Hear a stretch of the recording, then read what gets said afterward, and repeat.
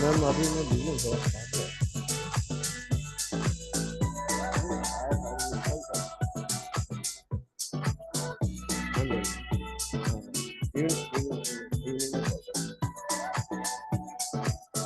तो आपका प्रोग्राम है।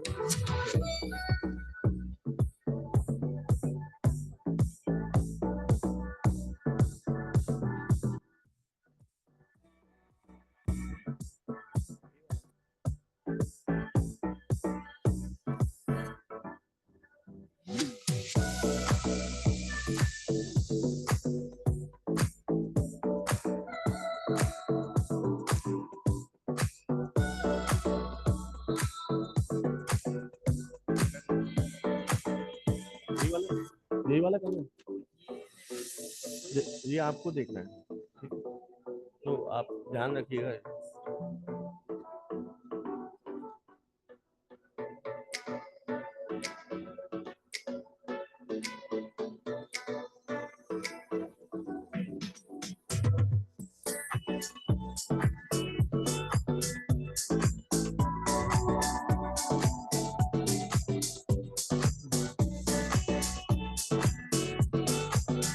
People at the back are requested to please take your seats.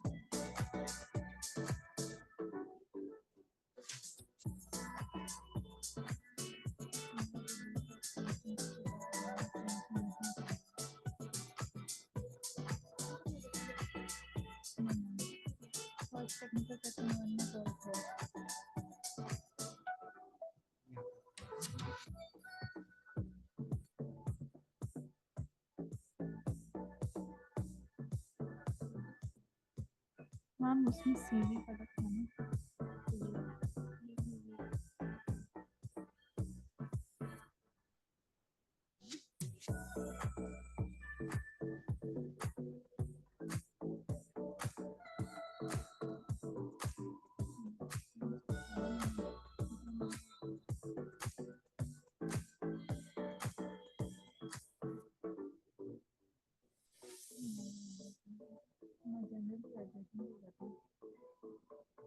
Everyone is requested to keep their phones on silent mode.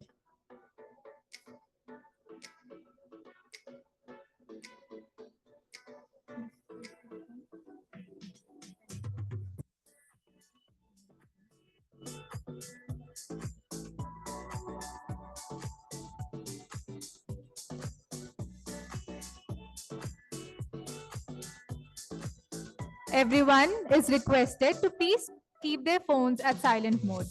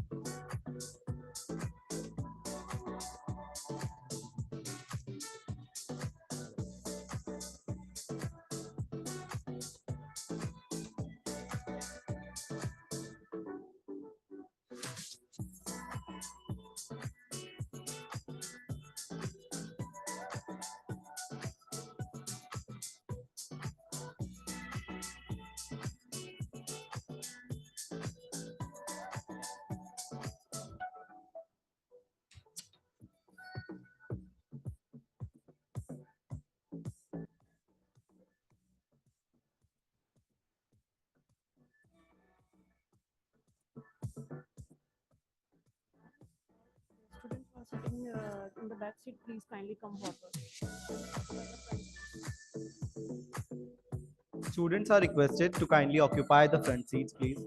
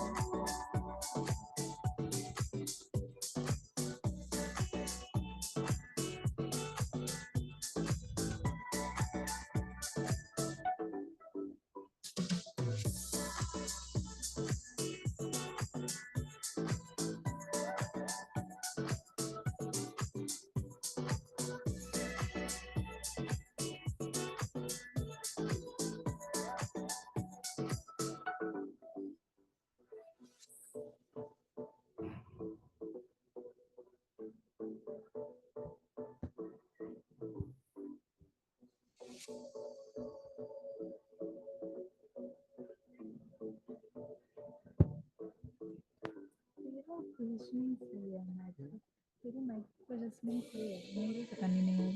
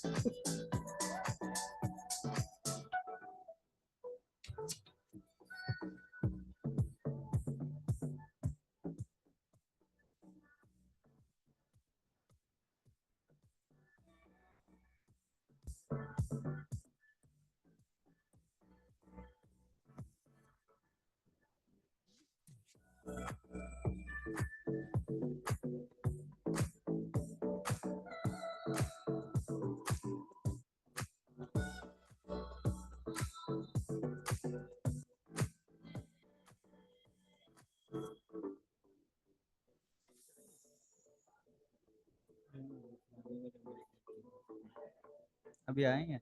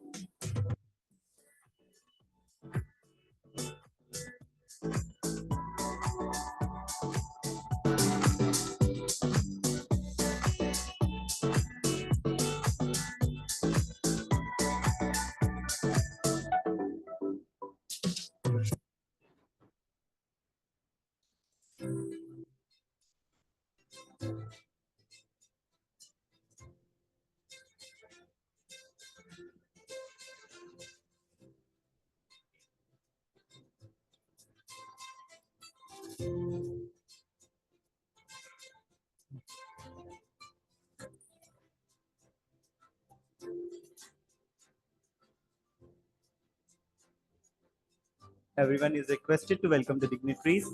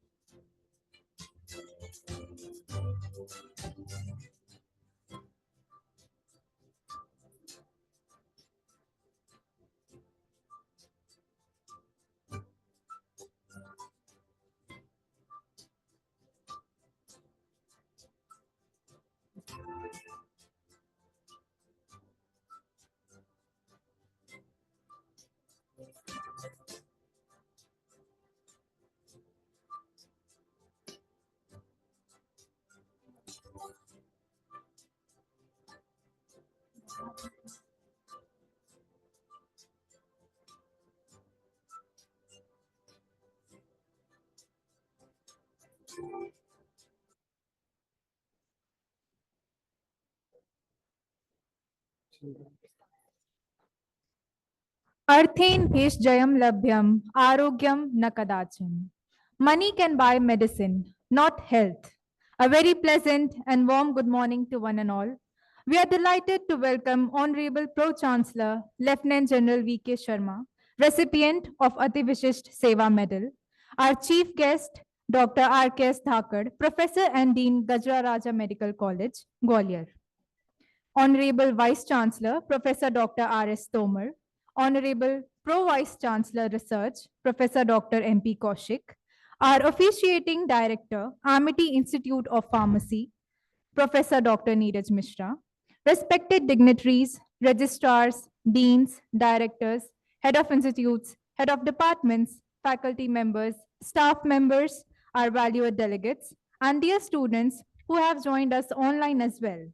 Today, I, Roshni, And I, Arpit, extend a hearty welcome to the International Conference on Drug Discovery and Development Pharmaceutical Approaches, organized by Amity Institute of Pharmacy, Amity University, Madhya Pradesh. finding new medications is a complex and costly process. Yet, as we work towards creating better, safer, and faster treatments, it is essential to make the process more understandable and accessible to others.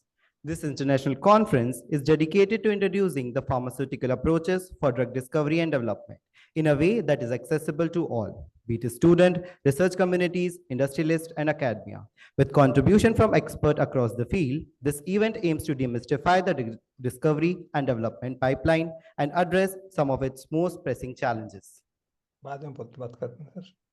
Now, I request Honorable Pro Chancellor Sir to kindly welcome Chief Guest Professor Dr. R.K.S. Thakar. Sir, please.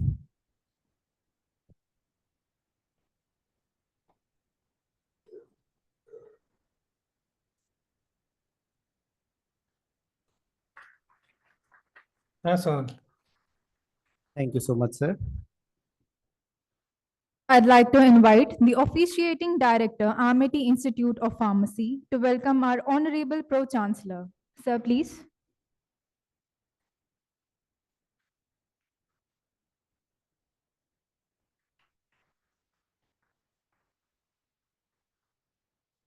Thank you, sir.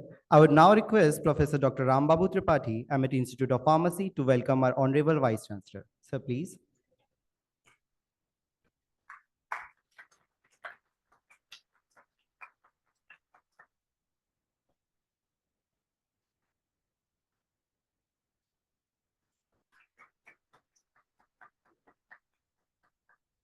Thank you so much, sir. Moving ahead toward the conference, let's take the blessings of Goddess Saraswati. To invoke the blessings of Goddess Saraswati, the goddess of wisdom and learning, let us light the lamp of knowledge. I invite our esteemed guests to kindle the ceremonial lamp. Sir, please.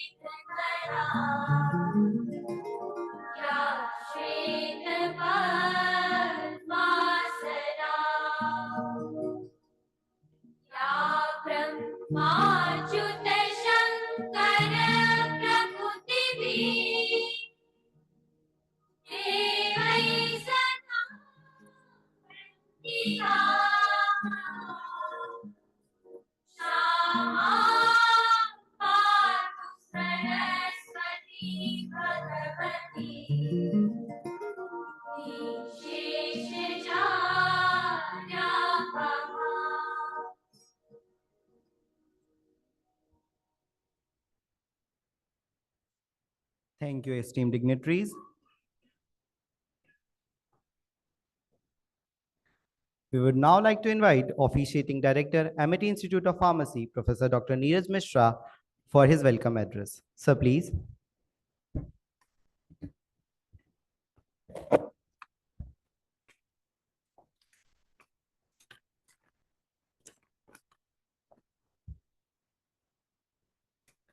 Very good morning to all of you. On behalf of Amity Institute of Pharmacy, Amity University, Madhya Pradesh, I welcome you all in an international conference on drug discovery and development, pharmaceutical approach in hybrid mode. First, I would like to welcome Lieutenant General V.K. Sarma, sir, Atipsa Seva Medal, Honorable Pro Chancellor of Amity University, Dr. R.K.S. Dhakar, Professor and Dean, Gajaraja Medical College, Gwalior, Professor Dr. R.S. Tomar, sir, Honorable Vice Chancellor, Amity University, Professor Dr. M.P. Kaushik, sir, Honorable Pro Vice Chancellor Research, AUMP,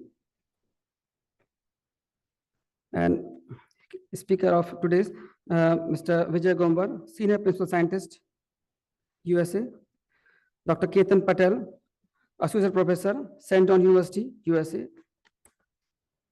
and other keynote speaker, Dr. Anup Kumar, Assistant Professor, DIPSAR, Dr. Vaisali M. Patel, Director Chaudhary Charan Singh University. She will join shortly. And all the HODs and HOIs, faculty members, dear students and participants who join online mode also. So the process of drug discovery and development represents one of the most critical aspects of modern healthcare, laying the foundation for the treatment and management and prevention of disease. The journey of drug discovery starts from the beginning of idea of discovering the target molecule, that is called the drug molecule, by the high throughput screening and in silico modeling methods. And for inventing the drug molecule, it costs around $2.8 billion, and it takes around 12 to 15 years for the drug molecule to come into the market.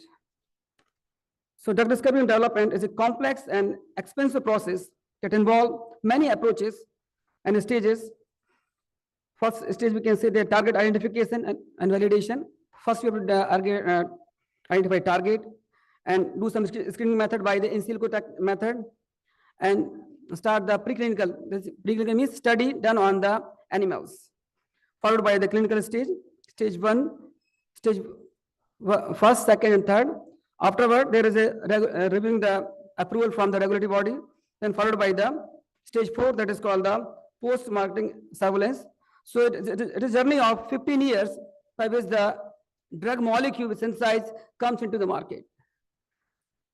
So ratio is very less. Suppose we target for 40 molecule, only the 1 or 2 get succeed into the which come into the market because of the due to the regulatory constraints of safety efficacy of the drug molecule.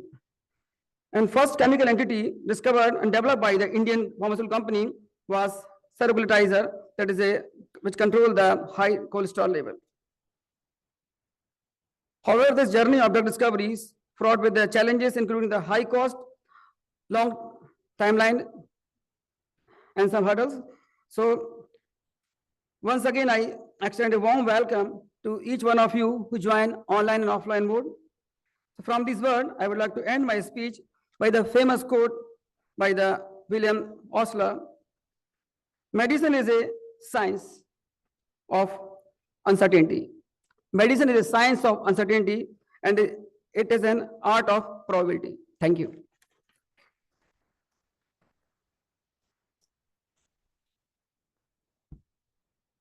Thank you, sir, for highly motivating and welcoming words. Now we would like to invite our Honorable Pro-Chancellor, sir, to present his opening remarks on the event. Sir, please.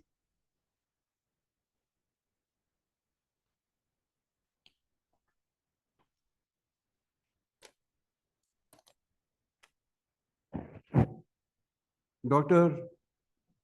R.K.S. Dhakar, Professor and Dean, Gajaraj Medical College, Gwalior, Professor Dr. R.S. Tomar, Officiating Vice Chancellor of Amity University, Madhya Pradesh, Dr. Neeraj Mishra, officiating HOI, MIT Institute of Pharmacy, Deans, HOIs, HODs, the participants of today's conference, and my dear students. The topic that has been selected for the international conference today regarding drug delivery and development, pharmaceutical approaches, is very apt today because the diseases are increasing at such a fast pace, and for every disease which is there, you want to find a medicine. COVID was an example when the drug development had to be done at neck-breaking speed because so many people were affected. It was a pandemic when everybody was sitting at home and the world was at a fast pace to develop a drug. So therefore, the drug development was done at a very fast pace, and India has been in the forefront that we developed a vaccine in a record time, nearly same time when the Western powers also developed the vaccine, and it was developed at a very low cost, so that the cost which was per head to be given by the users and users was kept bare minimum, and India not only used the effective use of drugs here in India, but also we supplied it to some of the foreign countries, also our foreign friendly countries. And it has been then later on proven that our drug vaccine was very effective. So that is one example. But the process of development of a drug takes a long time. It does not happen in such a short period, which we have seen. Typical time taken for a drug to be developed is anything up to 10 years. That is an average time which it requires. Because it requires, first of all, to identify what are the various proteins, enzymes, etc., which are affecting the disease, then which are the compounds or agents which can be used to target those particular enzymes and those particular agents which are causing the disease, and then to synthesize and manufacture them, then to test them on various parameters, keeping only one variable and all other parameters constant, and see the effect on each parameter, then to test them in various processes, starting from animals, then on human beings, a limited trial done, then getting the results, analyzing the results, again modifying the drug composition, again getting it tested through animals, again through human beings. So the process is a long drawn out process. It takes that much of time. And then getting it finally approved from the various drug approving agencies. After it is approved, then only the manufacturing license is given, and the license is given to a particular company. Now, this is the procedure which is laid down. But what actually happens on ground? Actually, what happens on ground is that all these processes generally get managed. They get managed by dubious means. Unethical practices come in. And that is the result, the amount of medicine which gets approved finally, and it gets tested, it gets approved. But then when the manufacturing process starts in various batches, and then there are various drug inspectors who are there are pharmacists who are sitting here, and all those, then the unethical practices lead to spurious drugs, which is a challenge in today's world. You know, you would have read, I was just discussing with the chief guest today in the morning, that maybe instead of saline water, which are supposed to be there, only plain water was there.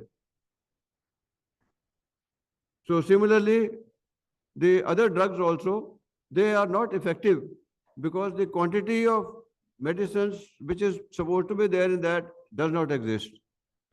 The question is of ethics in pharmaceutics, and which I always keep emphasizing to my students here. And I would also like to sensitize the participants on this very important aspect of integrity and honesty when you are dealing with such a serious thing as a drug. because the drugs affect all of us at one time of the stage where you do not know when you will require that drug. Then for you to find out whether it is a real drug or it is spurious becomes very difficult. That is one challenge. The second challenge is the cost of the drug itself. A company which has got a manufacturing rights will naturally would have spent so much of money on testing. Now the cost of the drug is not only of the cost of the medicine which is contained inside. No, they will include the cost of testing. They will include the cost of R&D. They will include the cost of money that they have paid for getting the licenses, for getting it tested. All those they will include, then decide on the cost of the drug. Rightly so to a certain extent. So therefore the drugs become very expensive. But another spurious company will start parallel business and try to create those drugs in some other factory, similar drugs, and give it under a different name or spurious names, and that will flood the market. It becomes very difficult for anybody to identify which is the correct drug. So these are the ground problems which are existing, and all of you should not go on theory alone. What the theory says, what the practice says, that is the ideal. That does not happen on ground. On ground, all these things are happening. Therefore, we have to put an end to all this, because tomorrow, those who are indulging in all these malpractices, they themselves may become a victim also. You never know. So therefore, high character, high moral high ground is required for all people, especially in pharmaceuticals. So therefore, emphasis remains on ensuring the correct procedures are followed, ensuring that there are no shortcuts, and ensuring that everything is taking place as with the procedure in the true spirit of honesty and integrity. I am very happy to tell you all that we have received more than about 290 papers on this, and international papers are also there. And I'm sure all these people who would have contributed to research would have done a meaningful research on that. And the proceedings we are going to take out today, they'll be useful to all those who are genuinely interested in the subject and genuinely interested in research. We've got parallel sessions lined up. We've got experts on the subject who will be talking more in detail.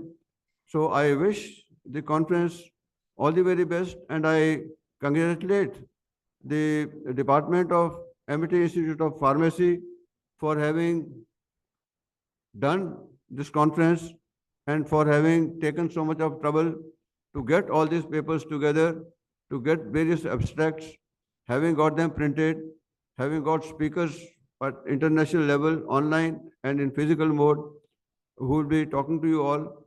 So my request to all the participants and the students, listen to them carefully and let us resolve to make this word a disease-free word and use ethnicity, integrity and honesty in our profession. So thank you very much and Jai Hind.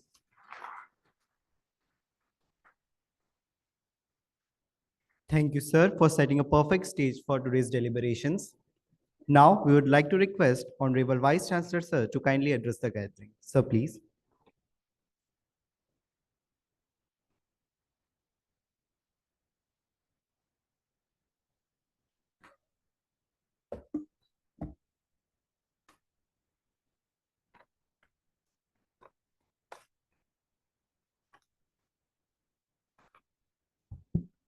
Good morning, everyone. Honorable Pro-Chancellor, Lieutenant V.K. Sharma. Today, Chief Guest, Dr. R.K. Dhakar, the Dean of GRMC Gwalior. Professor Neeraj Mishra, Head of AIP. Deans and Directors of Amity University. The delegates from outside and the delegates who are online. Welcome to this international conference that is well thought of with regard to today's context of drug discovery and development. And in this, the important thing is pharmaceutical approaches. The first thing to understand is there any other approach to develop the drug or to design the drug? So, pharmaceutical approach is not a different approach. You can say it's just like developing a new chemical for the purpose of dealing with any issue prevailing in the field of agriculture or any other field of medicine. Wherever you find, we try to develop a chemical which can counter the problem, a disease. When we say the disease, then it comes the pharmaceutical. There are many challenges when we go for drug discovery and development. Today in this world, if I compare the two scenarios of our country with the US, then you will find that though there is no licensing system for the guns in US, but we have the licensing system for opening a drug store. But just compare these two scenarios as very properly mentioned here by the Honorable Pro-Chancellor, that though we are developing the drugs, discovering new drugs, but we are not taking care of this, that how this should be delivered to the patients. It's just like in foreign country like US, there is open system of getting a gun from the market. Like you are buying vegetables, you just go to the market and buy any type of the gun. Here also, you go to any medical store and tell your some symptoms, and that particular person who is standing over there, who himself may be just 12th class pass or maybe BA, may not be from your field, and he is giving you the drugs. क्या problem है आपको? जुकाम हो रहा है, शरीर में दर्द हो रहा है, okay, आप ये दवाई खा लो. I have seen many a times that kind of scenario when it is existing in the India's market of drug, then this particular aspect of drug discovery and development goes to backseat. If you want to develop the drug to counter the various kinds of diseases which are affecting the human health, but first of all, check this aspect also. We all know it's a very, very lengthy process to bring any drug into the market.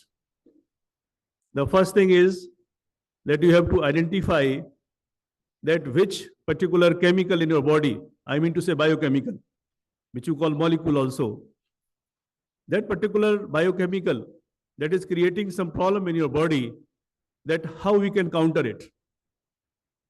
Our student of pharmacy, they know this very well, that whenever you say any kind of pain in your body, then you take an analgesic. What this analgesic does, it actually attacks the chemical that is secreted by the cells which are affected by some infection, which you call prostaglandins. So it acts against that. The first thing is to identify those enzymes, those proteins on which the drug discovered may be effective. Then question comes, from where you will get this drug? Obviously, this drug you will get from the nature. You will take it from some medicine, some herbal or some other kinds of plants and animals also. And these particular chemicals, which you extract from them, you test through different phases, which you call clinical trials. And clinical trials also require at least 2 to 3 years, and then reach to the further stages. There are many challenges in this. Why it takes 10 to 12 years or 15 years to bring any particular drug into the market? The only reason, there are various regulatory bodies, various stages through which the drug has to pass. So drug discovered, then it is tested, then it is applied, and it passed through the clinical trials. And when it is okay, then you go for the human trials. Then after the human trials, you go for the market. That is, drug should come into the market. But before that also, there are various checks and balances which are imposed by the government in our country also. But that a particular drug which comes into the market, sometimes in this developmental phase also becomes useless after 10, 15 years. Because you developed just 10 years before, by that time a particular disease has come into another form. And it happens generally in those diseases like neural diseases, some brain disorders. Here, many problems are there which cannot be countered by a drug which was discovered 10 years before.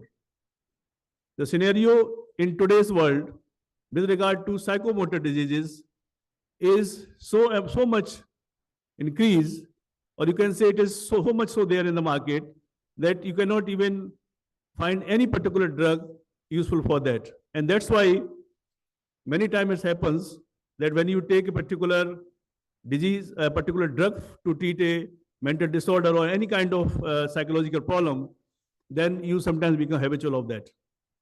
So one cannot survive without that. So the question comes, what to do with this? Answer is there in your roots. You will have to go back to your roots. Find out what was there at that time when there was no such kind of drugs just 100 years ago. That time, what our parents were doing. They were just using the herbal preparations to treat many ailments of the body. And there were no side effect. And why there was no side effect? The reason was that the kind of substance or material taken from the nature to give you the relief from a particular infection or disease, that was used as a whole. It was not isolated or separated from the natural structure, then it is used for developing a drug. Anything which is isolated, it can be harmful. In our country, we use mustard oils since ancient times. And just 50 years ago, US scientists said mustard oil is carcinogenic. So क्या हम खाना बंद कर दें? We are using it. Mustard oil is carcinogenic when you identify that particular or isolate that particular molecule or compound from the mustard oil that is actually carcinogenic. It is there. But nature has given you an antidote in that. When you are using the mustard oil in its crude form, then it is not carcinogenic. It may be carcinogenic when you are passing it through the refined process. When I say refined oil. In today's world, the major diseases, major problems are because of refined oil. If you're using crude oil, filtered oil, it's okay. And also the different combinations of the oil should be used. It's not only a single type of the oil that you are using for cooking or any other purposes. We should have some combinations of the oils which should be used in our kitchens. So there are many such issues which are prevailing. We have to deal with them. And that's why such kind of programs which are organized to bring to your notice that what is happening in today's world and what will be the future of this particular drug market and how we can identify some other aspects also or other alternatives of the drug development.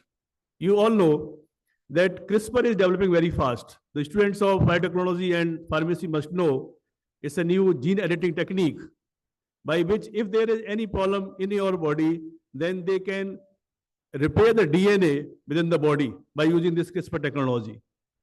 So time is coming when you will find that the diseases will be treated by such kind of chemicals which are targeting directly there, destroying particular aspect. So you can say targeted sort of delivery of the chemical or by gene editing. So these are some of the avenues in future which you can find later on. In your life, you can see all these things. And I was just discussing with the chief guest in the morning itself. There may be time when no drug will be required. And we can see that if any disease happens in your body, then it can be treated by the gene editing or gene therapy. So that is the talk of future. We can discuss later on about that. But today, what we are assembled here is for the purpose of this particular international conference to make you aware that how drugs are discovered, how they are developed, what are the regulatory bodies which are controlling them, and how a new drug can be brought into the market. So wish you all the best and thank you very much for your patient hearing. Jai Hind.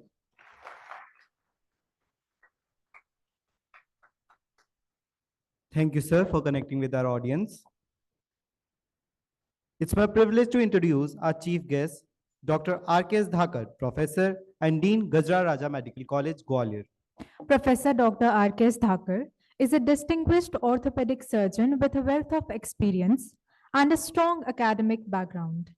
He has made significant contributions to the field of orthopedics, both nationally and internationally. With a specialization in trauma and joint replacement, Dr. Thakur has gained expertise through fellowships in Germany and the UK. He has represented India at prestigious international conferences and has published numerous research papers in renowned journals. Dr. Thakur has held esteemed administrative positions, including Dean and Chief Executive Officer of Gajra Raja Medical College, Gwalior, and Joint Director and Superintendent of JA Group of Hospitals during the COVID-19 pandemic. He has also served as the head of the Department of Orthopedics at GR Medical College, Gwalior, and held leadership roles in the Indian Orthopedics Association, Madhya Pradesh. Now, we would like to invite you, sir, for your words.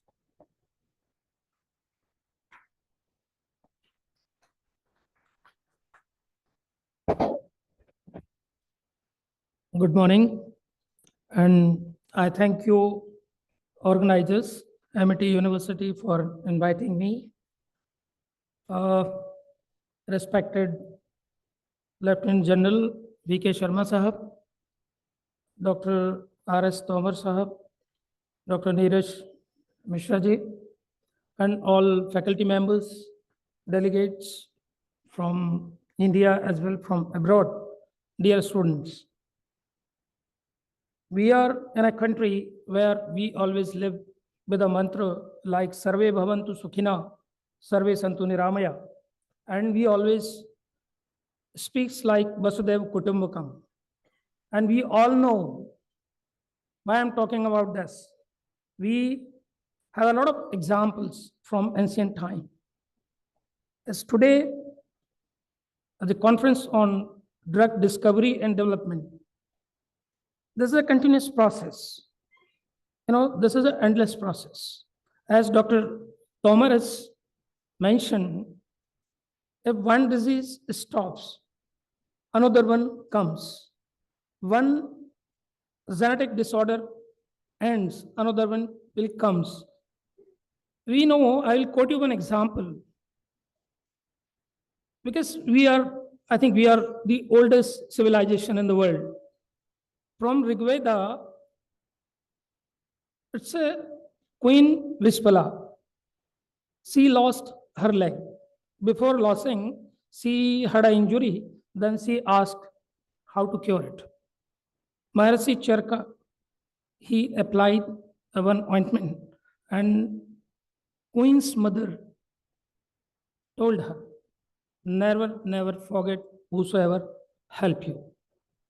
Then ultimately she lost. Maharishi Charka, he ordered his students, Ashwini Kumars, to make a limb stronger than steel and lighter than feather. So,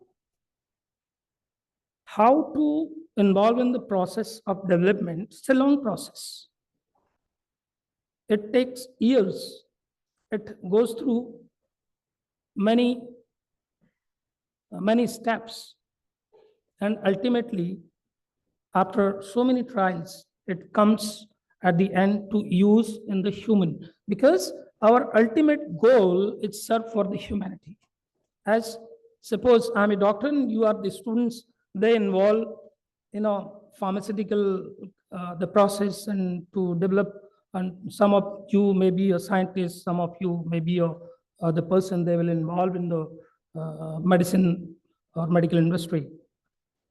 So 2-3 things are very important. We should be wise everywhere. As Lieutenant General V.K. Sharma had mentioned. Yes, I know.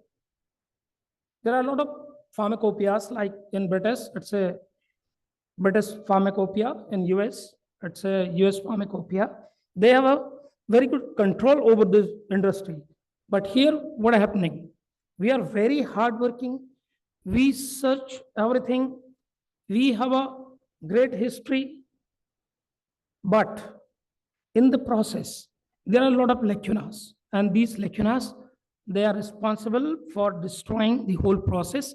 And they are also responsible for, to create a lot of troubles. Suppose at the time of COVID, I faced whole COVID as a joint director superintendent. I know at the starting point, nobody was able to understand how to deal with this complicated problem. Not only in our country, everywhere in the world. Even masks were not available. Even face masks, they were, procured from somewhere outside of the country. 1 layer, 2 layer. At the time of admission, we are trying to admit some patients in super specialty hospital.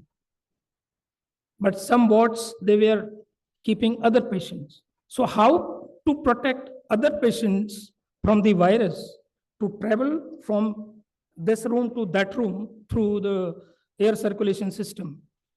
Then plasma filters were asked. They may be discovered somewhere. We know with the strong bill of our Honorable Prime Minister, we are the first in the world to start vaccination system. And we all are a witness that vaccine saves lakhs people's life. And not only in our country, we supply this vaccine to other countries also. So it's a very, very, very important aspect to involve in the development and discovery, as this is already mentioned, how to start from chemical genesis to pass through a lot of phases and ultimately come to the end to use it in the human being. And it depends how it is effective, how the pharmacokinetic and dynamic it involves. Not only drugs, the gene therapy, as mentioned, this is in a process. Sometimes, in orthopedics, there are a lot of untreated problems. I'm in a clinical practice since last 25 years. Since last 25 years, most of you heard about the plasma therapy. You may heard about the gene therapy. This is going on, but still nobody is reached on the conclusion. Stem cell therapy, untreated problems like spinal cord injury, like there are a lot of brain problems, a lot of neurological diseases. So people are looking forward to search for a permanent solution, but still we are not reached at a conclusion. Like stem cell therapy, stem cells is a cell. It's a dormant cell in our body. To culture them, to develop and insert inside the human body, but how they work, whether they work effectively or not, this is still not a result. So a lot of things are going on and they will go on continuously. As a students, this is my advice. Work wisely and ethically, because ethics is a point where we have to stick and we have to follow it. What happening here also, suppose if you compare to the Western world, if you go somewhere, as Dr. Tomar has mentioned, in our country, if you go to any medical store, they will provide you any kind of drug. But if you go to the Western world, you will not able to buy a single tablet from anywhere. So this is the difference between the control. we have to follow. If out of you, if you want to start a medical company, you can procure a license to sell the drugs within 5,000 rupees. This is not anywhere in the world. Purity of drug is very important. Especially in the other countries, there is no combination. But here, the 3 or 4 or 5 drugs they are, mixing together and selling them. So purity and ethical practice, that we have to learn. And whatever is going on, it's okay. But what we are doing, this is very important. जैसे वो एक कहा है ना कि दुनिया में कुछ भी चलता है, जो जा रहा है उसे जाने दो. तो एक दोहा है कि साधु ऐसा चाहिए जैसा सूप सुहाए, सार सार को गही रहे तो दे उड़ाए. तो simply whatever is going on, we have to accept the best thing and apply it. Then things will be automatically solved down. From Ramayana, we all know Lakshmanji got an injury and he became unconscious.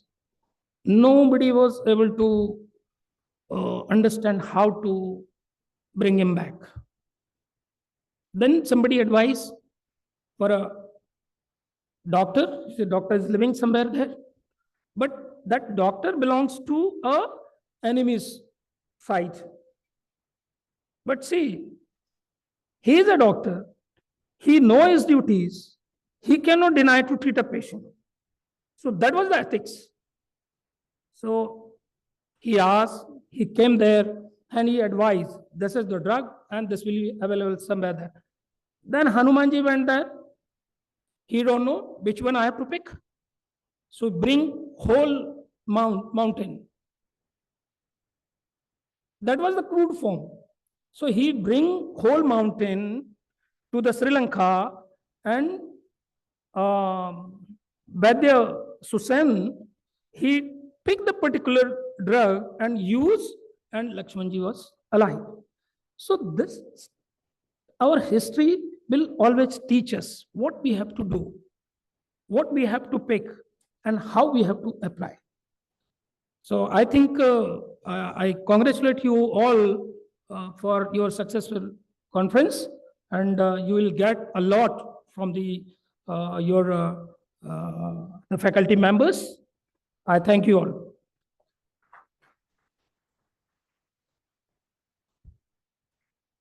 Thank you, sir, for sharing your valued experience that will surely add up value to our young minds. Taking the session forward, we would like to request our Honorable Pro-Chancellor to kindly felicitate our Chief Guest, Professor Dr. R.K.S. Thakur. Sir, please.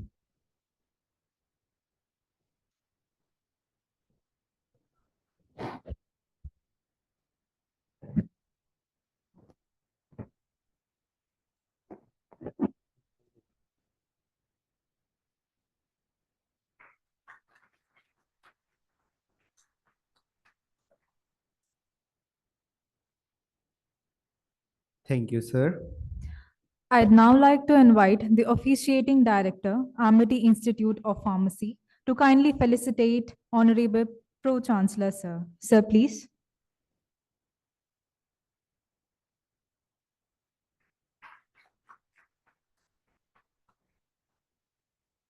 Thank you, sir. Now I would request Professor Dr. Rambabu Tripathi to kindly felicitate our Vice Chancellor. Sir, please.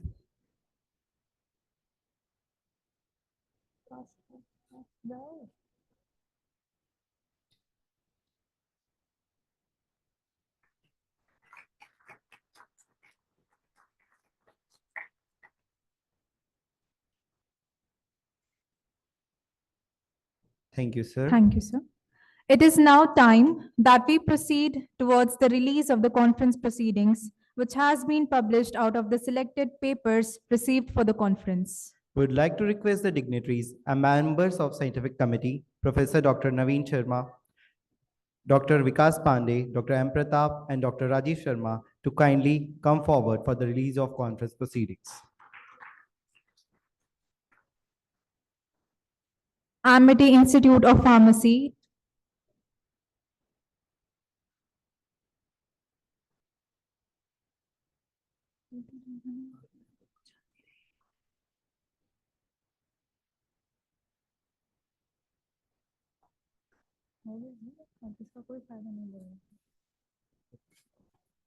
Amity Institute of Pharmacy takes immense pride to release the major reference book entitled Symbiotic in Human Health, Biology to Drug Delivery, published by Springer Nature.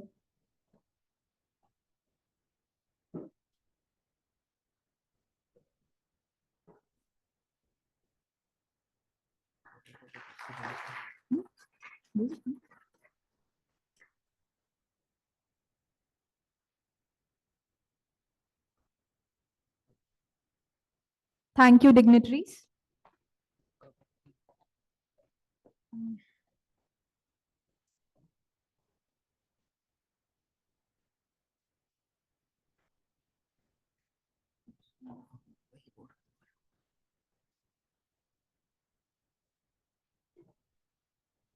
Amity Institute of Pharmacy takes immense pride to release the major reference book entitled Symbiotics in Human Health, Biology to Drug Delivery, published by Springer Nature.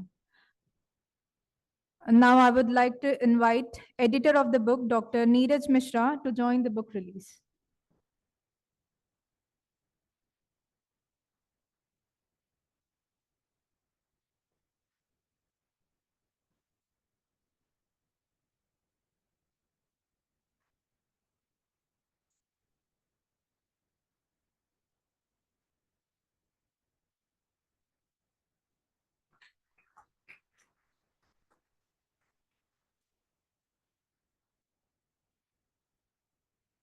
Thank you, esteemed dignitaries. Now I would like to request all the faculty members to join the stage for the group photograph.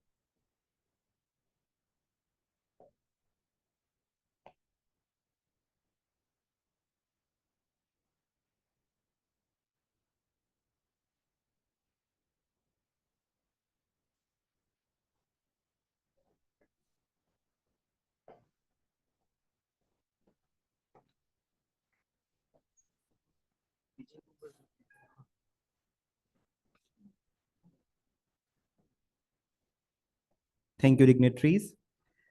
We will now proceed to the first technical session, which will be hosted by Mr. Harshdeep and Ms. Simran Kaur.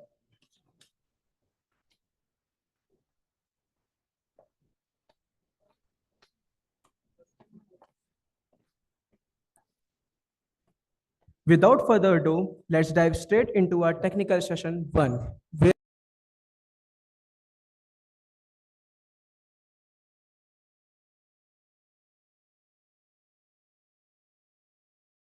Dr. Vijay Gombar is a leading figure in the field of computational chemistry, boasting over 40 years of experience. Currently, he holds the prestigious position of Senior Principal Scientist of Cheminformatics at Siam LLC.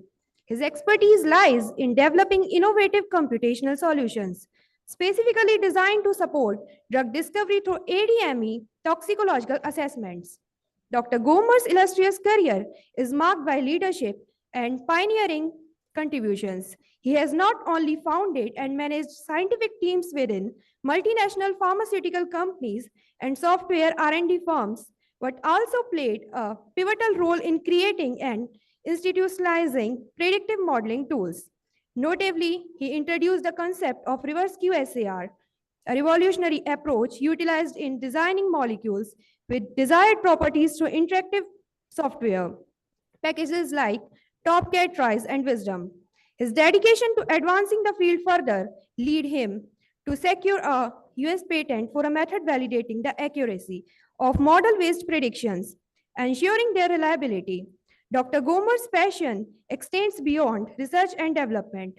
During his 10-year tenure at the University Institute of Pharmaceutical Sciences in India, he generously shared his knowledge by co-supervising students pursuing master's and doctorate degrees. His commitment to scientific advancement is further evidenced by his service on the editorial board of the esteemed journal SAR and QSAR in environmental toxicology, and his impressive record of co-authoring around 60 peer-reviewed research papers and book chapters. Now we request Dr. Vijay Gombar to kindly take over the session. Sir, please. Thank you very much. Can you guys hear me? Can everybody hear me?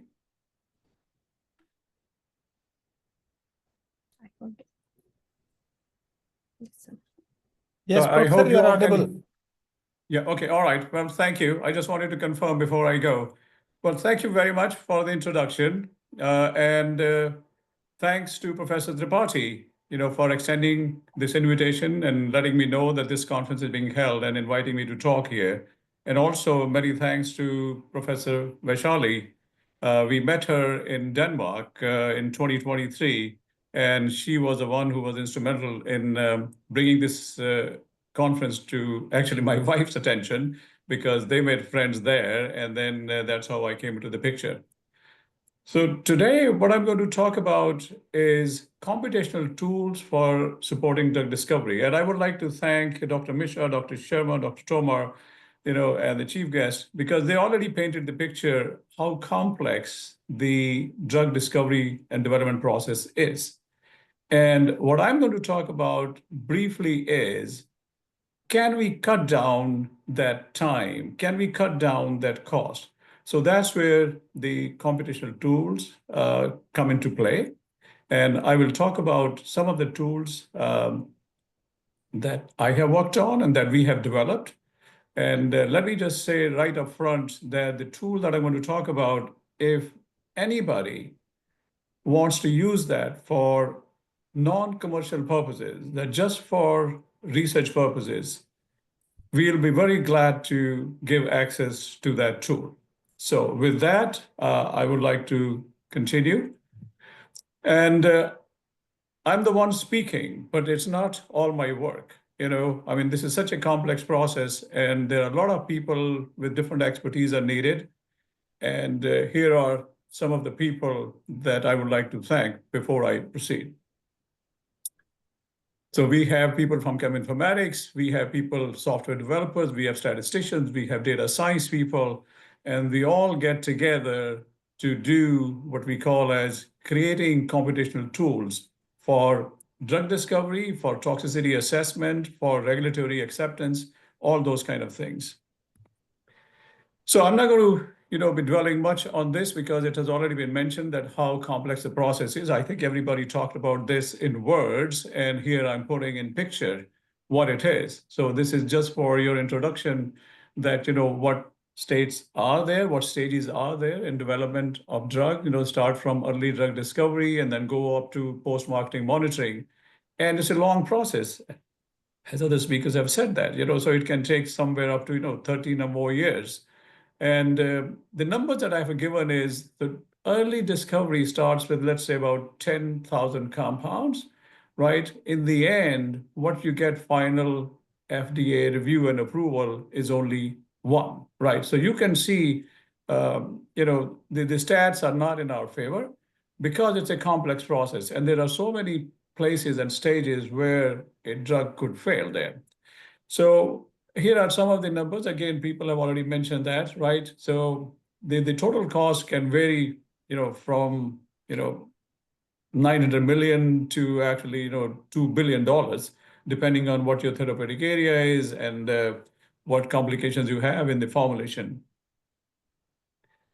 And just elaborating on that, why this takes so much time? And here I'm just counting down what assays we have to do. Again, starting from the target identification, going to candidate selection, and it becomes a cyclic process.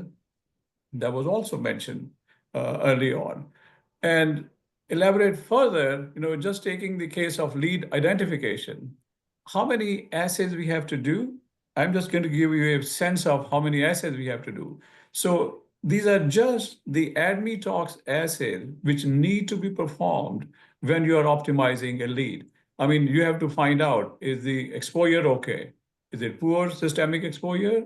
How is the bioavailability? What is the cause of poor bioavailability? Is it absorption? It is clearance. If it is clearance, it is getting cleared where? I mean, what are the physicochemical properties of the compound? How is the membrane permeation, and then is it paracellular, is it transcellular? So there are assays, and all these need to be done when you identify a lead and when you optimize a lead. And these are only the ADME properties. And on the right side of the screen, I'm talking about what initial toxicity assays have to be done: cell viability, cytotoxicity, phospholipidosis, hERG inhibition. So these assays need to be done, and every assay needs chemical, there's time. That's why the process gets complicated, and it takes time and it takes money. So the question is, do we have alternatives? And I'll be talking of some of the alternatives. And one of the alternatives is drug repurposing. The purpose is that there's already a drug existing which has gone through all these complicated processes, and the safety of this, that it's not a toxic chemical. All you have to do is start with that, do some research, and find a different indication for a known compound, right? So, and there are examples of this. For example, fenfluramine, it's the initially developed drug for weight loss. It was withdrawn, and then what happened? It was repurposed for epilepsy. So the idea is, similarly with thalidomide, it was withdrawn due to causing birth defects, but later on it was approved for leprosy. The benefits of repurposing is that there are huge savings in time and money because most of the hard work has already been done. And the manufacturing process and the supply chains, they're already there because the drug is there, right? And it can be a starting point for developing new compounds. But this is not very easy because there are always issues about the intellectual property. Once it is there, we don't know who has the license for this, who has the intellectual property claims for this. And then because it's a fixed molecule, there is no possibility of optimizing this, which normally happens, when you have a new lead coming up, you do the lead optimization. But here, because you're already fixed molecule, you cannot do that. And then, dose adjustments, because it has been already tested for one particular indication, we already know what the dose is. We cannot do the dose adjustment for this because that can lead to different side effects. So it's a good option. It has benefits, like anything, pros and cons. But again, it's not very viable, and there are not many examples of this thing. So let me just introduce what we call as the new approach methods, and there are also alternatives for efficiency.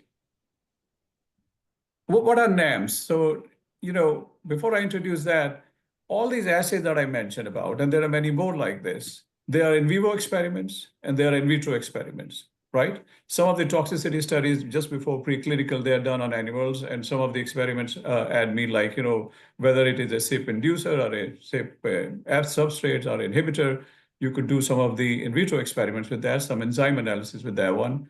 So they all take time, money, right? And animals. So I was looking at this, I did some research, find out, how many animals are being sacrificed for, research. 110 million animals are sacrificed globally for medical and other scientific research. That's a lot of animals, right? And it can take a lot of years to conduct in vivo experiments, and they can be expensive due to cost of, housing the animals and the time it takes to complete. For example, one carcinogenicity study takes about 2 years, and lots and lots of animals on that one. Similarly, in vitro experiments, they require chemicals. You have to have a chemical, right? You require reagents, you require instrumentation.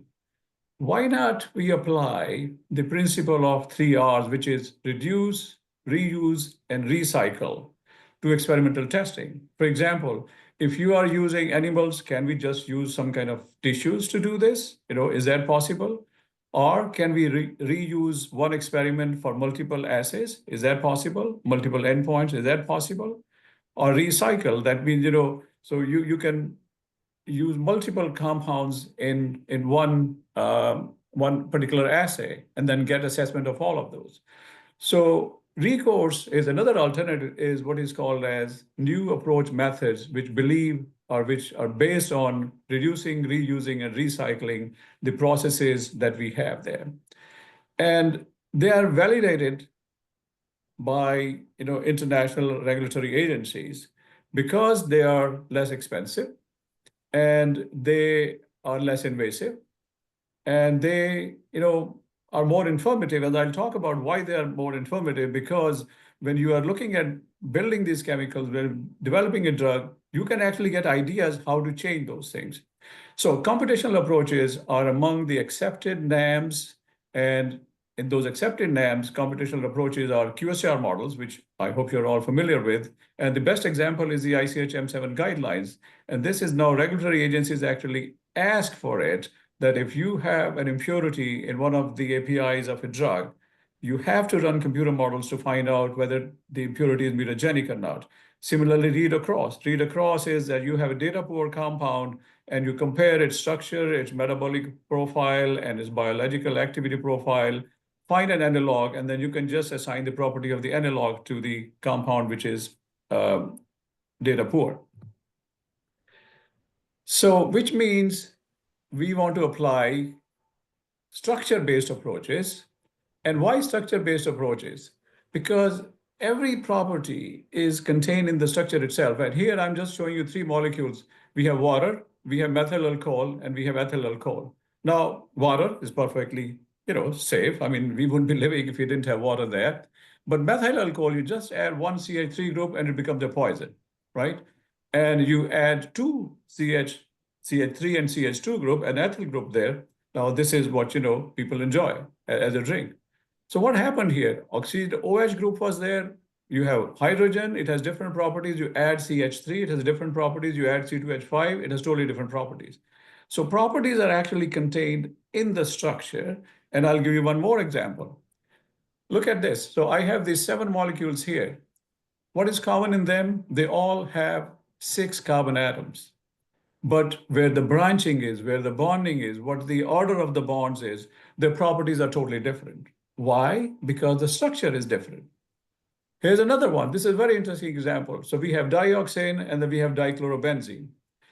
And you just combine them. And now I'm going to show you what properties differ, how properties differ when you combine them. So here we have the rat acute toxicity, the LD50 value.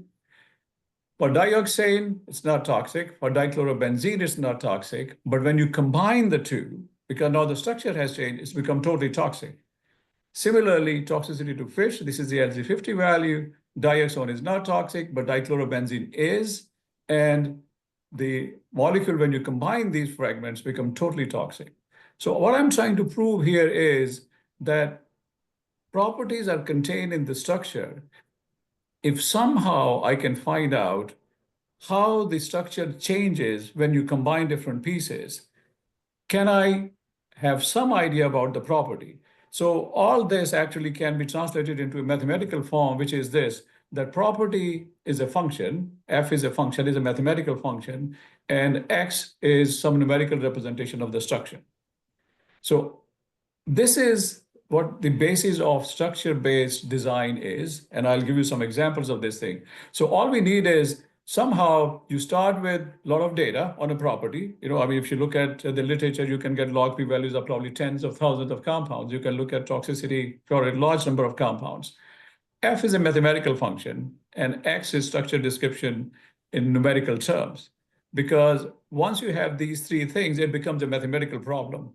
Your property is in data, numerical values, either it is toxic or not toxic, or what its log p value is, what's the boiling point is, what's the melting point is. And F is a mathematical function, and X is you use graph theory, information theory, molecular orbital theory, and express X. So here is the starting point of building mathematical models. And I'm just, for your introduction, giving you some of the data sources for huge amounts of data. You can go to Drug Bank, FDA labels, ICE is another source, and I have given the references here. Feel free to go there, and if you want any data to be downloaded, you can do that. And if you want to practice building mathematical models, you can do that. Another important concept of this is how do you numerically express molecular structure? Again, there are packages available, and I've given the references here. This is the one that we developed, and I mean, coming from India, I actually named this set Sagar, and the idea is it's a huge thing. You can add like water to it. You can take water out of this, so I named it Sagar. So this is what we'll be talking about, what is good about it and how it compares with others. And there are some of the modeling methods. And these days, you can use neural network methods, artificial intelligence methods, and apply any one of those. All these things are available, but still it looks very easy, but it's not that easy. So what we have done is we have actually created a workflow.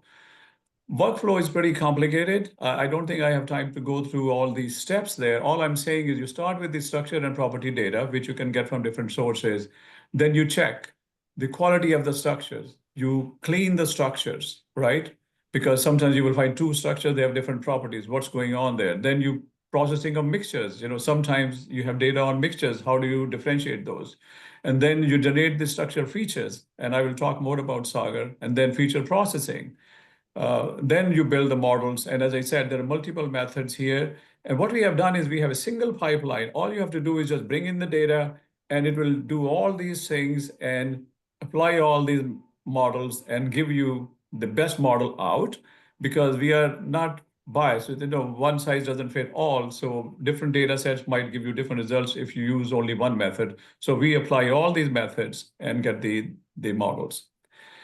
So why do we use Sagar? So we have compared, this paper was published in the end of 2021. So Sagar structural features are a collection of functionally and structurally diverse molecular structures, and they have been all derived from literature where we know that this structural feature actually relates to what a particular property. And it covers small and large molecules. If you have 50 molecule data set, it's enough. If you have 5,000 molecule data set, this is also enough. The best part is it is written in a very language called smarts, right? And the idea of smarts language is that you can easily extend it. So let's say you're dealing with a new chemistry, and if you use a pre-canned descriptor set, it is not going to cover new chemistry. But the beauty of Sagar is you can extend this, and we have done it multiple times. We started with A34, and then we'd work with the client, and they said, well, their chemistry is not being covered. So we added another one. All I'm showing here is that it can find very similar chemicals. This was a query, and we told Sagar that go and find out, what the similar structures will be. These are some of the other descriptor sets we use, ToxPrint, ECFP4, MAX, but Sagar came back with similar scaffold, similar position of the substituent. And then we compared 7 different methods by building QSAR method with Sagar, and we found out it's either better than or as good as any other method. And if you look at one that I have highlighted here, Sagar is significantly better than the ToxPrint descriptors and the moderate descriptors in all the methods there, right? So that's why we decided we're going to use Sagar and all different methods, and then pick the method which gives us the best model. And you can read more about Sagar descriptors here. And by the way, if anybody is interested in trying Sagar descriptors, we have a package called Skip. And as I said, for non-commercial applications, we'll be willing to let you try it. So all this was the theory of this thing. So now I'll come back to what we have built out of this. What we have built out of this is a package called RBTalks. So what you're looking at is, this is how RBTalks looks.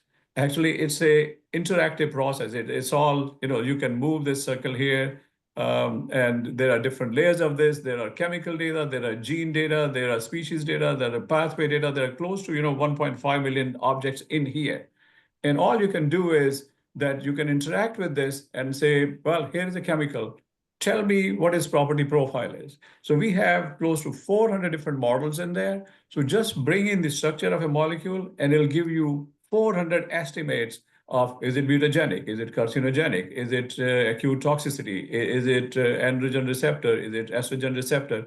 All those predictions, you will come right there in one go, right? And then there are other applications. I'll show you about that later. These are the contents of Orbitox. As I just said, we have close to 1 million chemical substances, 450, 4,500 of those are drugs, then chemicals with bacterial mutagenicity. And like Gene Orbit has 40,000 annotated human genes. So we have all the information about that which compounds have been tested and what kind of genes, that information is there. Then each gene, which is part of which biological pathway, that information is there. And then the species orbit contains the organisms against which the compounds have been tested. So it's just one source of all this information, not only the data, but as I just said, there are close to 400 predictive models are in there. And for example, for mutagenicity, we have strain-specific models based on the OECD recommended strains. We have TOX21 assays. There are 41 different targets for which we have models at 2 different concentrations. Carcinogenicity models, cardiotoxicity models. And the beauty of Orbitox is that it's very flexible. So let's say you have a new data set and you want to build a model for this one. We can add the data, we can build a new model, and this is what we have done for one of the clients there. Another beauty of this is not just making the prediction. There are many QSR models, people work with them. The idea here is once I make the prediction, and if my compound is not suitable to be a drug, I should be able to tell you why it is good, why it is bad. So what happens in Orbitox is you bring in a new molecule. First of all, it will place in the Orbitox space where it is. It will find out what its structure is. And then you can look at what its prediction is. So here I'm showing the aromatic hydrocarbon receptor prediction. It says it is inactive, and it is inactive because of now we have highlighted these atoms on this molecule so that you get an idea that these are the ones which are responsible for its inactivity. That means if you want an inactive compound in aromatic hydrocarbon receptor, you should retain those. And you can reverse the equation also, right? And that is sometimes you'll find out it's mutagenic, then you will find out why it is mutagenic, and then you can remove those things. And I'll give you a couple of examples of that one. So the beauty of all the models in Orbitox is they're like these trees, because that's how human beings think that, so we will convert this tree into rules, and then rules can be highlighted on the molecular structure. Here, what I'm showing is that this structure on the left side here, it has 2 components, 2 structural features, which occur in 407 chemicals, and 82% of those are mutagenic. So like this, it's not that it's just getting a blind prediction of this thing, but you can actually visualize what happened and why it is mutagenic. And once you know this, you can start changing the structure and get a safer or a better drug there. Now, the idea is not just limited to in vitro assays and in vivo assays. People all build, different in silico models for in vitro endpoints and in vivo animal models. The best model for human is human, right? So that's the argument, I had when I was working with Lilly, and then they said, okay, well, the computer doesn't know whether the data is coming from a test tube or it's coming from an animal. If it comes from a human being, computer doesn't know that. Can we directly build models from human data? And you can get those data, so many compounds have gone through clinical trials. So what we did was we thought, okay, I'm just going to give it a try and build a clinical PK pharmacokinetic endpoints and build this model straight from structures, connecting structure to clinic, connecting chemistry to clinic. This is what we found. So we were able to build a model. And by the way, it is all published. And if anybody's interested, I can give you the papers or you can look for those. What we found was that we applied, as the lady said in my introduction, everybody does QSAR, but we extended this to what we call as reverse QSAR. Once you have a model, we try to back transform that at the atomic level. And now we know atom by atom that which part of the molecule, which atom in a molecule is increasing clearance in this case or increasing volume of distribution in this case. And when a chemist looks at this, they say, this molecule here has an OH group, which is actually increasing the clinical clearance. I need to do something here. So the first thing they do is, well, they start changing the molecule here. They just methylate that, and the clinical clearance goes down. So it's not just making the model, making the prediction, but telling the chemist how to modify the molecule so that you move in the right direction. So that's the most important part of this. So there are other applications of Orbitox. I can just quickly go through this. So as I just said, you want to understand why one molecule is active and one molecule is inactive. So here, this molecule on the left side is inactive, this molecule is active, and you can see what the reason is. And I'm showing it is the methylation of this nitrogen and changing of this amino group here and changing of this methyl group here. That can actually change the structures and change the properties.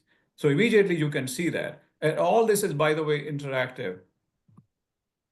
Here's another example of designing. So let's say you have two chemicals, you know them, one is active, one is inactive. How do you go from active to inactive? So Orbitox will actually give you a path to the chemist that you take molecule on the left side, change, go through these 4 steps, and you will end up with a safer chemical or a better chemical. And in the end, as I said, so there are 400 odd models. So you bring in a new molecule, it will give you a whole profile of those 400 molecules, and you can 400 properties, and you can immediately see where is a slightly risk there, and immediately you can do some experiment and just take care of that risk, because it will tell you it is safer in 250 of those, and then it is immaterial in another 150 of those. And wherever there's a risk, immediately create an assay and test it, and just rest assured that you can move with the molecule further. Some of the other examples, if you want to know, as I said, there are a million chemicals in here. If you want to know about what is known about a chemical, just bring in the chemical here. It'll tell you that we know data on aromatic hydrocarbon receptor. We have data on its carcinogenicity. And this is all transparent because that's very important. And we will tell you where the data is coming from. You can get that information as well. And you want to find out structurally similar chemicals. So sometimes what will happen is you bring in a chemical and we don't have it in those million molecules because you're working with a new chemical. Then what do? We can give you a similar chemical, which is data rich, and that's what the basis of read across application is. You have a data poor compound, we give you a similar compound, which has a lot of data, and you can actually approximate the properties of the data poor compound with the data rich compound. Similarly, because, as it was mentioned earlier, we know what macromolecules are involved in a particular disease. We know what genes are involved. So you can actually ask, well, the molecule that I'm interested in for this particular disease is this gene. What do you know about this gene? How many chemicals have been tested against this? If you find a chemical, you can find similar chemicals to that. So this is whole interactive process. You can keep doing this, what we call as discovery research, interactively, and find out where the potential liabilities are there. And similarly, here's the example of a pathway. So for example, particular diseases involving fructose metabolism. So you ask, okay, what do you know about fructose metabolism? It will say, okay, well, these are the gene members in this, and one of them is the aldose reductase, AKR1B1. And immediately you will find out what chemicals have been tested against this and what its IC50 value is. See, that's what we call as a translational discovery platform, because starting from one, you can get the whole idea about gene interaction pathway tested and in how many animals it has been tested or what the response is. So you get a picture of this thing. So in the end, the conclusion is that computational approaches can help save time, money, and animals in drug discovery and development process because, you just start with the structure. You don't need reagents. You don't need anything. All you need is the pre-existing data. And it's always good to learn from your experience. What we have seen, in 10,000 molecules, there's no need to go and make another molecule unless we can analyze the data that's present in those 10,000 molecules. And Orbitox is a versatile computational tool to support drug discovery, and I have already shown you what it can do. And it presents a connected multi-domain data. You will not find many applications which have multi-domain data. For example, we have chemistry data, we have gene data, we have pathway data, we have organism data, all in there, and they are connected, as I just showed you. You start with a chemical, you can tell which genes it has been tested, and the gene is part of which pathways. Orbitox offers validated interpretable predictive in silico models. And what I mean by interpretable is you can actually visualize what parts of the molecule are actually making the compound good or bad. And it offers flexibility. You are working in a new chemistry, we can add those data, we can build new models and install in there. And all the entire thing in Orbitox uses Saga descriptors. And the reason for this is I've shown it is very good in finding what we call as chemically aware similar chemicals.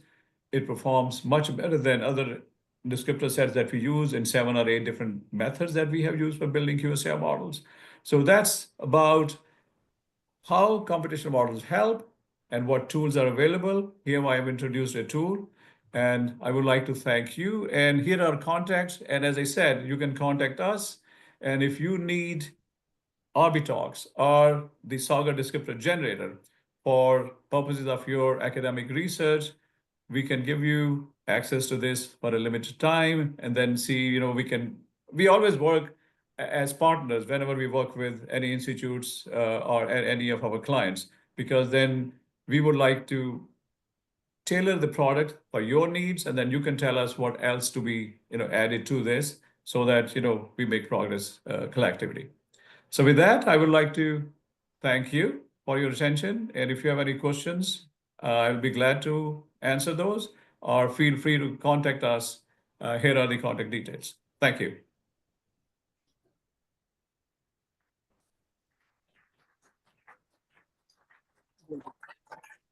Thank you, sir. This was a really informative session, and I hope our young minds have learned something today. If anyone has any questions regarding the session, they can ask. Hello. Good afternoon, sir. Sir, Good afternoon. You delivered a very good lecture, but I have certain doubts in my mind, sir. Sir, Go ahead, please. yes, thank you, sir. Sir, the computational tools, softwares can save our time, but are they absolutely accurate and precise? Because the biological data may be heterogeneous in nature, it may be complex, or it may be incomplete. So can they give the clear, true picture? Yeah, of course. Yeah, of course. Right. Or there is any limitation of these softwares? Thank you. Yeah, limitation is always there, right? So for example, when we make a prediction, we give a confidence in that also, right? So if you're familiar with these computational models, there is something, the concept called applicability domain, right? Models are models, they're not God, they're going to make mistakes also, but we will tell you whether the prediction that you're making for a compound, is it inside the domain of that model or not? And that is really good piece of information, because when a model has limited applicability, that tells you what new data you should generate to increase the applicability domain of that model. So you will make a prediction, we'll give you confidence, and we will tell you, is it reliable or not? I mean, you look at this, so I understand, the doubt that you said, like I have worked with FDA, I think that was year 2014 or so, when they were talking about ICH M7 guidelines. People had doubts about this, right? But now they have accepted this because, the reproducibility of Ames test, for example, in the lab itself is about 85%. And if your model is 85% accurate, where is the doubt, right? So one has to, go carefully about this, and you don't have to trust every number that comes out of this. You have to have reasoning about this. And that's why we tell you, what are the structural features which are responsible for it. And these are not the final solution. As they say, drug hunting is like finding needle in the haystack. So what these computational models do is they minimize the hay, right? So that your chances of finding the needle are quicker and you can find it much easily. So the whole idea is to make the process efficient and apply it every stage. And as I just give you an example, not just the lab tests. I mean, we tried this with clinical data, and we were able to get the similar answers as you would get by application of allometric scaling. Thank you, sir. Thank you very much. Yeah, so feel free, so you have the email address. If you have any more questions, I would love to have discussion around this. Thank you very much. Hello, sir. Very good afternoon. Myself, good afternoon. Myself, Dr. Rambabu Tripathi. Yeah. I'm working here at MIT University. But sir, I have some doubt about suppose I want to work on the cancer and want to perform the QSR analysis. So which type of descriptor or mindset, suppose you calculate the software, approximate 10,000 descriptor are coming. So which one is the important? What is the selection criteria? Any idea which type of descriptor? Yeah. Well, so first of all, we don't need 10,000, right? Because if you look at the example I gave of moderate descriptors, I think they generate about 1,800, 20 some descriptors there, and there are different packages. So that's why we designed Saga descriptor by going to literature and seeing what structural features are related to carcinogenicity, what structural features are related to mutagenicity, solubility, bioavailability. So we have only 800 or 900, 862 in our latest set of Saga descriptors. That's all you need, right? So it depends. I mean, if you have 1,800, I'm so sure many of those are correlated. And using correlated descriptors does not help. Rather, it harms, right? So you have to have what we call as a parsimonious set of descriptors. And that's why we tried Sagar with TalkSprint, with ECFP4, with PubChem, and we found out Sagar, even though it's a smaller set, it actually gives you much better performance than any of those in 7 different methods and in 150 models, right? So there is something to be said about that one. So you don't have to use 10,000 in my opinion, right? And you have to start with what is called as, judiciously selected descriptor set. So. Okay, sir. Thank you so much. So my last question is, sir, that suppose if any student are perform the 2D QSR and 3D QSR, so which one is the most accurate and correct, 2D or 3D? Well, so again, 3D, there is more information in structures. Again, I mean, if you go probably, 15 years ago, I published a paper, and the point was the third dimension is built on second dimension. So there are two approaches for applying computational tools. One is, what we call as the structure-based, where you have the 3D structure of the macromolecule and trying to fit your ligand into this. So that's where you're going to require 3D. But QSAR approaches are quick and they are equally good. So it all depends what you're trying to do with a computational model. If you're trying to find out whether a molecule that you're working with is going to fit in the receptor site, then obviously you're going to need a 3D structure. But there again, there are always pros and cons.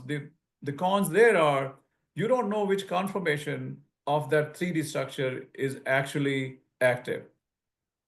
And when you bind a 3D structure into a macromolecule, it actually changes the structure of the macromolecule itself, right? So you have to have how you do the docking.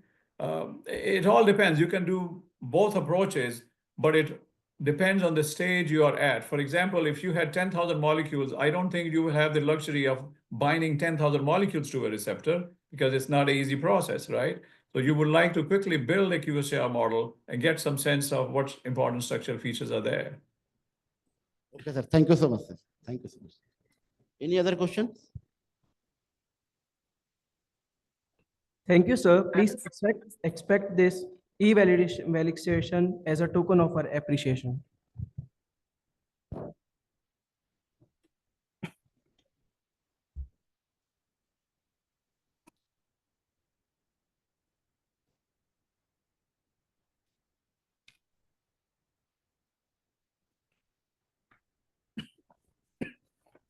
What am I looking at now?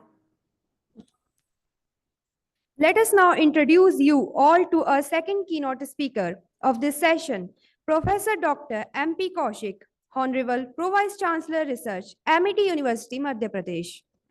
Professor Dr. M.P. Kaushik boasts a distinguished career, starting with her postgraduate studies at Jiva University in 1977. He then pursued research at the Defense Research and Development Establishment, Gwalior, followed by a brief stint as a visiting scientist in the US. Returning to India, he held various positions at DRDO before becoming a professor and department head at MITS Gwalior.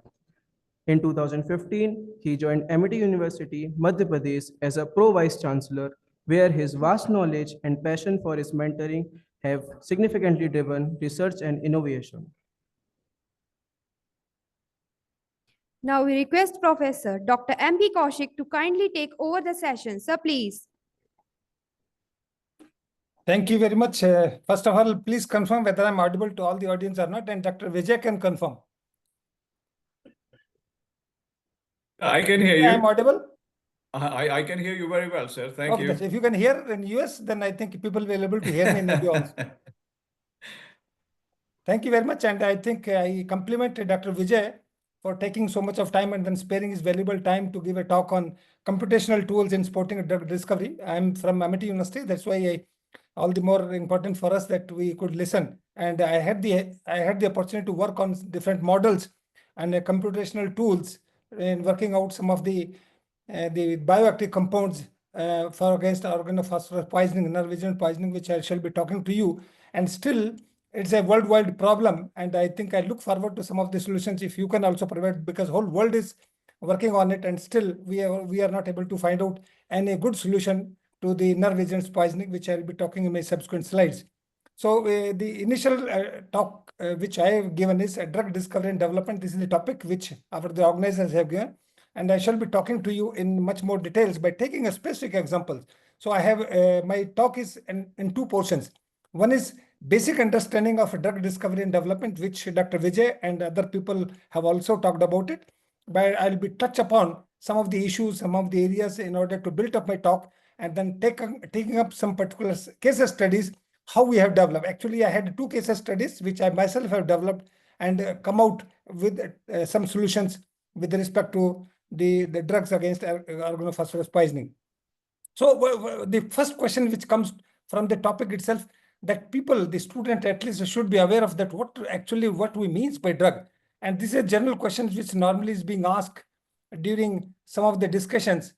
That what is the difference between a drug and vaccine? Because the organizer, the speakers, the chief guest, as well as the Honorable Pro Chancellor and Vice Chancellor, they were talking about the COVID vaccine. So there's some basic difference between drug and vaccine.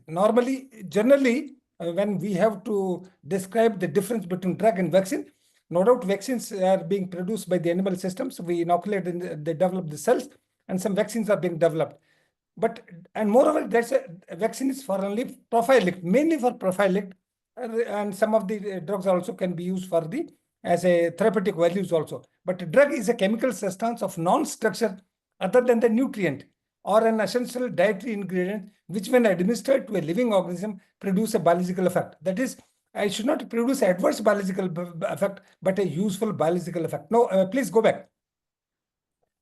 Please go back, listen, until as I do not say, don't change. So there are 2 stages are there mainly in case of the development of a drug. One is the discovery phase where everybody has talked. That is identification of a new chemical entity as a lead molecule, as a potential therapeutic agent. That it should have some biological activity against a particular disease or particular ailment. And the development phases, which normally the pharmaceutical industries takes it, because the compound is to be tested for safety, that is toxicity studies, efficacy, how effective it is for one more clinical indications, because there are 4 clinical trials are there. Clinical phase 1, clinical phase 2, clinical phase 3, clinical phase 4. But it does not mean if a drug or a molecule or particular compound has gone to a clinical stage 4, it will still be applicable to the human. Not necessary. It has been withdrawn and it has come back, because the clinical phase trials on humans and animals are entirely different thing. And what are the different 5 stages of drug development is, as I mentioned, the discovery and development, preclinical research, clinical research, then FDA approvals. In case of India, it is the Drug Control General of India and ICMR, which normally give the clearance. In case of US, it is the Food and Drug Administration. And similarly, the step 5 is the post-market drug safety monitoring, which Honorable Pro Chancellor was talking. If any drug have got any adverse drug reaction, then it is normally being withdrawn from the market and it is being studied over there. So post-market drug is also equally important, so that whatever the drug has been designed for, it is working out. So these are the 5 different steps which normally takes place in case of a drug development. Next, okay. Now, what are the basic steps on a drug development? First of all, we have to choose a disease, against which disease we want to develop a drug. That is very important, that we should know whether it's for malaria or whether it's for cardiovascular disease or it's a diabetic disease or for any neurological disease or any kind of disease. So disease should have to be a target that what for we are developing. And then choosing a drug target as a lead molecule. whether it depends upon the pharmacophore or depends upon the structure which Dr. Vijay was talking. And then identifying a bioassay. Bioassay is also a test used to determine biological activity and find a lead compound, because that's also important. Bioassay for each chemical is a different.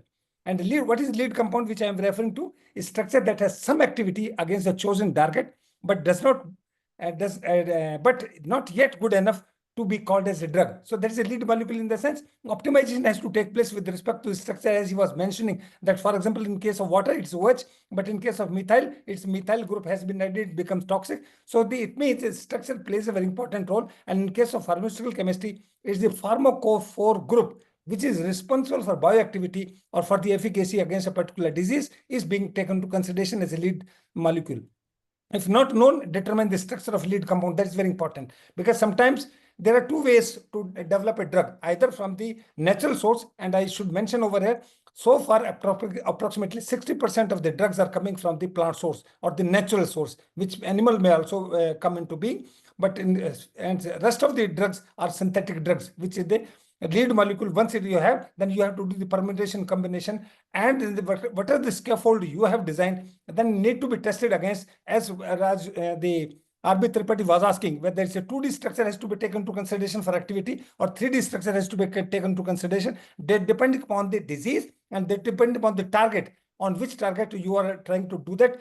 So that will determine whether the 2D structure will be good enough or 3D structure will be good enough of the enzyme, or on the protein, the protein molecule where the drug or lead molecule has to work. And then synthesize the analog of the lead molecule and identify structure activity relationship. That is very important for this one. Next slide, please.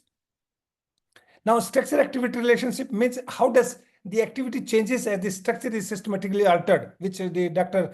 Vijay also gave by his example. There are so many other methods also there by which we can identify that structure activity relationship depending upon the pharmacophore, which I was mentioning.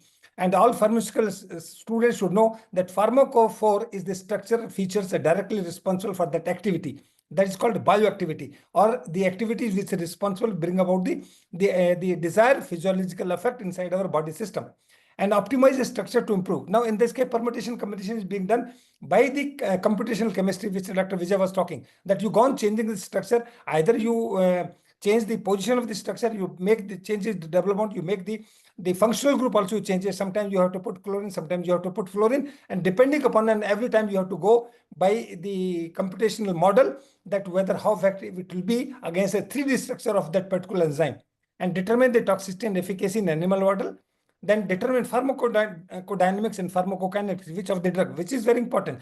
Any drug which comes from the lab to the market, it has to go several pharmacodynamics and pharmacokinetic studies, and pharmacodynamics explores what a drug does to the body, whereas pharmacokinetics explores what the body does to the drug. So it is just opposite to each other. Pharmacodynamics is also important, pharmacokinetics is also important for any drug molecule to be developed. Then go for patenting the drug, then study drug metabolism, which the ADME, which I was talking to you, and then test for toxicity, the LD50 values, LCT50 values, then ICT50 values. ICT50 values is the first step, then go to LD50 values, then LCT50 values, and design a manufacturing process, which pharmaceutical industries normally do it, and carry out the clinical trials. As I mentioned, clinical trials can be phase 1, phase 2, phase 3, phase 4. And after that, when it's being done on some selected trials, clinical trials also need to be done on human beings, and then ultimately it comes.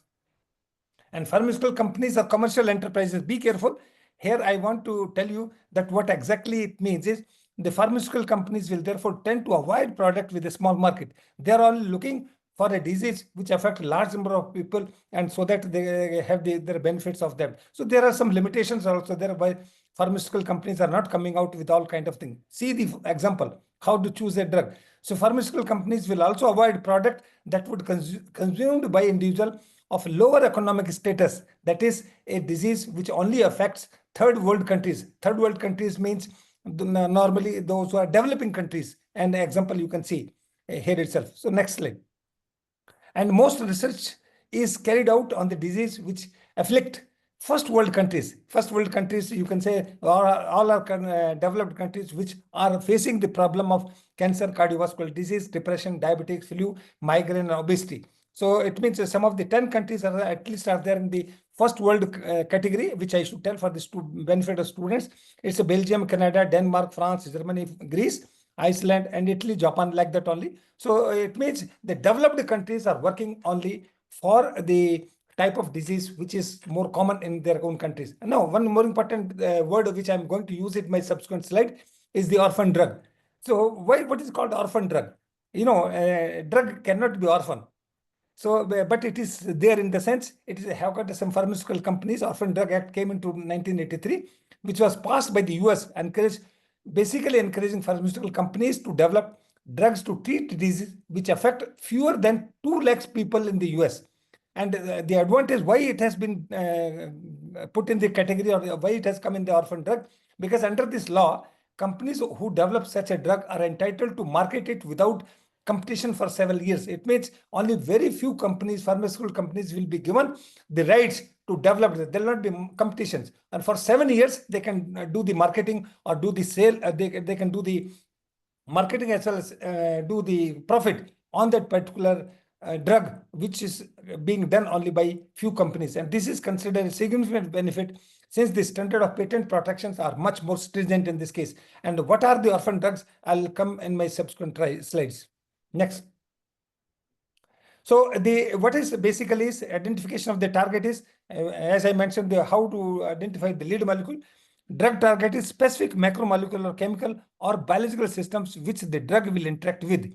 And sometimes this can happen through incidental observation also. Every time is not by the experimental this one, but some incidental observations. And there are so many examples are there, like the penicillin, which was also developed by incidental observations only in the laboratory. Next slide, please.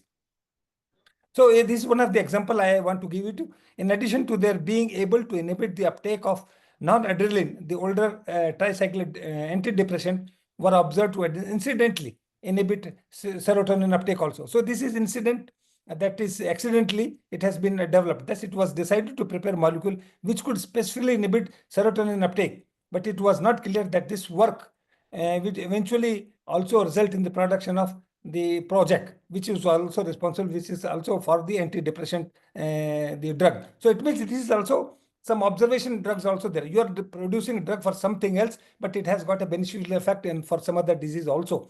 I have come across with one of the plant source, which I was working on as an antimalarial, but at the same time, it was taking care of the diabetic patients also. So it means systematic experiment was supposed to be done to prove it that whatever the plant source which we have developed as an antimalarial also have a beneficial effect for the diabetic patients also. So now I from there on, I will talk to the next aspect of my work, which we have been doing in our laboratory. Next slide, please. So this is emerging trends in the development of or the treatment of organophosphorus nerve agents poisoning. Now, what are the nerve agents? I've been going to talk it, and why I have taken organophosphorus compounds have been used by the farmers as a insecticide and pesticide, and there are casualties are there. For example, malathion and parathion is being used by the agriculturists, and ultimately because of their poisoning, the mortalities have taken place. People have died either by consuming directly or indirectly also. So, and moreover, under the same category, organophosphorus nerve agents, they are being used as a chemical warfare agent during Second World War, and still there was a need to develop the antidotes or drug against organophosphorus poisoning. And in this comes under the category of orphan drugs versus poor man's dirty bomb. So nerve agents are also being called as a poor man's dirty bombs. They are organophosphorus compound. They are small moieties, small molecules, but they have got a highest toxicity so far in terms of their LD50 values and LC50 values. And orphan drugs are, because many people are getting affected. Only 2 lakhs people can get affected, or whenever some of the countries, those who have got have the permission, or those who are using it, or I should say accidentally using it, they are using. So they are the organophosphorus compound. Next slide, please. So you can see these are the compounds. You see they are called tabun, serine, soman, VX, and DFP. They are the chemical warfare agents, and you see in all the molecules the phosphorus is there. Either it is attached with diethyl amino group, or with most of the serine is the fluoro compound. Soman is also fluoro compound, But in case of VX, it is the dimethyl amino groups are there. In case of DAP also, the fluorinated compounds are also there. So nerve agents were synthesized by Germans, and during World War II, and due to their action on the nervous system, they named as nerve agents because it is affect your nervous system, and ultimately the paralytic attacks comes out, and ultimately the death occurs. And you see the molecule, the organic chemists or the pharmaceutical students or the faculty member, they know how small the moiety is, but the toxicity, see, I have given the volatility and vapor pressure also, but see the LD50 on the last column, that 193 microgram per kilogram body weight is bring about the LD50 values, that 50% of the animal will die if this much dose is being given. Similarly, no, tabun is 193, sarin is more toxic, 103 microgram. Soman is much more toxic, and you can see the VX is the toxiest compound in organophosphorus compound in this category. So it means there was a need to develop the antidotes or drug against these nerve agents, and whole world is right now working to come out with a universal drug which can work against all these chemical warfare agents or nerve agents. Now, some of the, you can see the structure next. You can see how the enzyme works out. So this means all organophosphorus compound, they act on acetylcholinesterase enzyme, and acetylcholine basic enzyme is basic aim objective is to break the acetylcholine into acetic acid and choline, and the way how the function goes up. And you see the on the right side corner of the slide is the acetylcholinesterase enzyme. This is enzyme, and now the main function is to break the acetylcholine, which is a neurotransmitter. It gives the sense. Now, I'll take one more example. For example, if at all anybody sitting next to you touches your body, immediately signals goes to your brain. It analyzes, give you the message again, and then ultimately whether it's a reflex action has to take place, or immediately you know that somebody has touched your body portion. And this action is being done by acetylcholine. And acetylcholine works only when it is not getting inhibited, and that acetylcholine is being broken down by acetylcholinesterase. But perchance, if this acetylcholinesterase get inhibited by organophosphorus compound, that is the compound which I gave you earlier, it can be malathion, it can be parathene, it can be DFP, it can be sarin, it can be soman, it can be tabun, it can be VX, and all these things, they will, right now what they will do, they will inhibit the acetylcholinesterase enzyme.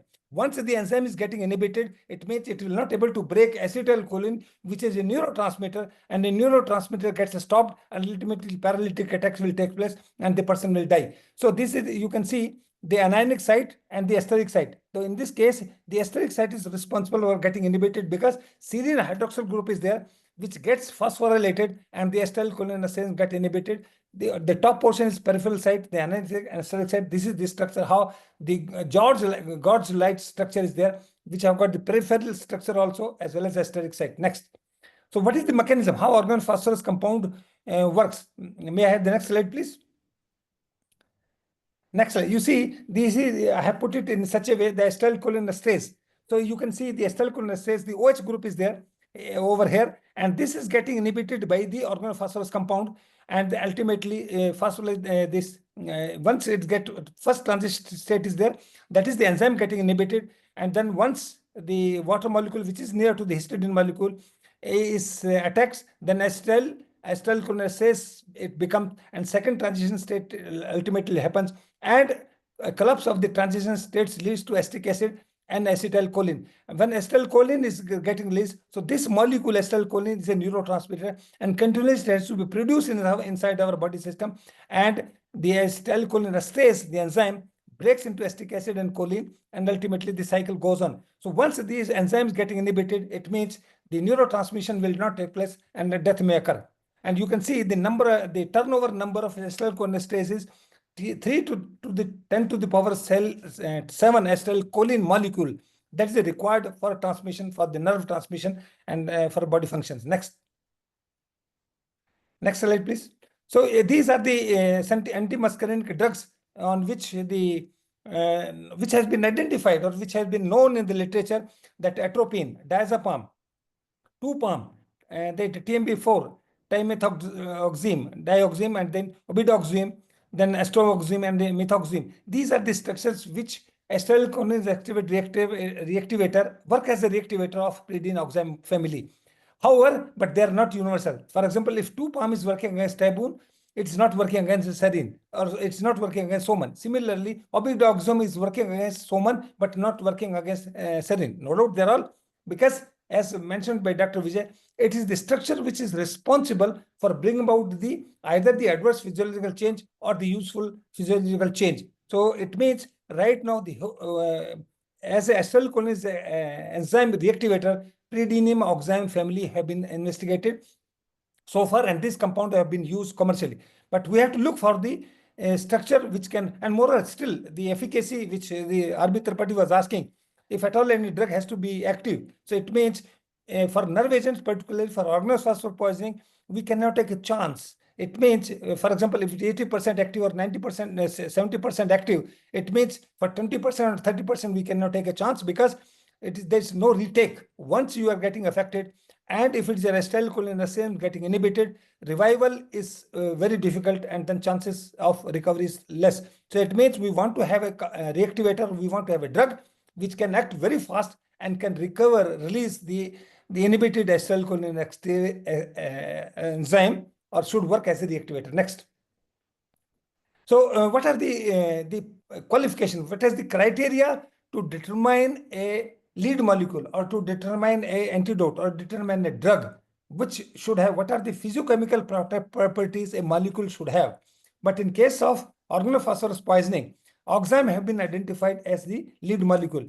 So it means the molecule should have the nucleophilicity, preferably at alpha nucleophile, because it has to work on the steric site of that particular enzyme. And oxime moiety in the pyridinium ring has been identified as one of the lead molecule. Then dissociation constant, pK values, is also should be near to the physiological pH, and physical pH is, of a body is approximately 7.3. So, and similarly, it should have the cationic center for electrostatic interaction between an anionic site of the inhibited enzyme. For example, quaternary nitrogen should be there in the molecule. Then length and rigidity means the chain length. How much is the chain length required? The length of, because it has to go from peripheral site to that of esteric site. It's a long rope is there. If you see what are the structure of enzyme I showed, it is like a gorge. So it means the molecule has to travel from the top to the bottom to the esteric site. So it means length and rigidity of the particular molecule is very important. And position and the number of oxime group. How many oxime groups should be there in a pyridinium molecule also will be responsible, and optimum water and lipid solubility, because it has to cross blood-brain barrier. So lipid solubility is also important. But what are the antidotes? Some of the OP nerve agents are found to be resistant to the standard antidotal treatment. And due to permanent positive charge, these oxime cannot cross the blood-brain barrier, because it has to have the lipid solubility. It cannot be only means it should not be water soluble, otherwise it get excreted out of the body system. In case of taboon and soman poisoning, the oxime treatment is not effective. This is what exactly I was telling, that we have to, it is working against, for example, oxime treatment is working against serine, but not taboon and soman. So furthermore, the inhibition of the reactivity acetylcholine by phosphoryl oxime, which in between, reverse reaction also take place. Phosphorylation has taken place, oxime also have worked on it. But if at all the phosphoryl oximes as an intermediate remains in the body system and does not release the acetylcholine, that itself will become a toxic. That's also a major disadvantage in this type of a therapy. For ethical reasons, the clinical studies cannot be carried out in human beings. This is also a great bottleneck, because the humans are involved, and if at all poisoning has to take place, or somebody is going to use nerve agents, is going to be used mainly against humans.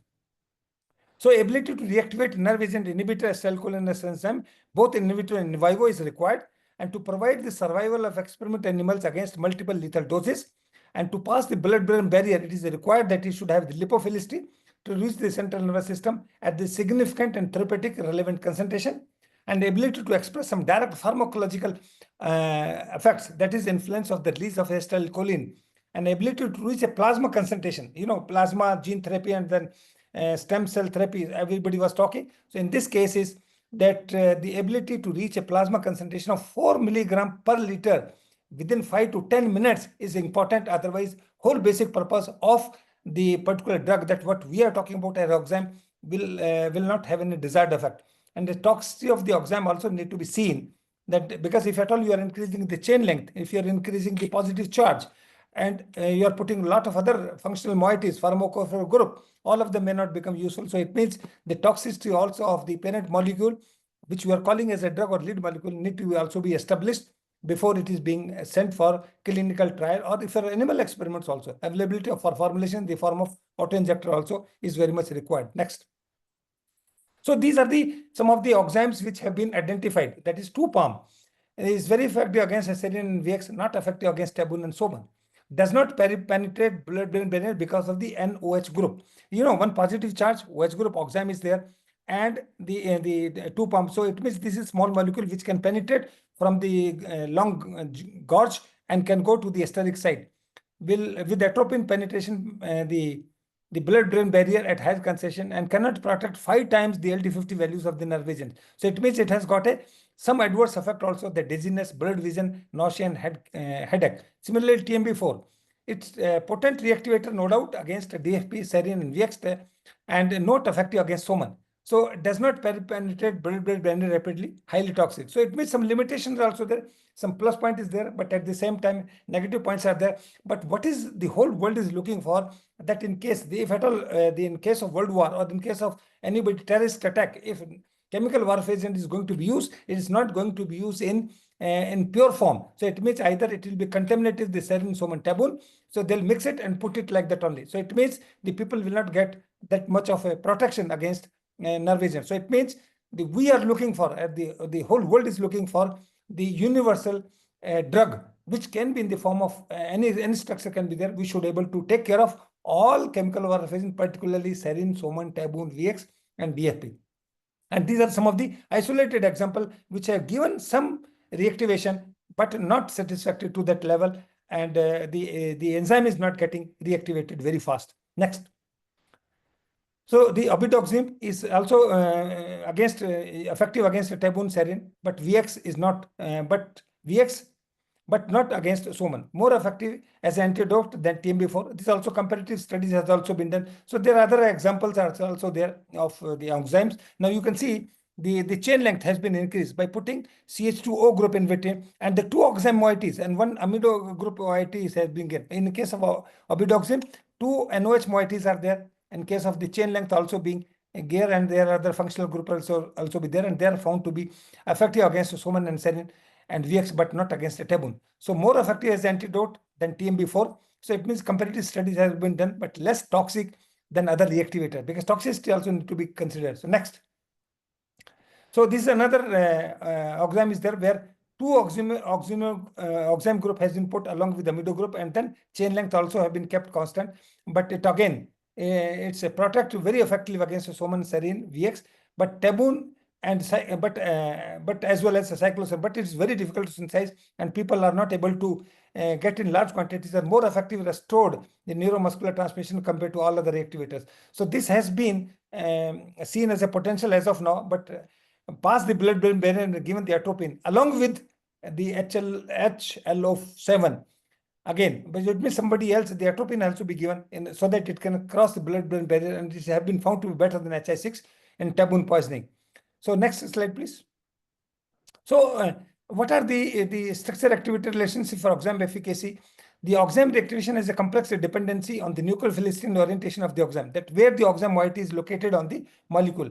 On the structure of the organophosphor and acetylcholine esterase conjugate, and with respect to their structure, most nerve agents are alkyl methyl phosphonate, except tabun, they are phosphonate derivatives, and most of the structure activity relationships have been performed on alkyl methyl phosphonates only to explain the variation in the oxime reactivation. And the SAR-related pyridine oxime depends upon the 3 most important factors, that is presence of quaternary nitrogen should be there, length of the connecting chain between the bis pyridine nitrogen should be optimum, and 1 or 2 oxime functional group at position 2 or 4 have been found to be very useful. Next. And developing the drug against organophosphorus compound. So early the development of antidote strategies, what should be our strategies now?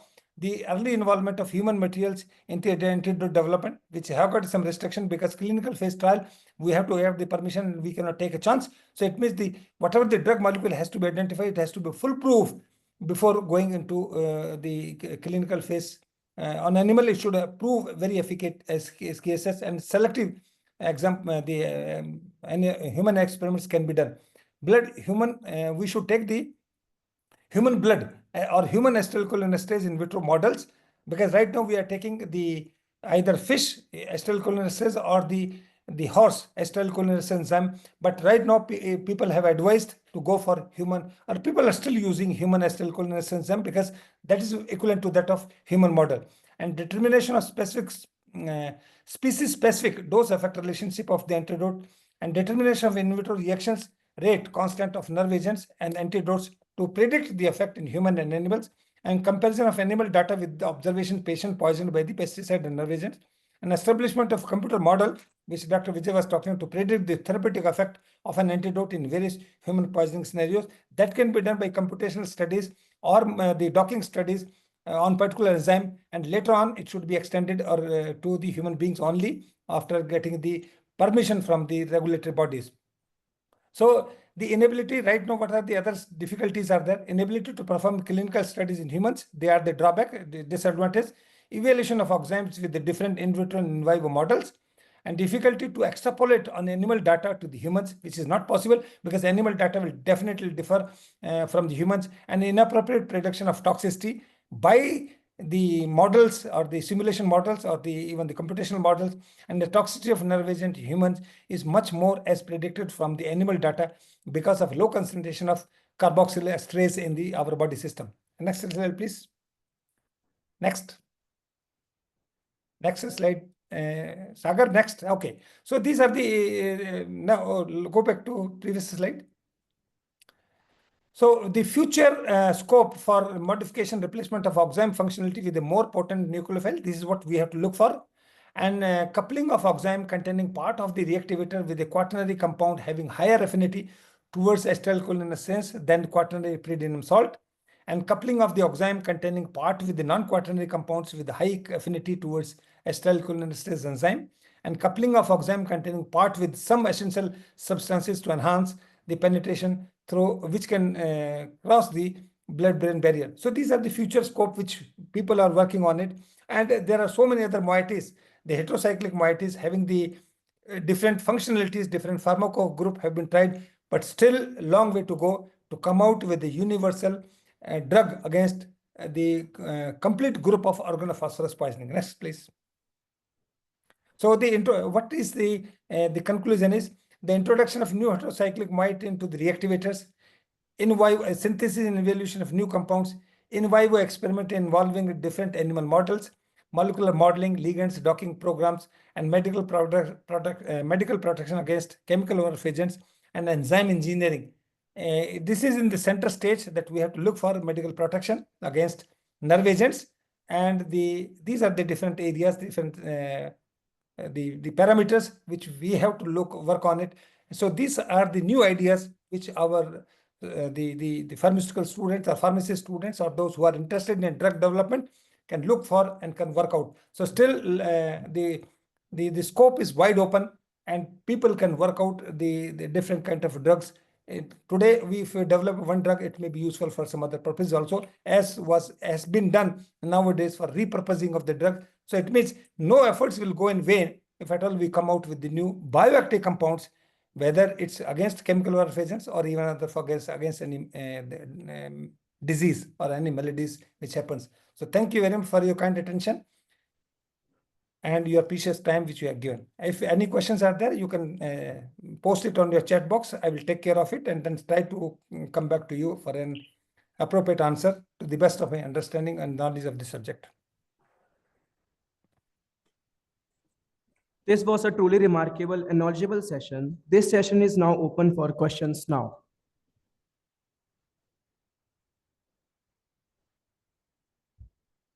Anybody have any questions?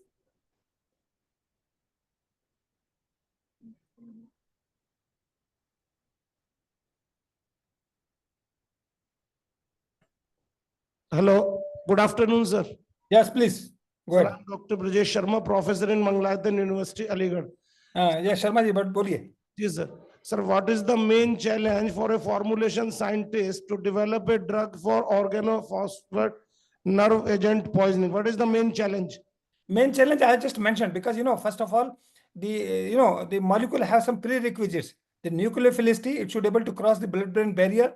At the same time, so far the drugs which have been identified, that it should have the nucleophilicity, it should have the functionality, oxime group. But in spite of all that, we are finding it difficult in terms of coming out the actual pharmacore which should work against all common nerve agents. What you're asking is the question that what the problem was, that we are looking for universal drug against chemical warfare agents, but it is working in separately. For example, the TMB4 is working, or the abidoxim is working for some particular poisoning, but not universal poisoning. And the time taken for the inhibition of acetylcholinesterase enzyme is very fast. So what are the limitations I told in my last slides? These are the basic limitations that and moreover, whatever the prediction is being done, we are normally taking 3D structure of the enzyme, whatever is being predicted, but when we go to the actual in vivo scenario, it has not been found to be effective, because the inhibition, the aging of enzyme is the major problem. That's why some of the oximes or reactivators are unable to react on the inhibited enzyme, because aging takes place. If it's, for example, if exposure has taken place and then, or it has taken a little long time, then that's what is called aging of the enzyme has taken place, and then it is difficult to reactivate it. Thank you very much, sir. So, Dr. Kaushik, can I ask a question then? Yes, please. I mean, why this goal of having a universal drug? Because, those are different chemicals. Why cannot we, make different antidotes for all of them separately? No, I think I appreciate your question, but what has happened is, in case of, this is a chemical warfare agent, and then during chemical warfare agent, normally the enemies will not be very particular to use a pure serine, soman, tabun, or VX. So it means it will be a mixture. And whenever it's a mixture, it means we are looking for example, if the PAM, which I'm mentioning, or TMB4 is working against particular chemical warfare agent, but is not working for others. If at all some percentage is there of all the chemical warfare agents, so for the soldiers or the people, we are looking for a universal solution, and the efficacy of the reactivation should also be very fast. Because once the aging takes place, in case of most of the nerve agents, aging of acetylcholinesterase is very fast.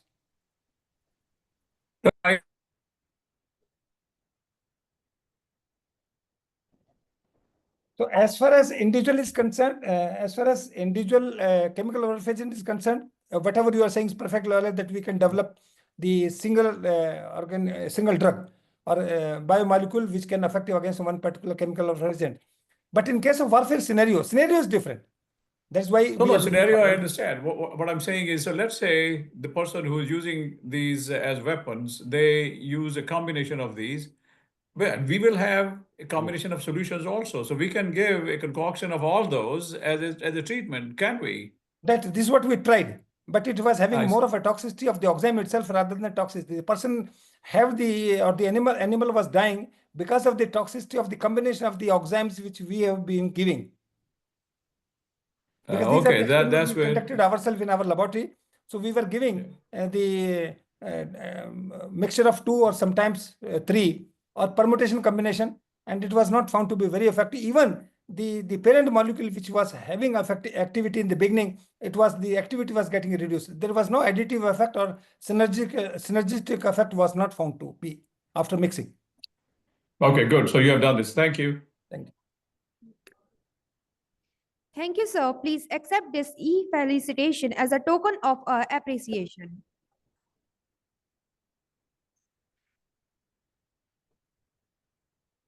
Thank you very much.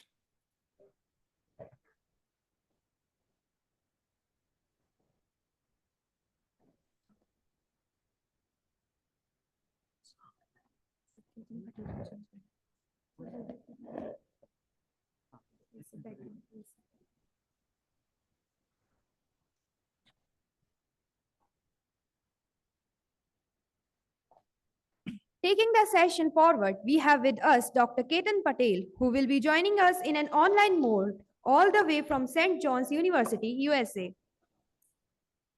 It is an honor to welcome Dr. Ketan Kumar Patel, an esteemed associate professor of pharmaceutics at St. John University, New York.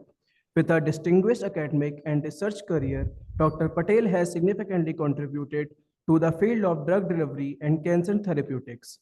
His pioneering research focuses on advanced formulation technologies, including nanoliposomes, in situ forming depots, and lipid nanoparticles, with a special emphasis on overcoming drug resistance in cancer through innovative approaches like proteolysis targeting, chimeras, and antibodies protect conjugates. Dr. Patel has co-authored over 100 research papers and mentored numerous students and scholars, fostering the next generation of pharmaceutical scientists. His work has earned him prestigious grants from NIH, accolades like the Melanoma Research Scholar Award, and invitation to deliver keynote presentation worldwide. Today, Dr. Patel will share his insight, a reflection of his dedication to translating cutting-edge research into impactful therapeutic solutions. Please join me in welcoming Dr. Ketan Patel. Hi, am I audible? Loud and clear? Hello? Yes, we can hear you.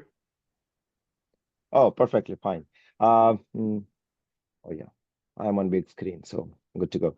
So yeah, myself, Ketan Patel. I'm from St. John's University. I'll briefly introduce you to some of the research area that we are working on and some of the formulation technology for the next generation therapeutics. Thank you so much for having me. Thanks to MIT Institute of Pharmacy. So let me just move forward. Okay, overall, I will be discussing about current and new generation of drugs, challenge in the delivery of macromolecules, oral delivery of peptide and lipid nanoparticle. I'll be a little quick and briefly introduce the topic because I know the wonderful lunch is waiting for you. The protein of interest. So as you know, most of our drugs are basically interacting with the protein molecules in our bodies. So from DNA to mRNA to the protein, that's a normal process. And then when you have a particular target, you receptor, enzyme, channels, cytokine, pump. So basically, Yeah, we already. yeah, somebody's talking in between. Okay. So, hello. So a majority of drugs, they hit some target receptor enzyme channels, or they just inhibit the protein synthesis in that process. There are two more class of drug which are monoclonal antibodies. So the first class, we have a small molecular inhibitor, as you see, aspirin, atorvastatin, sotalol. Most of them, 95% of them are interacting with some protein which are overexpressed or underexpressed, or somehow they manage the disease, except some drug like amphotericin B or alkylating agent which interact with the DNA. Then we have antibodies, then we have proteins and peptide, hormonal supplement and all that to take care of the protein molecules which are overexpressed in our body. If not, then we provide insulin. Let's say some of the proteins which are not expressed, let's say insulin is not sufficient, we provide insulin as a drug, or some of the latest molecule like semaglutide. Now from this, we are moving in last 10 years, you have seen the number of drug candidates which are getting approved are siRNA or antisense nucleotide. So instead of just simply inhibiting the protein, can we just work at mRNA or DNA level? Can we just stop the production of the protein which is causing some trouble? For example, the cyclooxygenase enzyme is the responsible production of prostaglandin, headache, pain, everything. Can we just stop the production of COX enzyme? Eventually, for a headache, we won't do that, but in generally for rare genetic disorder, we are inclined towards that we are stopping the production of those proteins.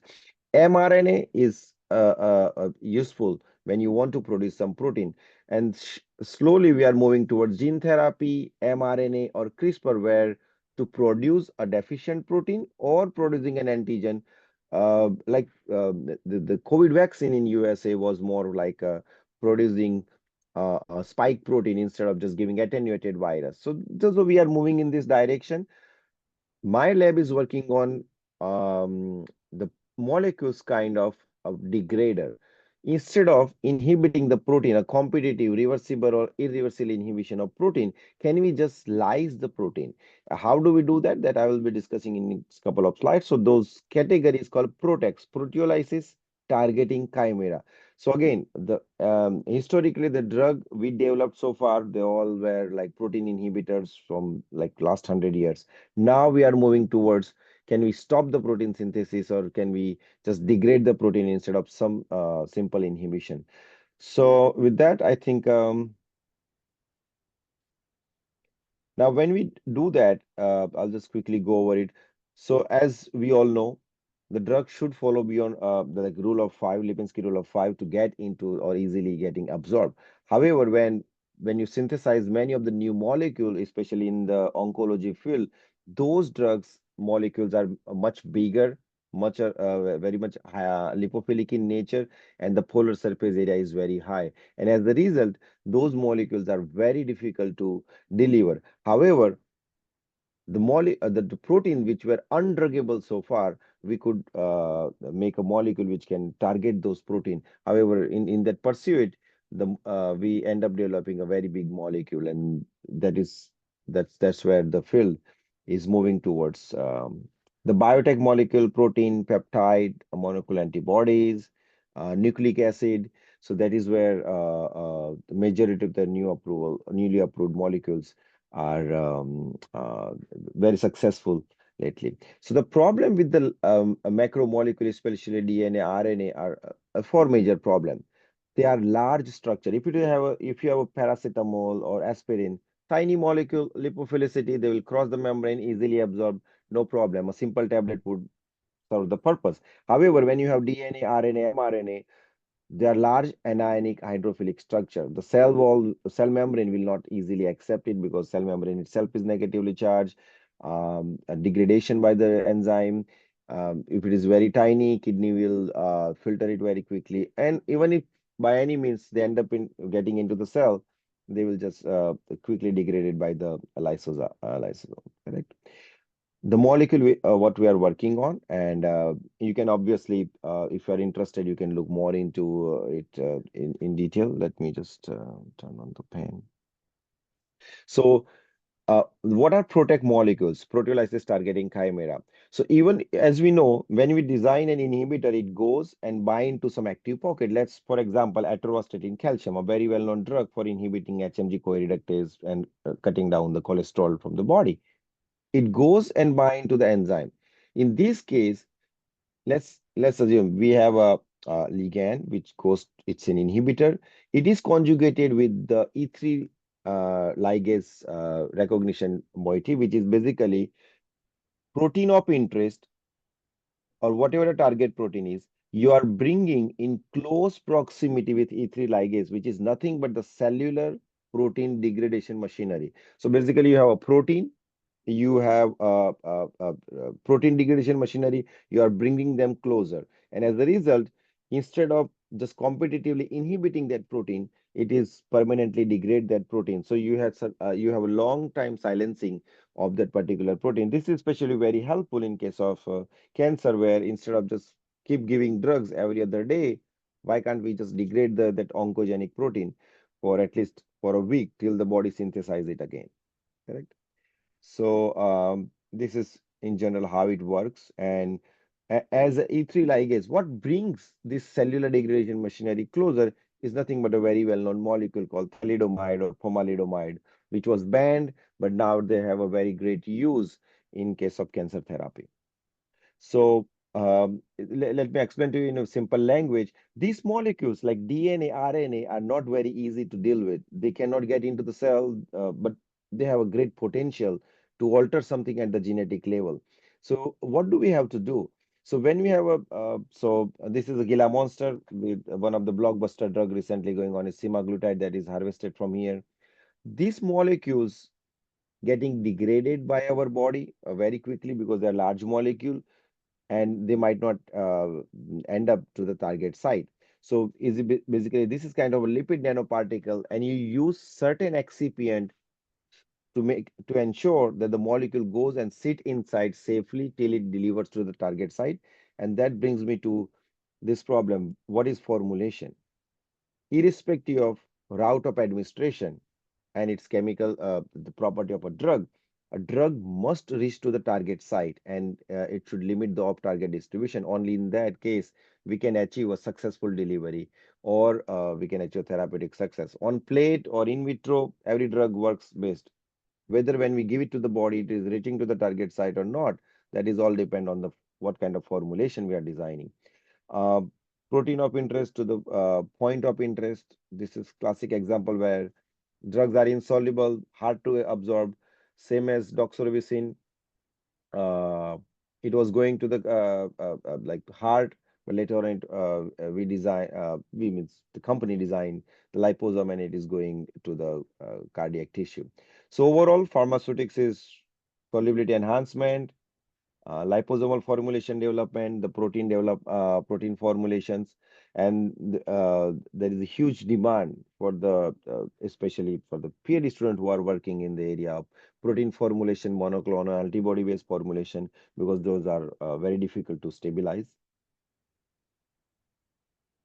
Uh, Solubility enhancement approach, three basic approach that we are working on, especially is amorphous solid dispersion.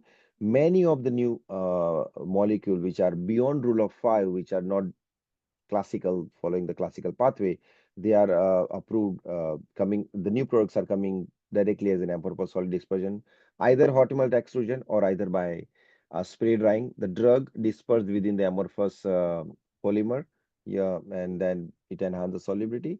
Weight medium milling and high pressure homogenizer, again, those techniques are used to mill the drug at the nano size, stabilize it, so we can give oral, IV, or subcut delivery for those hydrophobic molecule, and of course, self-emulsifying, microemulsifying system for those solubility enhancement. For protein and peptide, if you see, by every other field has made substantial progress. However, if you talk about insulin, more than 100 years of discovery, still it is subcutaneous injection. Lot many research has been done to develop oral product, transdermal product. Finally, in 2015, the first pulmonary product was approved, but still it's far away from the success. So that's where the other industries are moving much farther in terms of research and development compared to the pharma industry. However, we have seen a substantial progress in last 10 years, and with more and more research from academia. I heard some of the great talk, I heard the speaker before me. So yes, with all those research, I think definitely we will have a more chance of developing a successful product. So the first oral peptides are not usually getting absorbed by oral route. Cyclosporin was the only example so far, which was lipophilic.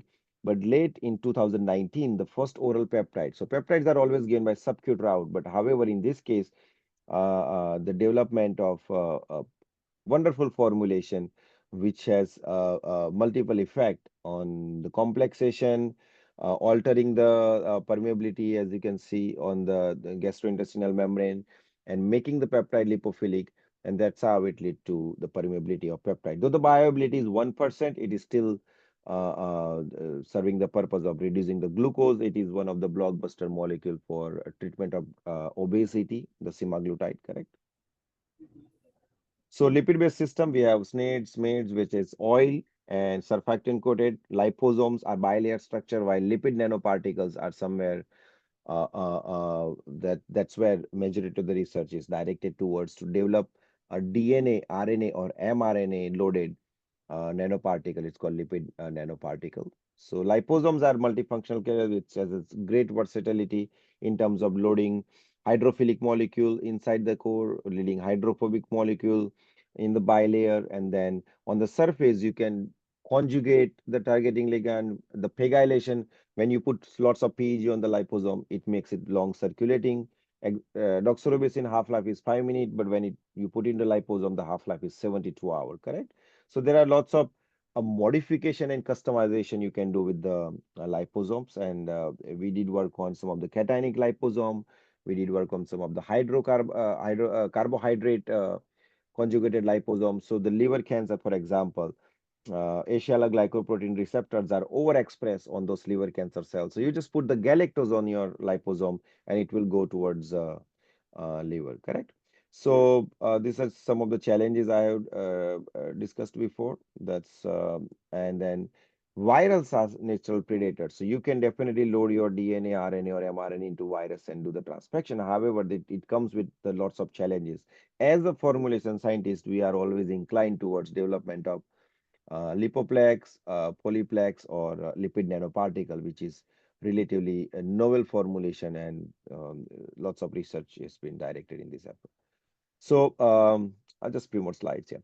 So what in my lab, what we do is we combine the tumor suppressor gene. So the body has lots of tumor suppressor gene as well, like especially P10 and P53, which always suppress the tumor development in our body, even from healthy cell to the tumor cell.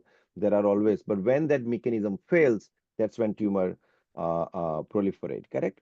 So to keep oncoprotein BRD4 and P10, so what we did is silence, provide the tumor suppressor gene with a key oncoprotein, combine them. However, if you see, one is a very hydrophobic molecule, while P10 is a plasmid. Very different molecule, very different structure. How to put them together, and that's where the drug delivery comes into the picture. When one you put it to liposome, the P10 you put it into lipid nanoparticles, combine them, and then deliver. So ensure it goes to the target site. Correct. So we have adopted some of the modified hydration method. If you see some of the paper, the search modified hydration method, how to encapsulate such a big hydrophobic molecule within the liposome. And that's where the modified hydration method, which is not essentially similar to the thin film hydration method, could be useful. Uh, Lipid nanoparticles are usually formulated using microfluidics. So this is the chip available from various companies, where your microfluidic chip, you put the lipids in the ethanol or ethanol, DNA or RNA into the acetate buffer, and then you pass through that microfluidic chip. There is a chaotic mixing of lipid phase and aqueous phase, and at the end you will get the lipid nanoparticle encapsulating your DNA, RNA, or mRNA, and then you remove the ethanol from the system. Correct. So with that, I'll just quickly summarize what we do at our lab. We heavily work on opioid abuse. It's the big problem in United States as well as in India.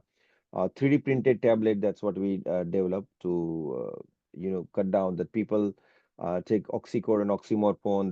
They take the tablet, they crush it, they snort it. So that's misuse, and that's how 3D printing could be helpful in preventing that use. Oncology is a major focus because majority of my lab funding comes for cancer research, and that's where we developed the in situ depot nanocrystal of those PROTEC kind of molecule to make it more efficient. And then women's health, where we work on the preterm birth and HIV pre-exposure prophylaxis, and all this in like developing some formulation. So this is my group, and I would be happy and thankful to my students for this wonderful work, and then I will be happy to answer any question you may have.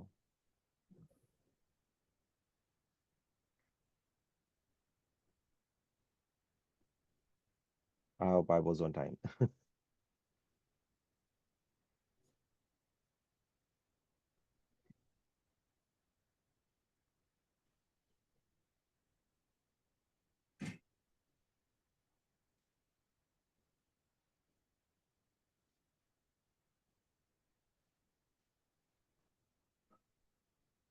Okay. We are grateful to have your time and your profound knowledge that you have shared with us. The session is open for questions now. Anybody have any questions?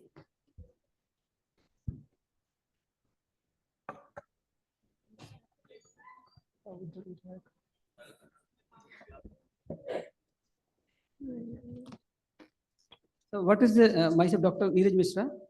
So how we can utilize the scope of nanotherapeutics in this drug discovery aspects? Nanotherapeutics, how we can apply, or what are the challenges behind this? Yeah, so this is especially for drug, and more and more drugs are synthesized by medicinal chemists for a particular target, which are especially undruggable so far. For example, the KRAS has a great influence for many cancer. However, there was no drug which can go and block the KRAS and preventing the growth of lung cancer cell. But when you develop this molecule, they become so hydrophobic and big. When you put in the water, the patient take it, it is not able to make it to the blood, and that's why it is not working. So in that case, when you develop a nano formulation, it could make it more efficient. You can deliver it by subcut route, you can deliver it by IV route. It increase the oral bioavailability, and that's how it can facilitate the overall drug development process and expedite the drug development. Thank you, sir. Thank you, sir. Thank you, sir. Ladies and gentlemen, we have the proceedings as of now for lunch. Resource persons are requested to head towards the VIP lounge for lunch. Delegates are requested to move towards the C block foyer. And MET students are requested to kindly proceed towards mess. Food volunteers are requested to guide these students accordingly. Delegates and participants are asked to assemble here again at 2:30 p.m. sharp for the next technical session by the respected Dr. Vaishali M. Patil. Participants of oral and poster presentations are also informed to move towards the block C post lunch for smooth start of session. Thank you.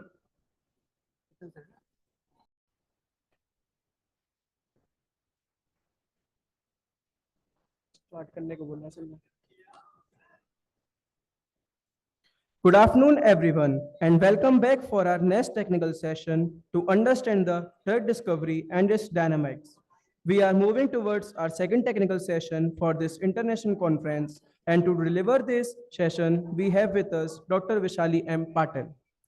Now, we would like to request Officiating Director, MET Institute of Pharmacy, to kindly welcome Dr. Vaishali M. Patil. Sir, please.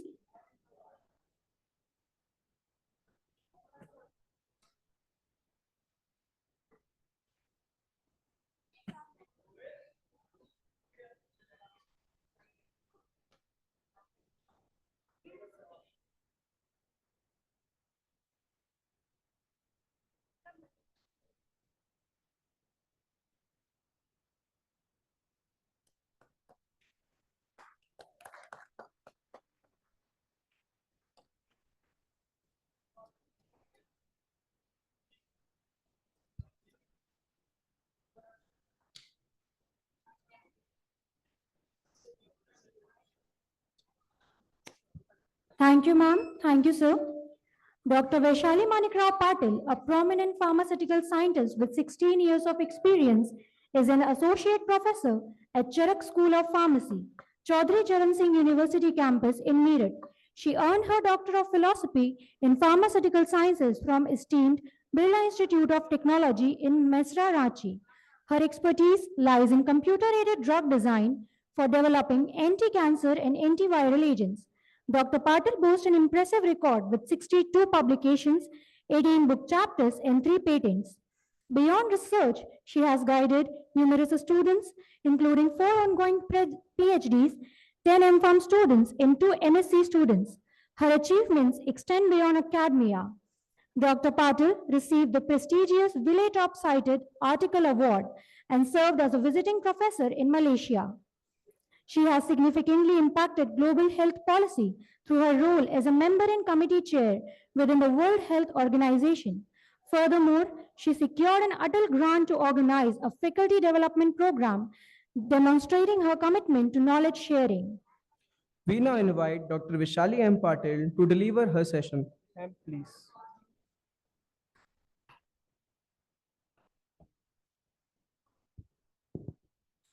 Thank you, dear students, for the wonderful introduction.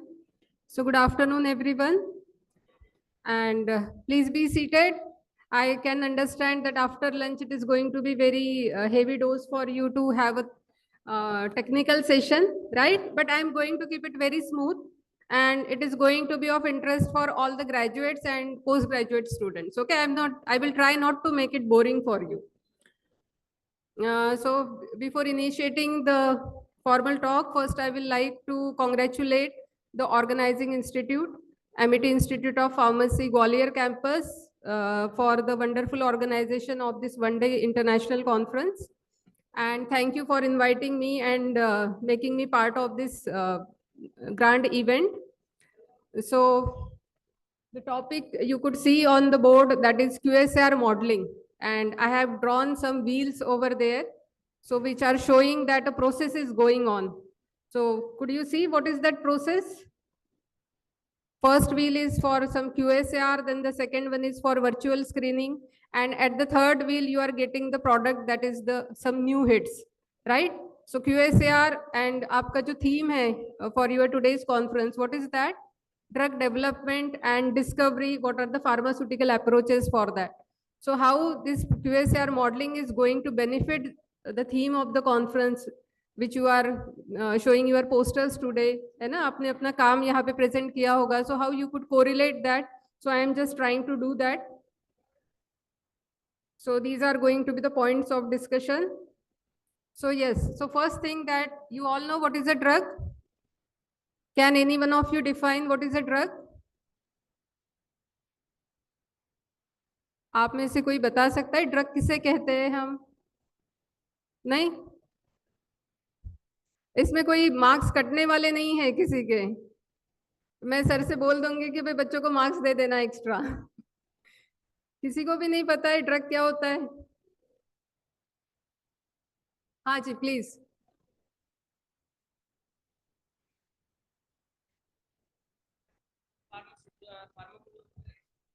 Okay, very good. A moiety which is having some pharmaceutical effect. Okay. And what do you mean by pharmaceutical effect? ये बता सकते हैं आप? नहीं, कोई और बता दो, जरूरी नहीं कि आप ही बताओ, किसी और को अगर पता है तो. फार्मास्यूटिकल इफेक्ट से आप क्या जानते हो? Therapeutic effect. ओके, किसी ने बताया यहाँ पे थेरापेटिक इफेक्ट है ना. So to be very precise, drug क्या होता है? It is a single chemical moiety which is found in medicines, and it is used for diagnosis, prevention, treatment, and to cure a disease. Okay, so that moiety, that chemical moiety, we call it as a drug. And if it means pharmaceutical importance, then in pharma there are variety of applications, maybe as excipient, binder. So those various properties are there as a solubilizing agent, right? So when we talk about drug, it is only, we can go with the WHO definition. And as per WHO, it is a single moiety. It is not a combination. Now we call the combination medicines also as drugs. And most of the drugs that we use, so if you could see here, so 20% are from the synthetic origin, and more than around 80% are from the natural sources or maybe their derivatives. So nature is a very good source of medicines for us. Now then comes one more term, that is chemotherapy. And nowadays when we heard the term chemotherapy, we relate it with cancer, but it is not its definition. Cancer के लिए जो therapy होती है, obviously we name it as chemotherapy, but chemotherapy is a broad term which means all the chemical compounds which are having biological activity, and they possess some, they may have some serious or other adverse effect also. Along with, they will have some role towards the infection or the malignant cells. So those are called as chemotherapeutic agents, or that is a chemotherapy. So I'm just showing you this term so that in the later on, you will be able to cover up, like you will be able to correlate the things. Then comes the term drug discovery. So what we know about drug discovery, it is a broad, like it is a very long and huge process. There are number of steps involved, preclinical, then there are clinical phases. Okay, these all you must have studied through, so far. You all know what are clinical and clinical phases? हाँ या ना? पता है? What is preclinical phase? No, okay, chalo, good. So preclinical means to identify a disease कि भाई कौन से disease के लिए you want to do the discovery or the drug discovery. Okay, finding the target for that particular disease, कौन से enzyme को block करना है, कौन से pump के ऊपर ये drug काम करेगा, right? So to first identify the target to cure the disease, then to find out the ligand or the moiety, भाई कौन से chemical moiety के ऊपर आपको काम करना है, then you will start doing its extraction, synthesis, you will characterize it, and then you will perform its assay, or you will give it in the animal model, and you will find out its biological activity. Okay, so that all is the part of preclinical phase, which we can do in our laboratory. And if it is successful, then we go for the clinical phase, where it is studied on the human beings. And different phases are there. Like in phase 1, a limited number of participants or human beings will be there, patients will be there. In phase 2, then that will be 100 to 300, that will be in hundreds. Then if it is successful, then there will be phase 3, where a huge population will be given the drug. It is basically to identify the side effects, dose, and if there are any side effects associated with the disease. So to understand the clinical symptoms of the disease, the clinical phases are done. And then later on comes the phase 4, and then you apply for getting the approval, FDA approval, all that. Then the drug is marketed. So this is a very tedious process, if you could see here. And this process takes number of years and lots of manpower, as well as cost, chemicals, all the infrastructure, all these things are consumed during the drug discovery process. So my point of discussing all this process was that if you want to opt for drug discovery, or if you are working on any project of drug discovery, so it is such a huge step. It is such a wide, what you can say, a time-taking procedure, right?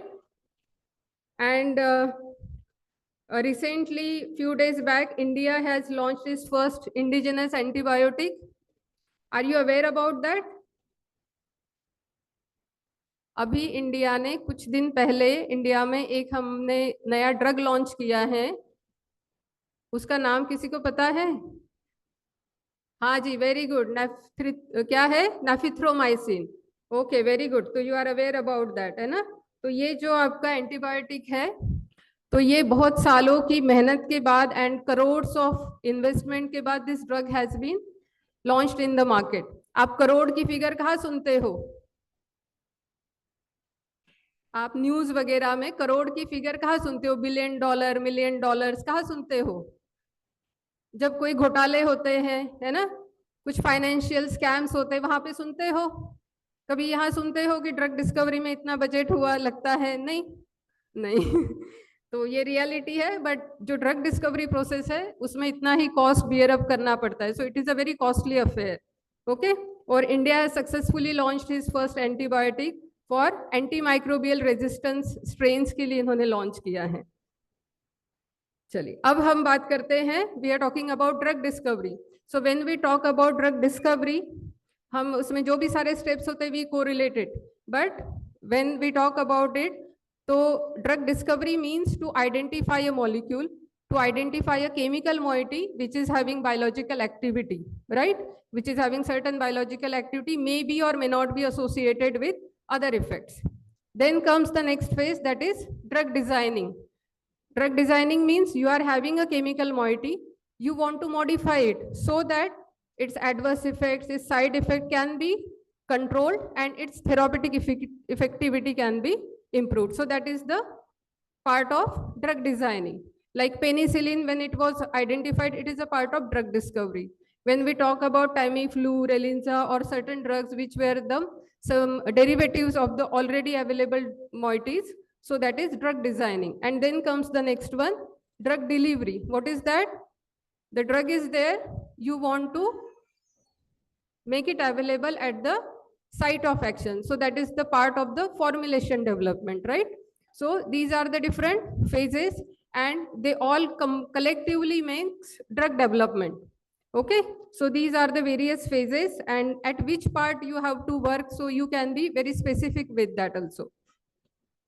Now the conventional methods of drug designing are like, are there any chemistry students here? या जिन्होंने final year में chemistry का project किया है, या M form pharma chemistry के कोई students?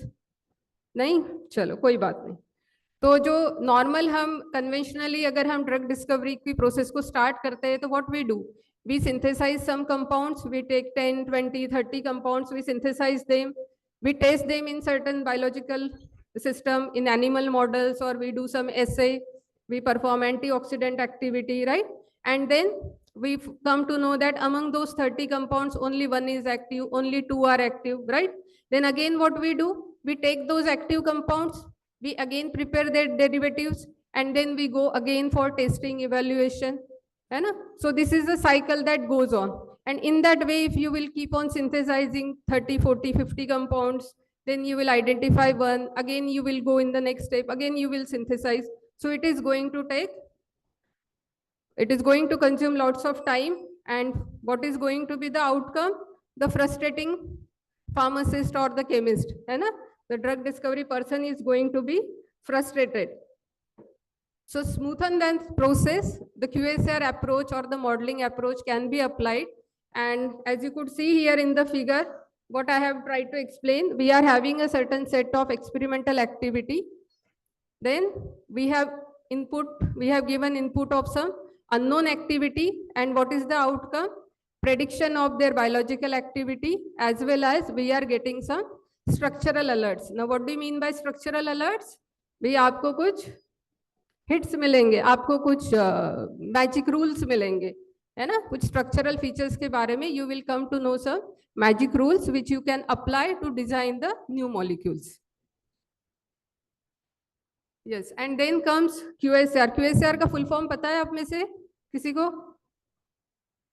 Yes please, you have raised hand. हाँ हाँ प्लीज.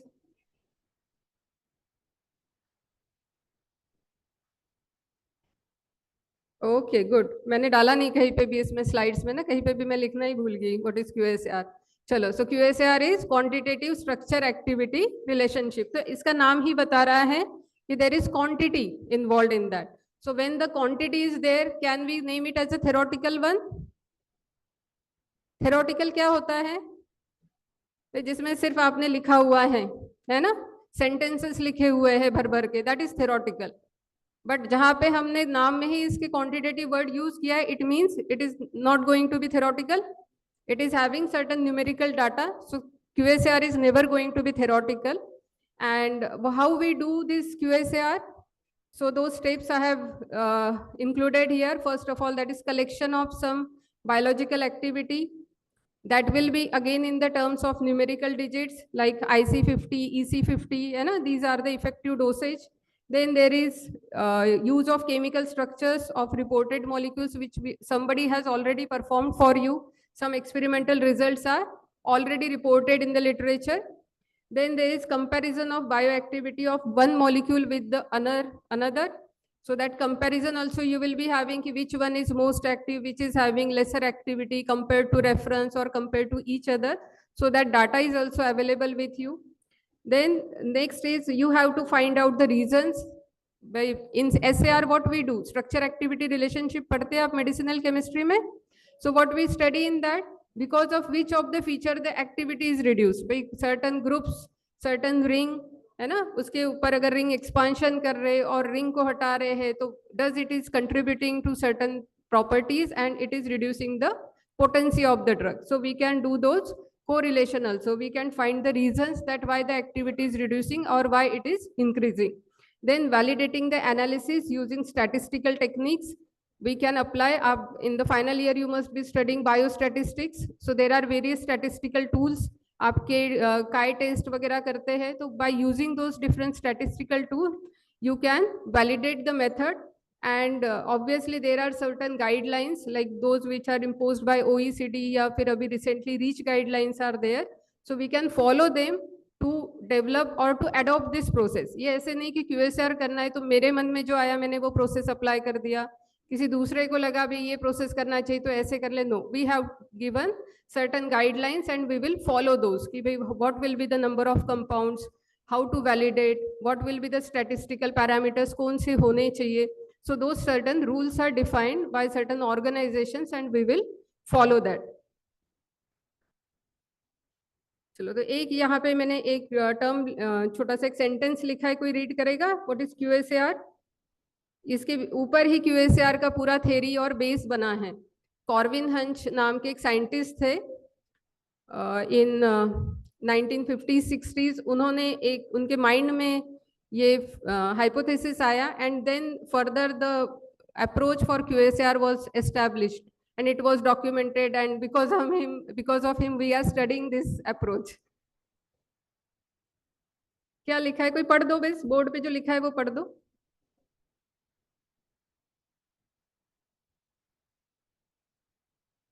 पढ़ लिया? Okay, it is written similar compounds behave similarly and activity or property varies with structure. भी एक जैसे जो chemical structures है, they will have similar activity, they will behave similarly. We all are human. We are having a broadly similar characteristics, eyes, hand, legs, right? And so we behave almost similarly. Now there are various minor differences are there, but on an average, the behavior is same. So similar, the same is with chemical moieties also. If the compounds are having similarity among them, they will show similar pattern, and activity or property will vary with structure. If we are doing some changes in the structure, then their properties are also going to vary. Okay, so this was the hypothesis that made the base for QSR studies. That hypothesis came in his mind, and then he thought that if it is the case, how we can implement it in the practice. So based on that, what they did, they tried to correlate activity with certain physicochemical properties like lipophilicity, steric properties, electronic parameters. So they tried to correlate that the chemical structure is related to some or the other physical property of the molecule, physicochemical properties. Among them, it may be related to lipophilicity, it may be related to some steric properties related to like its volume, bulk of the molecule, then certain electronic charges on it, whether it is electron donating, accepting molecule, how much dipole charge is on that, and or there may be some unknown factors which are not able, we are not able to identify. So based on that, he derived a relationship that activity is based on lipophilicity, steric, electronic, or maybe some unknown factors. And the precise definition is framed that is multivariate mathematical relationship between a set of physicochemical properties and biological activity. So what is quantitative structure activity? It is a simple mathematical correlationship. You are having certain parameters with you. You are going to correlate it with biological properties, and that is QSR. It is not such a very complicated thing, right? And those physicochemical properties are of different types. Those may be two-dimensional or those may be three-dimensional physicochemical properties. So we just use some mathematical models to make a relationship between them and to analyze that further. यहाँ तक किसी को कोई question? ठीक है यहाँ तक? चलो नेक्स्ट फिर पार्ट चलते हैं हम. QSAR analysis, what are the steps involved in that? So if you could see, there are barely 6 steps are there.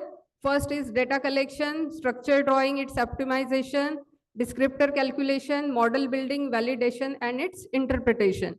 तो जो ये सारे आपके first to 5th 6th तक जो steps है, data collection you need to put on your brain, but उसके बाद में जो सारा काम है, structure drawing, optimization, descriptor calculation, model building, and validation, these all you don't need to do yourself. There are various software available.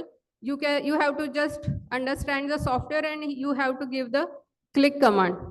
Okay, so this is all taken care by the software, by the computers. You have to just find out the experimental data set, and the last step, that is model interpretation. Obviously those two are the things which take your brain, है ना? वहाँ पे आपकी expertise चाहिए होती. बाकी जो बीच वाले जो चारों पांचों steps है, वो आपके लिए software करके देता है. आपको उसमें से कोई भी कैलकुलेशन, स्टैटिस्टिकल कैलकुलेशन आपको अपने हाथ से नहीं करने होते. इवन आपको स्ट्रक्चर भी ड्रॉ करने की जरूरत नहीं होती है. There are various software, you can even search how to draw the structures, और जस्ट आप उसका नाम लिख के भी आपको उसके 2D 3D फॉर्मेट में केमिकल स्ट्रक्चर्स अवेलेबल हो सकते हैं. तो आसान है ना ये चीज? बताओ, आसान है ना? भी सॉफ्टवेयर चलाने सबको पसंद है, एंड्रॉइड पे गेम खेलने सबको अच्छे लगते हैं, है ना? तो ये भी उसी तरीके से है. If you can search, there are some softwares for drug designing which are available as app. तो आप उसको फोन में डाउनलोड करके आप बैठे बैठे ड्रग डिजाइन भी कर सकते हो. ठीक है, चलो. Then next, these are those various steps. ये मैंने उनका ऑर्डर दिखाया हुआ है. चलो, then comes the step 1, that is experimental data collection. तो भाई यहाँ पे you need to give your expertise. First आपको identify करना है कि आपको क्या काम करना है, which disease you want to work on. अगर आप किसी viral infection के ऊपर काम कर रहे हो, तो what are the enzymes involved in this viral life cycle? कोई polymerase enzyme है, protease enzyme है, तो you want to first, आपका काम ये है कि भाई आपको पहले अपना topic select करना है. And then you are going to go for the experimental data collection. So how you are going to do that? So you can go in the literature search, PubMed जैसे search engine है, तो यहाँ पे आप जाके जो भी उस topic पे related literature, whatever is reported, you can download it, you can study it, and you can extract the data set of chemical compounds. Means the work which somebody has already done. You are not going to do anything new. You are going to refer the work which is already reported by some other persons for you. Then if you are not able to get that, because there may be limited number of compounds in the literature, so you can go for the different databases like Campbell database, then there is binding database, enzyme database. So these all are freely available. They are available in the public domain. You have to just select the enzyme or the chemical moiety you want to work on, and through those databases you can take out, you can extract your experimental data. Then in the second step is the descriptor calculation, like I've shown in the previous slide, like electronic, steric, lipophilic. So those different descriptors you can calculate. You have the more number of descriptors you calculate, that is good for your QSR analysis. And with the help of available softwares, you can count more than 45,000 descriptors. जो भी अब तक जो softwares अलग अलग available है, so that much data you can generate for the collected database. Then comes step 3, that is distributor selection for model building. अब if we have taken out 45,000 descriptors, तो भाई किसी भी chemical structures के साथ, उसकी activity के साथ, it won't be possible to correlate all these thousands of descriptors. All are not going to be correlated, right? So you have to downstream then. So how you could do that? That process is called as pruning. And जो भी overfitting है or the similarity base पे है, so you have to just take out those descriptors and you have to come to the selective descriptors only. So again that process will be done by the software. Then comes model building. So this is also job of the software of the computer, and you have to just select which method you want to use, like multiple linear regression, which is a very old method. You must have studied it in theory. In the third year by medicinal chemistry, you have studied multiple linear regression analysis, पढ़ा है? चलो, good. So you have to select the method either MLR or partial least square, and which method you are going to use, the way you want your result. If you want the better result, if your result are not improving, you can alter the method. Then comes whatever model you have prepared. Now how you are going to confirm that my model is built is good. The outcomes which I have derived, those are better, or what is their predictability? Are those better, or those can be further utilized? So for that purpose, you can't verify them. You can't take those molecules, like you have taken a data set of 100 compound, 200 compound. Is it possible to synthesize them and go for their animal activity? Is it possible कि भाई आप 100 compound synthesize करो and then go for their experimental studies? No, it is not possible, right? So that is verification. So we can't do the verification. So for that purpose, we do model validation. Again, there are certain statistical parameters. You can choose them and you can go for the validation with the help of software. Then comes the modern QSR. You all heard about AI? What is AI? Artificial intelligence. What is artificial intelligence?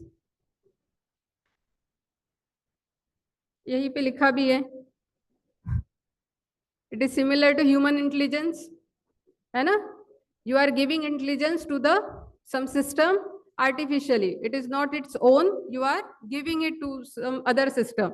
So that is called as AI. And most of the time, we use AI and ML both terms simultaneously. एक ही समझते हैं हम AI ML को, है ना? So what is AI and ML that I have put up here? That AI, it is a huge term in which ML is a subset, and in AI you are giving the task that demonstrate characteristics of human intelligence. While in ML, what we do, we take a certain data set, we collect some data, we analyze it, we assess it, and based on that, we derive some conclusion which is having further application. That is actionable insight wala, we take out some intelligent and actionable insight results from that data. So that is called as machine learning. And when we talk about, like in today's world, we all talk about that AI is there everywhere in the industry. और जो है भी AI की वजह से सबकी jobs are going to be सबकी jobs चली जाएंगी, है ना? That humans are being replaced by AI tools. सुनते हैं? So are you scared of that? No. Hi Anna, are you scared? No. चलो good. So you are going to be a good chemist then. क्योंकि एक blog में मैंने पढ़ा था, they were saying that AI is going to take the jobs of human beings, right? But if you are a good chemist who is having mastery over the AI tools, he can replace a chemist who is not having knowledge of the AI tools. Okay, so if you could learn the AI tools in whatever branch you are working in the pharma field, so if you could have a better hold on AI tools, then you can utilize, you can replace the chemist. Okay, and the AI tools are not going to replace you. So in QSR, this AI approach is in use since its development, since 1950s, 60s. QSR is already using artificial intelligence and machine learning tools. And sir का जो आपका next talk है उसमें भी कुछ इन्हीं tools के बारे में सर आपको बताने वाले जो नेक्स्ट टॉक जो है. And this is a general overview of machine learning. that we understand that ML or machine learning, it is the job of computer scientist, right? Computer science के persons इससे deal करते हैं. But if you could see the steps involved here and the steps I have explained you about QSR, are those same? ये मैंने किसी computer science वाले page से मैंने ये स्लाइड लिया है. This is not related to pharma और chemistry field. So could you see the steps are similar?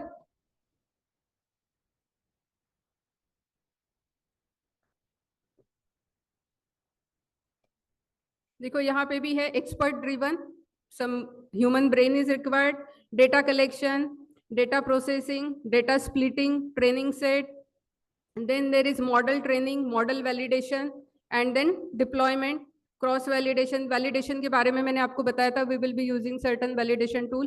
So the moreover approach is same, and the same we are applying in drug discovery. Then there is one more term that like QSAR, just I told you about, but as you could see that when we talk about data, like nowadays handling a big data is a very important question, that how to screen, how to identify one moiety from the thousands of compound.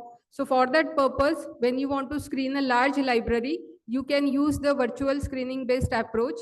And there is one other parallel approach, that is molecular docking based screening. ना Pyrex वगैरह software आप लोगों ने कहीं सुने होंगे, कहीं और वर्कशॉप या कहीं ड्रग डिजाइनिंग के ऊपर अगर आपने कोई वर्कशॉप या कॉन्फ्रेंसेस अटेंड की होगी, तो that is a very commonly used tool for virtual screening. So what is virtual screening? You are having thousands of compound and you are going to screen them on certain parameters to identify some novel hits. So this QSR based virtual screening, and if we compare it with docking based screening, so both can be used for a large set of compounds. But in case of molecular docking, the hit rate is very low. It is below 0.1%. While in case of QSR based, it is around up to 40%, 1 to 40%. And in case of docking, most of the time, you may get the false positive results also. But if we could use docking and QSAR simultaneously, then the success rate is going to be very good. You are going to have very good predictions in that case. Then this is a very good approach, but it is associated with certain limitations also. First one is that like there may be some correlations, because If the data which you have acquired, if it is having some drawbacks, or if it is having some errors, then it is going to hamper your all analysis. So you have to be first very sure that what kind of data you are approaching, you are utilizing, you are selecting. Then secondly, the limitation with the data set. If you are having a small number of molecules like 20, 30 compounds, so the correlation won't be possible. For example, if we do survey, what we do? सर्वे आपने कभी किए हैं किसी चीज के बारे में, और पेट्रोल पंप पे you fill out those forms, वो कुछ क्वेश्चंस पूछते हैं आपको, वो 2-3 लोगों से पूछ के चले जाते हैं क्या? नहीं, वो नंबर ऑफ पर्सन्स को भरवाते हैं वो फॉर्म, है ना, वो सर्वेस भराते। Why? Because when there is a large population, आपको जो रिजल्ट मिलेंगे those are not going to be similar, है ना, उसमें वेरिएशन प्रॉपर मिलेगा हमें। अगर हम 10 लोगों से ही पूछेंगे तो भी उनका 5 और 5 का अलग अलग ओपिनियन होगा, 50-50 हो जाएगा। So the number will be more, you are going to have more confidence on the data set. So because of that, like the same thing is with QSR, the more large will be the database, the more will be confidence in the outcome. So if we are not having a sufficient database, then that will be the limitation. Then these are some open sources softwares which you can use if you want to perform or if you want to go through the QSR studies. These are again some web resources.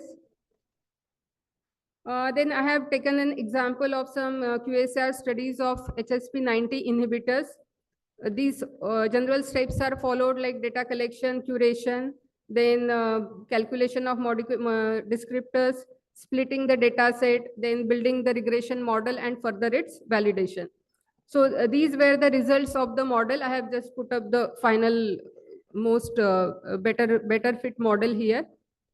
And these are the descriptors which have shown correlation with the biological activity. Those are like, actually for this purpose, a specialized 3D QSR based software was used. So there, instead of hydrophobicity or steric parameters, some better describing structural features are also possible. Those are also provided, like the number of nitrogen at 2 carbon bonds from the aromatic carbon atom, total number of hydrophobic rings carbons. So these various descriptors were found to be correlated with the biological activity. So how we could show that, okay, this is a good model, or how this equation is good? So for that purpose, we have taken out some statistical validation. Number of biostatistical parameters were calculated, like R square TR. So what does it mean? It is coefficient of determination. R square ADJ, that is adjusted coefficient of determination. Q square, cross validated coefficient. So these various statistical correlations were calculated. That is also done, that I haven't done, that is done by the software. And based on their terms, like the first one, R square, then R square ADJ, that is adjusted coefficient, R square CV, that is cross validated coefficient, they are having higher values. So it is showing good correlationship. While ये आपका जो था R square for Y scrambling, then mean absolute error, root mean square error, they are having lower values. So it means they are having better fit for the statistical analysis. Then these are some pictorial presentations. Just now I have told that QSR, when combined with docking, it may have better predictions. So those similar things where they have tried with the help of docking studies, and like the number of bonds, the number of atoms which are there between the nitrogen atom and the ring. So if those are decreasing, increasing, how the binding is affected. So that they have proven with the help of docking studies. The same here, that is also representation of one of the descriptor. So this is about the QSR, and in addition to that, like as I told you, QSR, it is to correlate the activity. So the similar QSR model you can use not only to relate the biological activity, but that can be used for other parameters also, like for toxicity study. So this is for polycyclic aromatic hydrocarbons. A set of molecules has been used. The QSR model was developed to identify the descriptors which are related to their toxicity. So it is not that you have to just study the anti-cancer compound, You have to study the antiviral compounds. For that, you are using the QSAR. Then there is the next slide about nano QSAR modeling. So where you study about the nanomaterials, कहाँ use होता है? Mainly for formulation development और वो आपका drug delivery के लिए इसको nano technology को यूज किया जाता है. So for designing of the sophisticated or safer nanomaterial also, you can use the QSAR process. You can correlate the activity, the properties with their the properties of the nanomaterial. Then in case of environmental pollutants also, like for the pesticides, pollutants also, you can use this QSAR technology. Here, the pesticide dissipation half-life that has been tried to be calculated by using the QSAR so that you can design a better pesticides which can be having agriculture application. This is one of the success stories where the quinoline pharmacophore was analyzed by the virtual QSAR-based screening to identify the inhibitors of Plasmodium falciparum antimalarial drugs के लिए किया है ये. चलो, so what you could conclude with this? Up tak whatever were your assumptions about QSAR, that there are number of steps, there are various methods, equations, there are number of molecules, how to identify which molecule to synthesize. So with this, I have tried to simplify the process, and now you can have a confidence and you can do it as a magic. If you are having a good command on how to select the data and how to further predict the QSAR results, you can do it as a magician. You can be a chemistry magician, right? These are some of the publications. And there is one special issue, like I will like to thank Professor Neeraj ji and Professor Tripathi ji for calling me here, because few years back, my mentor, Professor Satyaprakash Gupta ji, was here, and I have recently dedicated a special issue to him. So he is a QSR person who I have learned some things from him.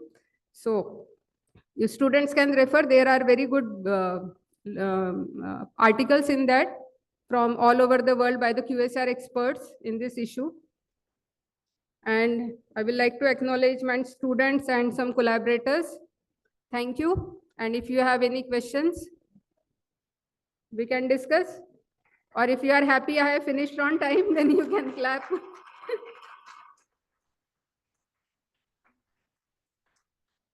Any questions? Sab bachche khush hai that I have finished.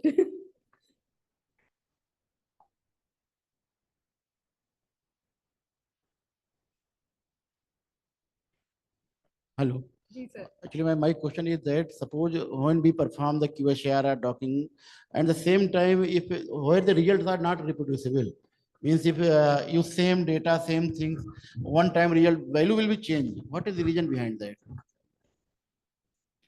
Sir, means the procedure is not properly followed. Yeah, procedure same followed, same parameter used, but sometimes the R square just change, or some physicochemical property value will be changed. So, sir, if you are using a software, like the training set and test set division you have done, if you have done the random process, then it is going to change.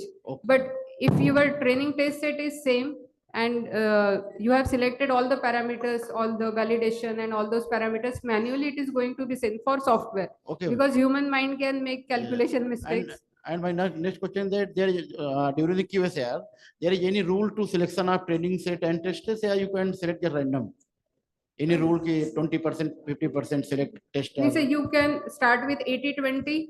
If you are not able, you can go for 75-25. Okay.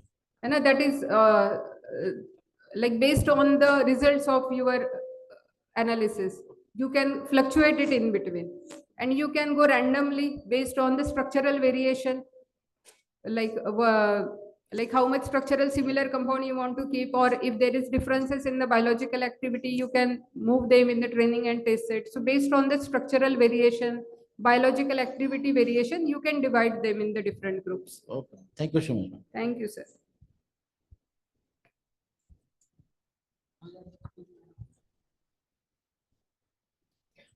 Anyone?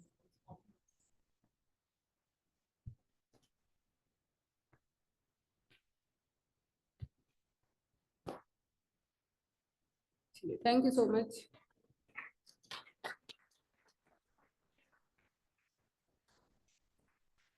Thank you, ma'am, for such an insightful session. Now, I kindly request Officiating Director, MIT Institute of Pharmacy, Dr. Neeraj Mishra sir, along with Professor Dr. Rambabu Tripathi, to kindly felicitate Dr. Vaishali M. Patil. Sir, please.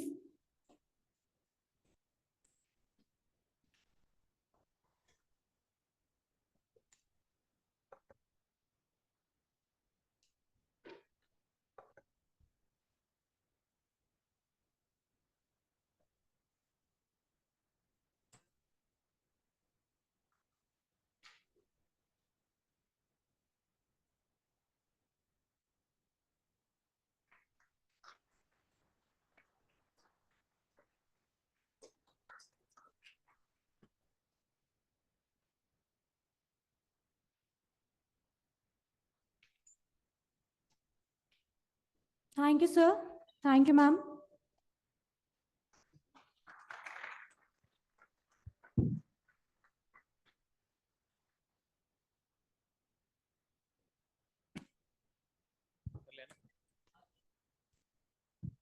Moving forward towards the immense learning of drug development, we are fortunate to introduce our next key speaker, Dr. Anup Kumar.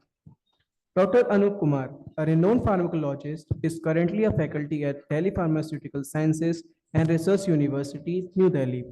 He has completed his PhD in Pharmaceutical Sciences from Birla Institute of Technology, Mesra, Ranchi, as a DST Inspire Fellow. His academic journey includes roles at National Institutes of Pharmaceutical Education and Research, Raebareli, ISF College of Pharmacy, Moga, Punjab, and industry experience at Sun Pharmaceutical Industries and Translational Health Science Institute, Faridabad. He has authored 122 research articles and 20 book chapters, holds patents, and has guided 38 postgraduate and 2 PhD students. Recently, he has also been included in top 2% list of scientists released by Stanford. He serves on various academic and ethical committees. His research focuses on drug repurposing, meta-analysis, network pharmacology, and pharmacoeconomics and pharmacovigilance. He has secured significant funding for his research from various agencies, including DST, ICMR, NIF, and IIT Delhi. We would like to request Officiating Director, MIT Institute of Pharmacy, to kindly welcome Dr. Anup Kumar, sir, please.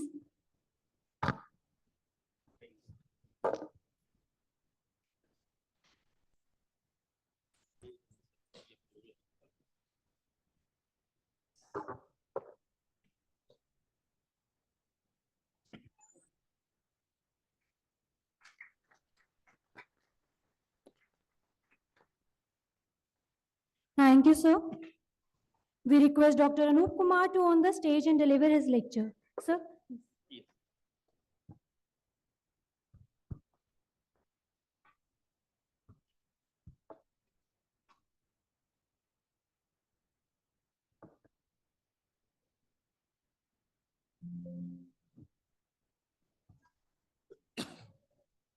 So very good afternoon, everyone. First of all, I would like to thank Neeraj Mishra sir and his team for giving me the opportunity to be part of this wonderful conference. So for next 30 minutes or 40 minutes, I am not going to take much more time. I am going to brief you about network pharmacology. I hope many of you have heard about, anyone have heard about this term network pharmacology. I hope every one of you have read about pharmacology and you have in your syllabus pharmacology. But any one of you have heard about network pharmacology? Anyone? Okay. Yes. Anyone? Okay. So network pharmacology. So I am going to tell you about particularly what is the role of network pharmacology in drug discovery. As conference theme is drug discovery and development, so I am going to particularly the part of drug discovery and how network pharmacology can help. What network pharmacology will not only help in the drug discovery, but it's also play a role in drug repurposing to identify the drug-drug interactions, to identify the possible mechanism of adverse drug reactions. So all these areas we are working And what I am going to cover, what actually it is, how popular these techniques are, what is their importance, what are the different types of network, what steps you have to do if any one of you want to do network pharmacology in your college or in your institutes, so how you can do it, and what are the challenges and what work we have done so far in our lab, and followed by the conclusion.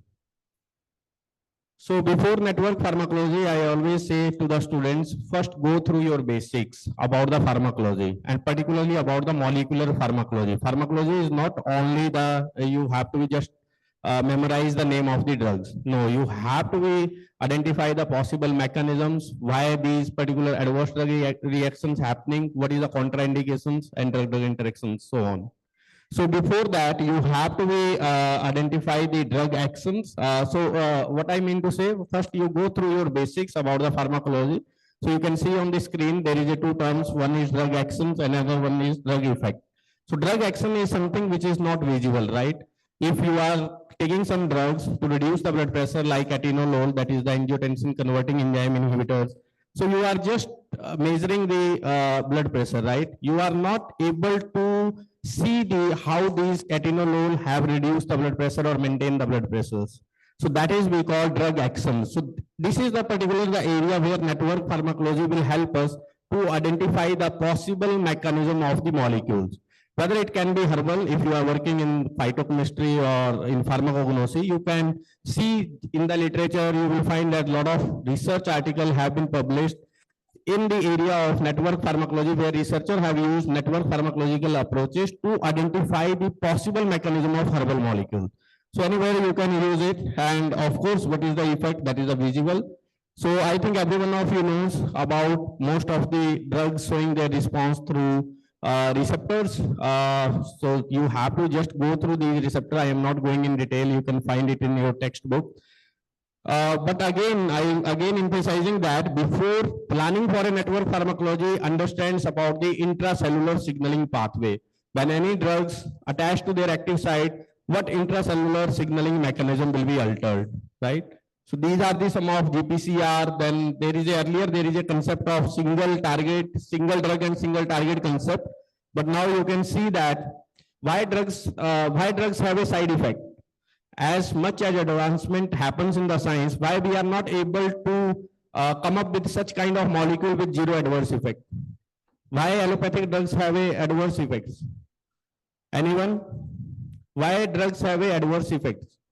In so much advancement in in technology, science, still we don't have any single molecule which have a zero adverse effects. What is the reason for it? The reason is when you are taking any drugs, it's not going to bind with only the desired targets, but it's going to bind some part of it is also going to bind with other undesired targets, other target as well. So that's why we are getting adverse effect, because when drug is binding, of course, when drug is binding with the undesired target, the effect can be beneficial or effect can be adverse as well. If we are getting adverse effect, we call adverse drug reactions.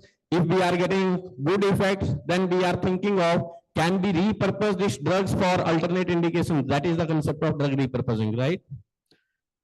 Okay, so single drug. So we are moving towards this single drug to single molecule to multiple, multiple target approaches. The one molecule is not going to alter only the one targets, but it's going to alter multiple targets. So you can see in allopathies, still we have not a cure of the disease. And what is the reason? If we talk about blood pressure, if someone have a blood pressure, आपने blood pressure की दवाई शुरू की, it's always say that now you have to take this particular medicines for your entire life. Why it is so? Because we don't know about the exact etiology.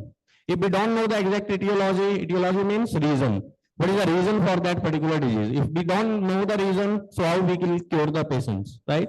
So that's happening, and network pharmacology is the one of the approach which can help to a certain extent to understand what is the possible pathogenesis, what is the possible mechanism by which these diseases are developing, disease network we call, and how drugs can minimize that or can cure that diseases.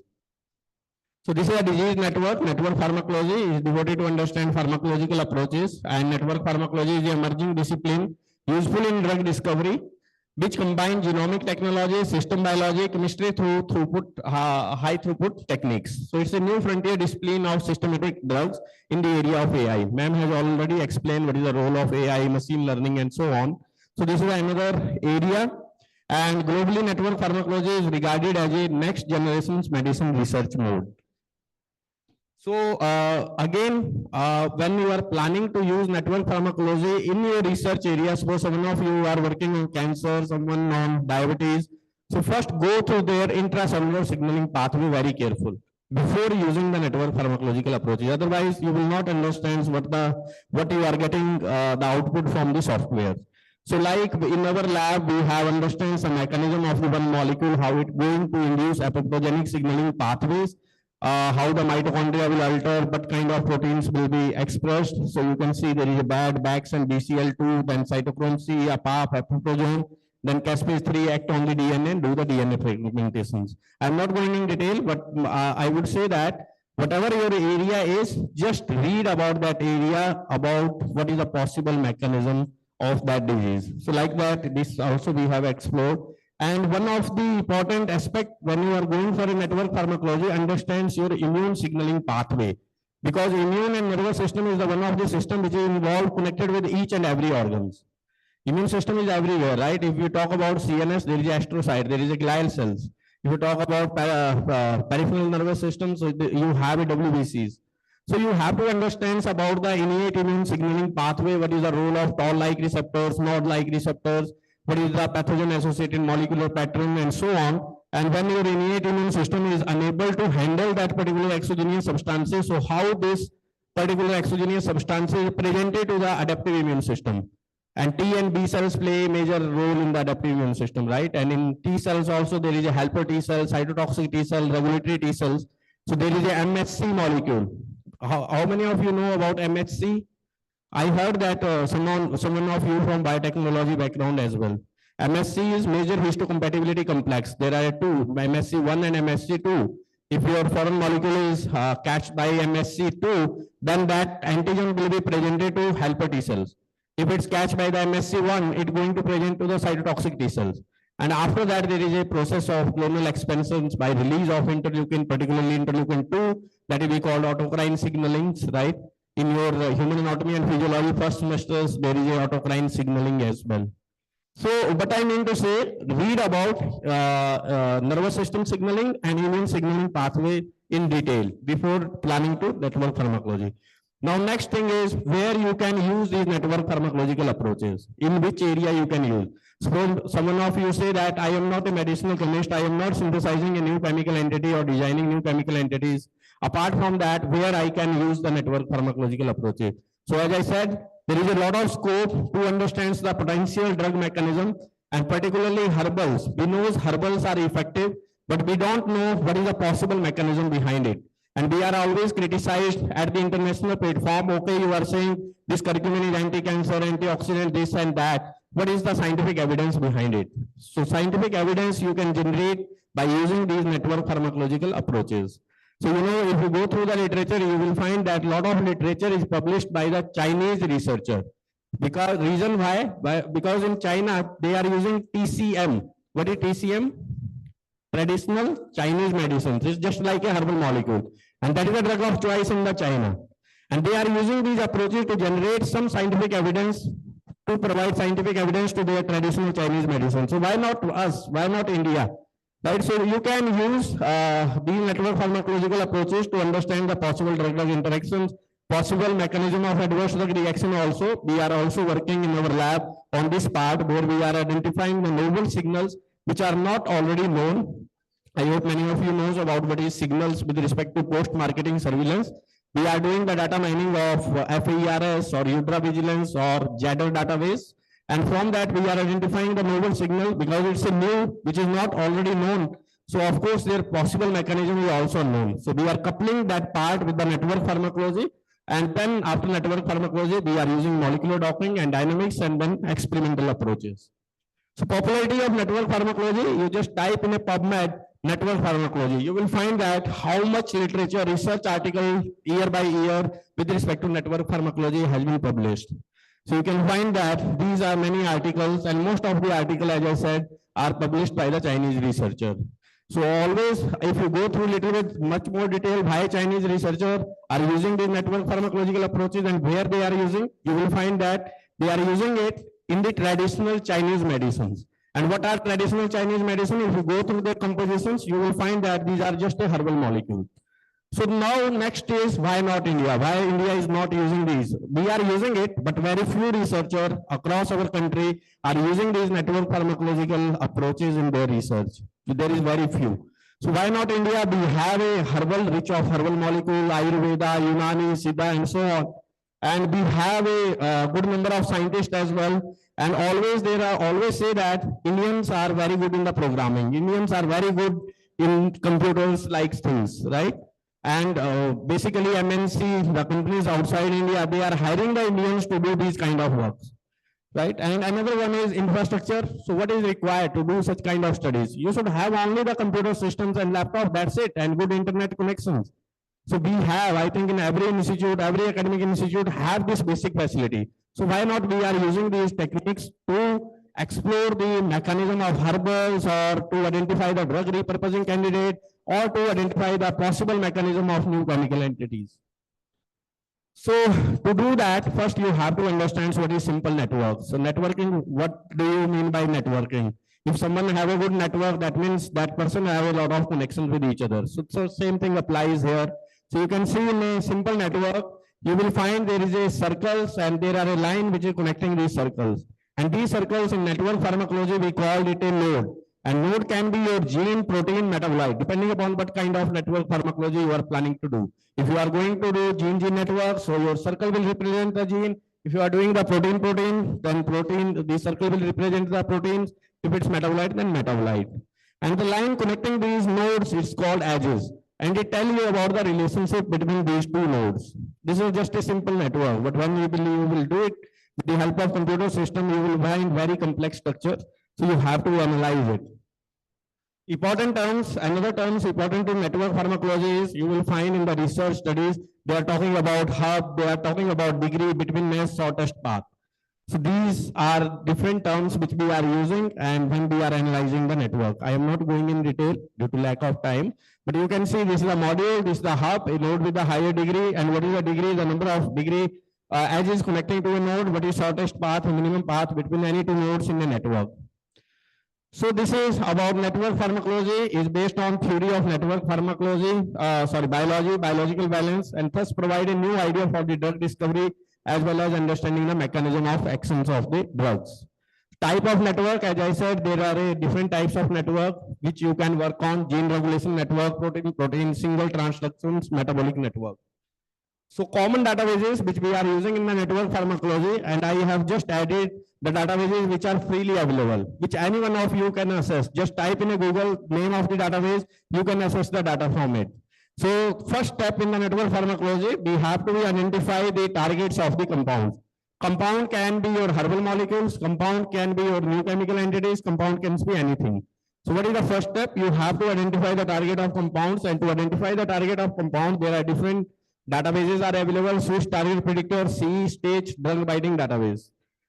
So now question might be arising in your mind that why we have to do same things in the different databases? Why not only one? And if you go through literature, you will find that many researchers have used only the single database for their research, but that's not a best approach. Best approach is you have to search the targets in as much as you can in different databases which are available. The reason is because you are using freely available databases, they are not updated on regular basis. So you can skip the targets. So to minimize that chances, you have to do it from different databases and then put in a one Excel and then make the comprehensive file. Even though after that we have to do the data mining of literature as well. Now next step is target involved in disease. It depends upon in which disease you are planning to work. If you are planning to work on cancer, so you should have a targets which are involved in cancer. If you are working on diabetes, so you should have a targets which are involved in the diabetes. So this is the second step.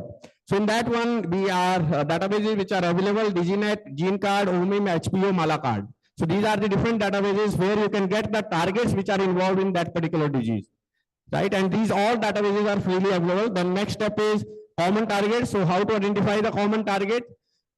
Common targets, we have a well-known tool, that is a Vanny tools, where in one side you have to add the targets which your compound can hit, and another side you have to add the targets which are involved in the disease. So you will get the common target out of it. There is a string, biograde, dip, stitch, inect, where you can check the interaction among the targets. Then cytoscape is the tool which help you to visualize or create the network and to analyze the network as well. And then SR plot, where you can get the information about the pathways which are involved in that particular compounds. Now steps already I have told you, but I have added a few screenshots. I am going it quickly. First step is, as I said, to do the network pharmacology. First step is you have to identify the compounds targets or new chemical entity targets. So I have told you there are different databases where you can do it. But you can see this is the well-known used Swiss target predictors. We are commonly used. But I always suggest to the students before using these databases, just go through these databases very carefully. Otherwise, you will use these databases in a wrong way. Because every database has their own limitations and advantages. So accordingly, you have to use it. Accordingly, you have to read about it. What is the basis? How they are providing the output? What is the basis of it? Whether they are providing the output based on experimental data or theoretical data or clinical data, what is the basis of it? So go through these database Swiss target predictors. So I am not going in detail, but you have to read about that database before using it. So this is the web page of Swiss target, because these databases are very easy to use. These all databases nowadays are very user friendly. What you have to do? You have to add just the smiley notation of the compound, or you can draw the structure of the compound and just click on predict target. You will get the results. It's not a very hard way to get the to use these databases. But most important thing is you should use these databases in a standard way or in a proper way. That's very important. Otherwise, you can't defend your part. So this is very simple, where you can export the results in Excel files or PDF or other format. So mostly we are exporting the result in the Excel file. So this kind of Excel file we got. I just added a screenshot, so you can see these are the targets which my compound can hit. I forget the name of compound, maybe I have done for lutein. So these are the compounds, and I can get the probability scores, and I can get that 3D by 2D score as well. Now another target is C database. As I said, you should not only search one database, you have to search in a multiple database. It's also freely available, but if you go through the C database, they have mentioned a disclaimer that you have to use this database at your own risk. It's free of charge, but they have mentioned this disclaimer. So what does it mean? It means if you are working on very confidential molecule, you have not patented yet, so you should be very careful when you are using such kind of databases, because when you submit your structure of the molecules, so it will be go anywhere, right? So they already mentioned no guarantee about the data confidentiality on this public service websites. So nowadays there are a lot of techniques by which people can extract the information as well. This is the database web page, and another one is Stitch database, which is it contains data from genomic and freely and commercially available, and it provides a combined score. And this is a web page of the Stitch. Then drug binding database, where you can add the name of the compounds and go and you can click on that. Then next step is one file you created, the compound, the target which can be hit by your compound. That is a one file, Excel file, comprehensive file you have to create. Now second is identification of the disease targets. For that, there is a DigiNet. DigiNet is most widely used database, and DigiNet Plus is the for commercial purposes. If you have a money, you can purchase it. Otherwise, you can use the DigiNet. And this is the web page of DigiNet. Here you can do the sign up and create your login ID and password. This is my login ID and password for it. And just add the name of the disease for which you want to work, and just click on summary of gene disease associations. You will get the targets which are involved in that particular disease. So this is a screenshot of Excel file. So you can see one side, drug resistance epilepsy. These are the targets which are involved in the drug resistance epilepsy. So like that, you have to extract all the targets from all the database, like gene cards also you have to use. And then of course, if you are using the multiple database for the same thing, you will get the duplicate. So you have to identify the duplicate and remove the duplicate. Then it will become one comprehensive file. So this gene card is established in 1997 in the Israel. And this is a web page of gene card, where you have to add the name of the disease and you can extract the data. ManOmim is another database. This is the screen shot of the OMIM database where you have to be extract, and particularly when you are planning to work on gene or genetic disorders, this data is very useful. You can't skip that. Then HPO is a human phenotypic ontology database. It contains the data and it's an NIH supported project that integrates the genes, variant, and phenotypic data as well. This is the web page of HPO. This is another one is Malacard. Malacard also you have to use. And this is the web page of Malacard, human disease database. So all these databases, you have to be extract the data and make the one comprehensive file. Now, next step is you have to do the data mining of literature as well. I always say that every student should know how to do the data mining of the literature by using PubMed, which is freely available, Medline. So why data mining is important? Again, because you are using freely available databases. Maybe there is a recent article in 2024, it's published in the Nature, and they have identified some new targets. And you have not used these targets for your creation of networks. So experts can ask you question how you have missed that target. So you have to be sure about it. So literature mining, Medline, Cochrane, clinical trial websites. So there is identification of studies. You have to be means clear about your mesh terms, that is the medical subject headings and Boolean operator. Boolean operator are your or and and. So you have to be used carefully these particularly search strategies and set up the proper filter. I will show you one examples where you will get a clear idea. Suppose I want to know targets of the routine in the drug resistance epilepsy. So how I will create the search strategy in the PubMed. So how to create, if I am adding in the advanced search options in the PubMed routine, and I am using or and are the Boolean operator. If I am using routine or drug resistance epilepsy, then what will happen? By these search items, it produces all the articles that contain either the routine or drug resistance anywhere in the text. So of course, you will get a lot of articles. So that's why first thing is your aim of the studies or objective of studies should be clear in your mind. What I want to see in the literature, I don't want to see what is the role of routine and what is the role of drug resistance epilepsy. My objective was what is the role of routine in drug resistance epilepsy. So in that case, I have to use and instead of or. So when I am putting routine and DRE, so it will pick up only the literatures which have mentions routine and DRE, and that is my objective. So you have to be very careful when we are doing the data mining of literatures. So you can use in the PubMed, there is a mesh builders also, where you can build the mesh terms, medical subject headings, and you can select the Boolean operator. So you can see in this example, if you are using routine or drug resistance epilepsy, so there is a 19,937 results are there. When you are refining your search, if you are doing routine and drug resistance epilepsy, so you can see how much number is reduced.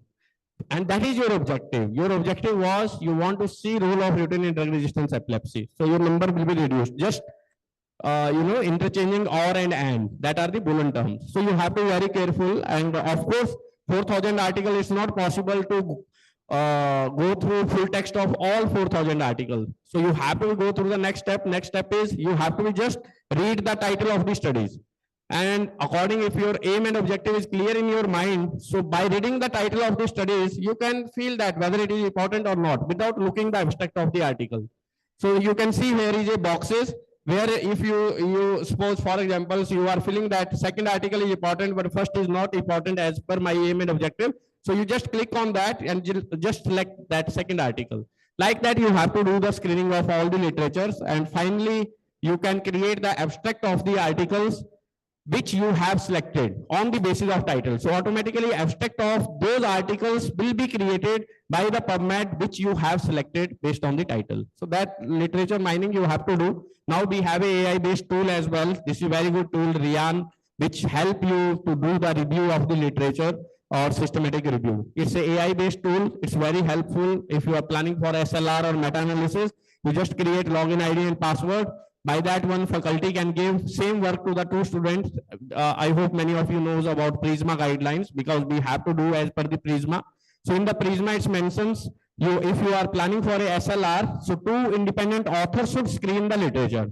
So by Rian tool, you can do the blinding as well. So one authors and you can only see what is the progress and what are the comments, because everyone have a different opinion. Someone is feel that this article is important, you feel that it's not important as per its aim and objective. So you can verify that conflict by using the Rian. So Rian, just go to the Rian. There is a YouTube video is also available, and we are using in our lab for SLR and meta-analysis we are doing. So we are using this Riang tool. And after this, and we are using data mining of the literature in network pharmacology as well to create the comprehensive file. So next step is identification of common targets. So that one I already told you, Vanny tool. This is a screenshot where one side you have to add the targets of the compounds, and another side targets which are involved in the disease. So in that case, this is one, this is second, and these are the 35 common targets. And next you have to go through the interaction among the targets. So you have just type in a Google string. String is the most powerful database by which you can create, but be careful about the cutoff values, because if you are decreasing the cutoff value, your type 1 error will increase. If you are controlling the type 1 error, type 2 error will be increase. So this is a string database which you have to use, and you will get the results. And of course, you will get such kind of files where you have to do some manual work in the advanced Excels. Maybe many of you knows about VLOOK formulas or other things. So we have to do some manual work as well. Manual sorting, what are the signaling pathways on the basis of literature, and what do you think which one are important and which one are not important. And then you have to check the interactions by the BioGrid as well. This is a BioGrid web page, then DIP, intact is another. And again, as I said, we have to do the manual sorting as well. Then creation of network. For creation of network, Cytoscape is an open source software, and in every network pharmacology paper, you will find this Cytoscape. So Cytoscape is just a tool to create the network and visualize the network and to analyze the network. So Cytoscape you can download in your laptop. You have to upload the files which you have created from the string database, and you can create the network. You can visualize the network. Some are presenting in the circle, some in different ways of presentations as well. Then you have to do the CAG, because from network pharmacology, you just get to know about the targets. What are the pathway? Because many targets can be involved in a one pathway. So from where you will get the information, so you have to do a CAG analysis, and CAG is a Kyoto Encyclopedia of Gene and Genomes that you have to do. There is a geo pathway enrichment bubbles which you have to use, and you will identify the possible target which your compound can hit in that particular disease. Got it? So there is another Sinogeo tool. Sinogeo tool will help you to understand, and these signaling pathway only you can understand when you are theoretically very much strong. You know about all the signaling pathways in which area you are working. If you don't know about MAP kinase, NF kappa B signaling pathway, what are the downstream molecules, how you will do the network pharmacology? It's very difficult. Oh, so next is after getting these targets, of course, network pharmacology up to these steps will not tell you about how your molecule is interacting in the active site of the targets. For that one, you have to do the docking studies. Docking studies tell us about energetically favored binding conformations of your ligand in the active site of the target, right? So for that one, you have to do the docking. I am not going in detail. Everyone nowadays knows and doing the docking studies, and these are the steps which we are doing by using the Schrodinger in our lab. These target selections, and in target selections also, if you are putting the name of the targets, suppose acetylcholinesterase in the protein data bank, you will get 5 or 6 PDB. So which one you have to select, what are the criteria, you should know about it. Then ligand preparations, target preparations, grid generations, and in active sites, if you are not getting a ligand, so in that case, you have to do the site map by which you can create this one. Then we are doing the MMGBSA calculations, these binding energies of protein ligand complexes, biomolecular mechanics, generalized bond surface area. Then next we are doing the stabilities. After doing the docking studies, you have to couple it with the molecular dynamics. For molecular dynamics, you should have a high performance computer system. You can't use molecular dynamics in a normal configuration system. So you have to be very careful if you are planning for a molecular dynamics studies, you should have a high performance computational system. So in that one, you can do, these are the steps which we are doing in the GROMAC. GROMAC is a freely available, but it's a Linux based. So you should have a Linux and you can do it. And it depends upon Newton's second law, where force is equal to mass into acceleration, and velocity is equal to, acceleration is equal to change of velocity with respect to time. So that is the principles on base that we are doing molecular dynamics studies. And these are the molecular dynamics which we are doing by using the Desmond modular Schrodinger. This is a window based, very easy to use as compared to GROMAC. And we are setting up the environment, and these parameters we are doing, we are calculating the RMSD, RMSF, radius of gyrations, potential energy, SASA, and all these post-MD's simulations. And these are the principal component analysis and free energy landscape. So all these parameters will tell you about the stability of the compound in the active site of the targets. Then next part, you have to do the experimental studies. So in experimental studies, you can do the in vitro studies where you can check the protein level which you have identified in your network pharmacology. So you have to couple with the Western blot, which will help you to identify the proteins, and RT-PCRs if you are talking about the gene networks. Then what work we have done in our lab at DIPSA, DIPSRU with respect to that, this is the one work which recently one informed student have done. So first we have identified the repurposed molecule against hepatic encephalopathy using pharmacovigilance based approaches integrated with experimental verification. So as I said, we have done the data mining of FAERS, that is the FDA Adverse Event Reporting database, where we have extracted the data. And then we have used the frequency-based and Bayesian approaches to identify the novel signal of the compounds.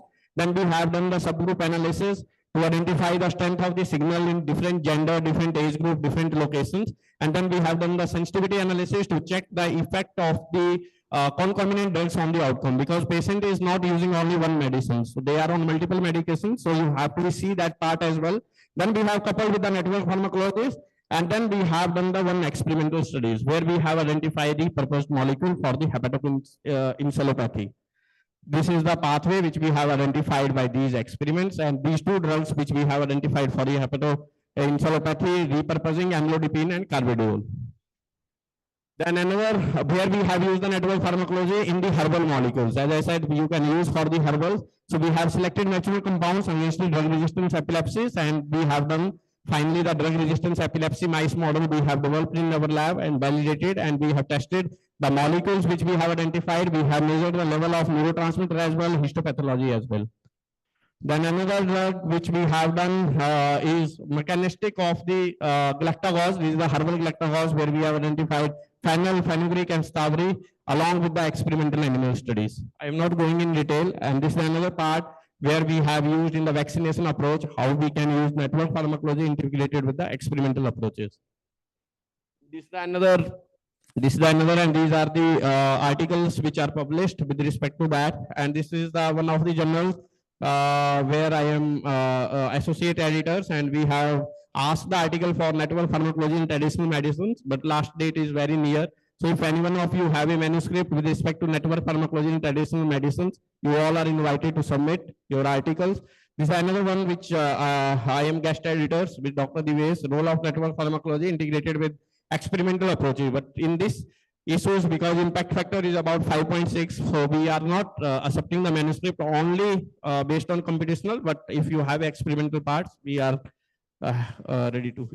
Challenges are insufficient data, quality of data, multiple data sources, and this one international standard documents, we are drafting it, and hopefully within 1 or 2 months it will be going in the for the public comments. This is the network pharmacology evaluation method guidance.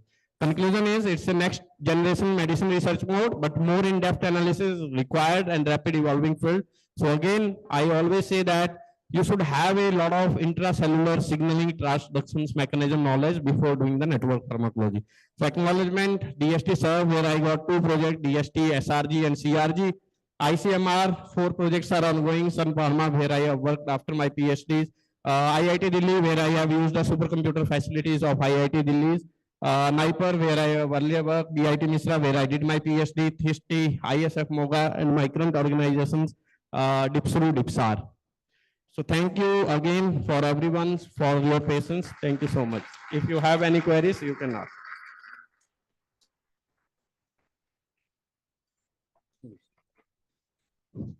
This was a wonderful and informative session by Dr. Anup Kumar. Now this session is open for questions. If anyone has any questions, they can ask. Any question? Question करने के लिए तो पढ़ना पड़ेगा पहले, है ना? चलो, आई होप कि पढ़ो आप लोग. Thank you so much, sir, for your evaluation on the topic. Now, I kindly request Officiating Director, MIT Institute of Pharmacy, Professor Dr. Neeraj Mishra, along with Professor Dr. Rambabu Tripathi, to kindly felicitate Dr. Anup Kumar. So, please.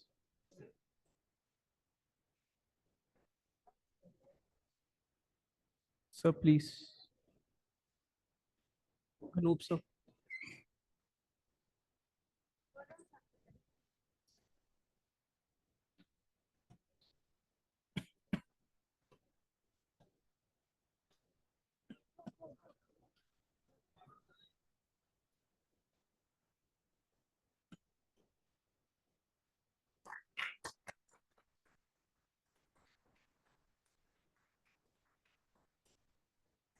Thank you, sir. We are done with our technical sessions and are extremely delighted by your adequate presence and magnificent participation. Before we conclude with the valedictory ceremony, let us enjoy a brief cultural performance.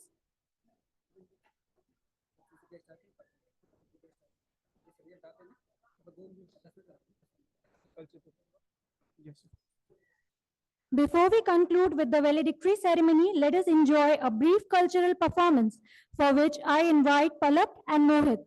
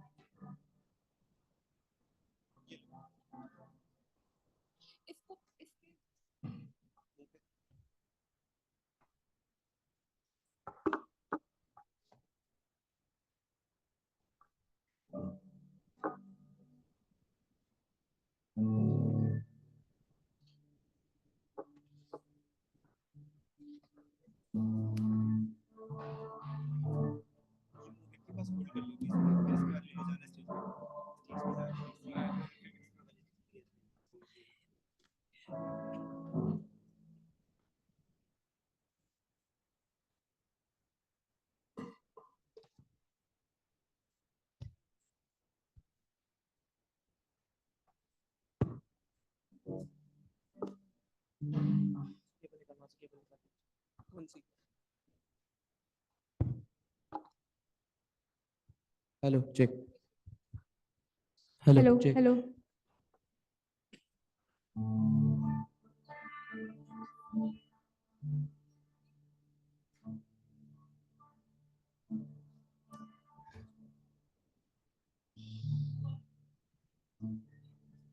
Hello.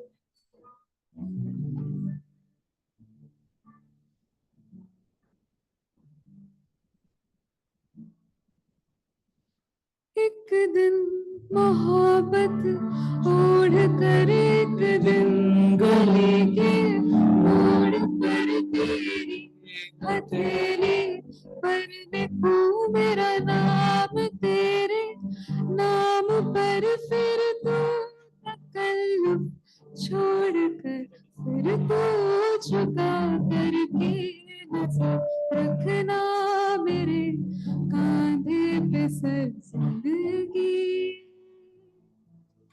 कुछ कुछ तो बता जिंदगी अपना पता जिंदगी कुछ तो बता जिंदगी अपना पता जिंदगी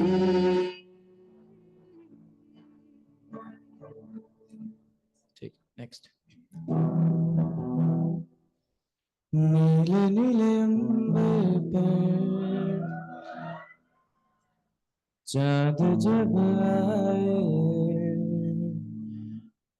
प्यार बरसाए हमको तरसाए ऐसा कोई साथी हो ऐसा कोई प्रेमी हो प्यास दिल की बुझा जाए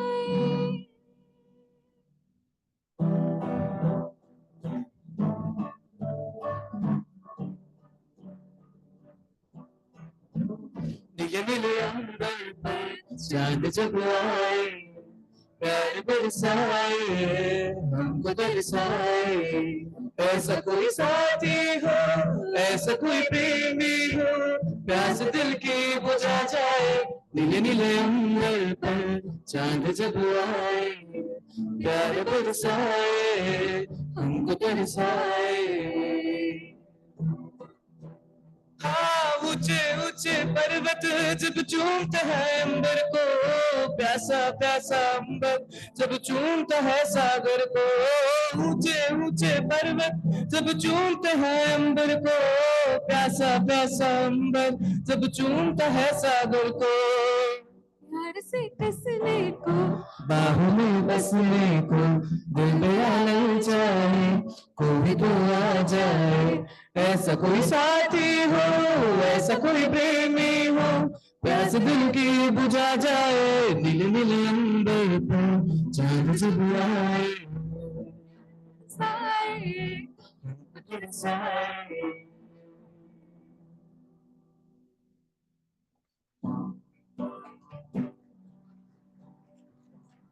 क्षमा कहे परवाने से परे चला जा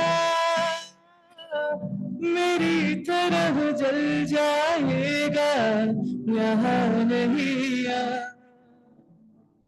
क्षमा कहे परवाने परे चला जा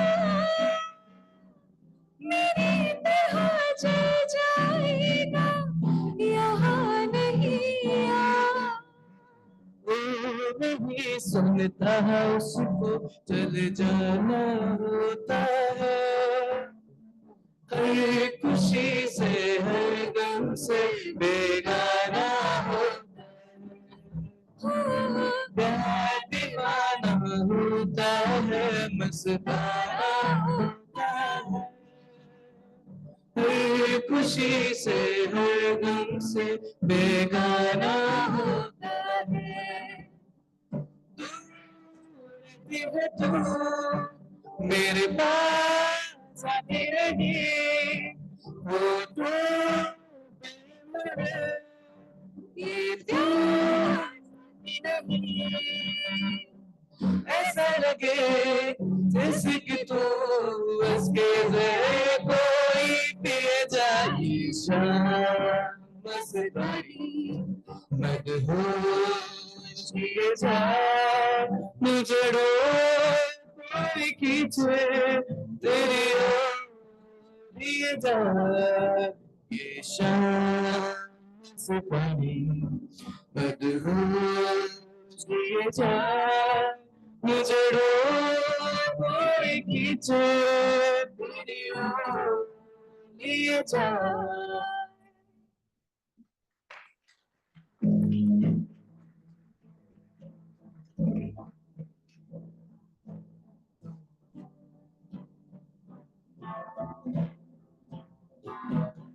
la la la la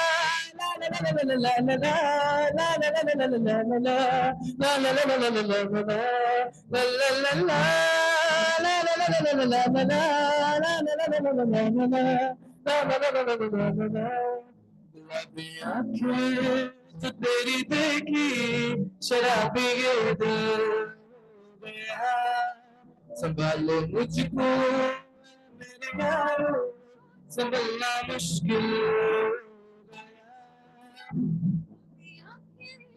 जो तेरी देखी शराबी दिल हो गया संभालो मुझको आ मेरे यारो संभलना मुश्किल हो गया मैं लुट गया ये दिल का कहा मैं कहीं का ना रहा क्या करूं मैं दिलरुबा मैं लुट गया मान के दिल का कहा मैं कहीं का ना रहा क्या करूं मैं दिलरुबा बुरा ये जादू तेरी आंखों का ये मेरा काबू हो गया गुलाबी आंखें जो तेरी देखी शराबी ये दिल हो गया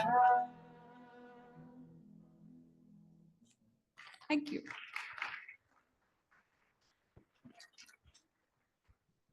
Let us give a resounding round of applause for our talented performers.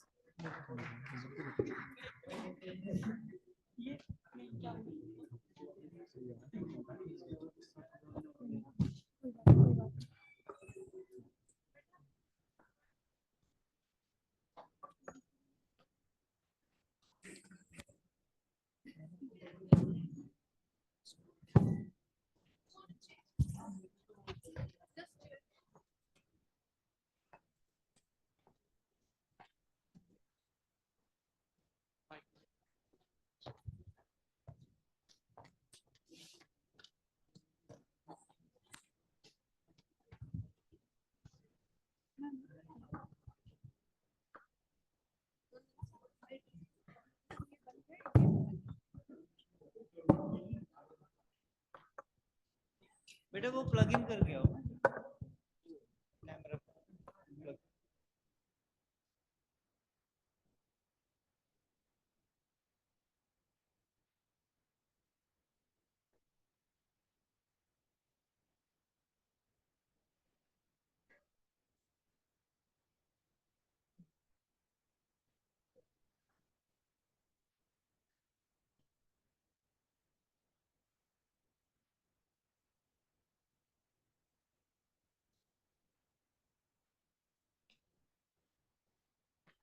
Ladies and gentlemen, may I request you to welcome the dignitaries.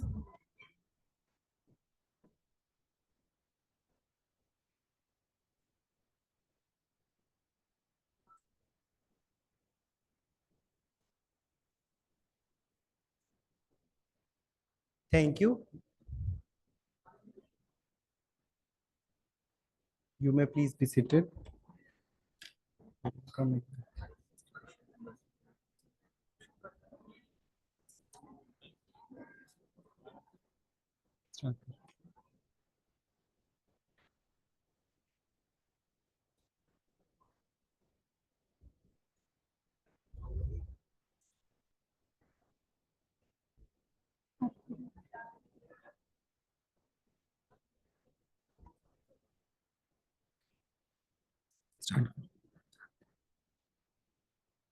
The future belongs to those who believe in beauty of their dreams. A very warm good evening to Honorable Pro-Chancellor, Lieutenant General V.K. Sharma, recipient of Ati Vishishta Seva Medal.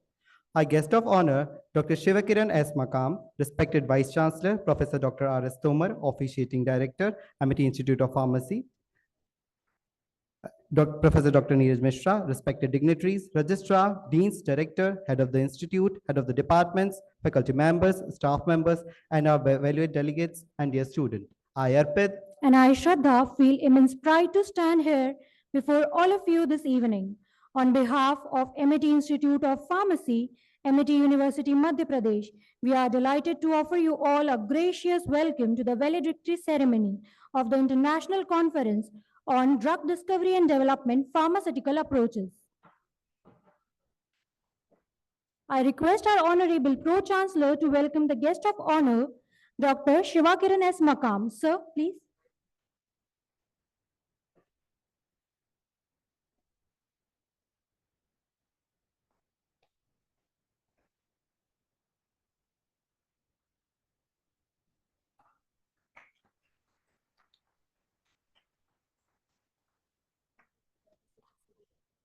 Ladies and gentlemen, we are delighted to have with us Dr. Shivakiran S. Makam as the honorable guest of valedictory ceremony. Dr. Shivakiran S. Makam is a powerhouse driving innovation in healthcare and entrepreneurship at Global Healthcare Enterprises. He leads academic and innovation efforts, fostering cutting-edge solutions. His passion extends beyond the corporate world. As a director of Section Infant Beta Foundation, he champions the growth of startups in rural Karnataka, ensuring inclusive access to innovation. Dr. Makam actively shapes the future of healthcare startups. He advises companies like Emanation Medical Devices, making affordable voice solution a reality. He also guides Marcus Nest, a for-profit incubator nurturing promising healthcare and biotechnology ventures. He extends globally. As a co-chair of G20 Alliance Task Force, he designs policies to accelerate startup ecosystem across G20 nations. Dr. Makam's expertise is built on 14 years of experience in research, innovation, and entrepreneurship. He previously led a successful Atal Incubation Center, supporting over 100 startups and fostering collaboration between universities and the entrepreneurial world. His dedication to sustainable development education positions him as a key figure in shaping the future of healthcare and technology. I would therefore request Sir to address the gathering. Sir, please.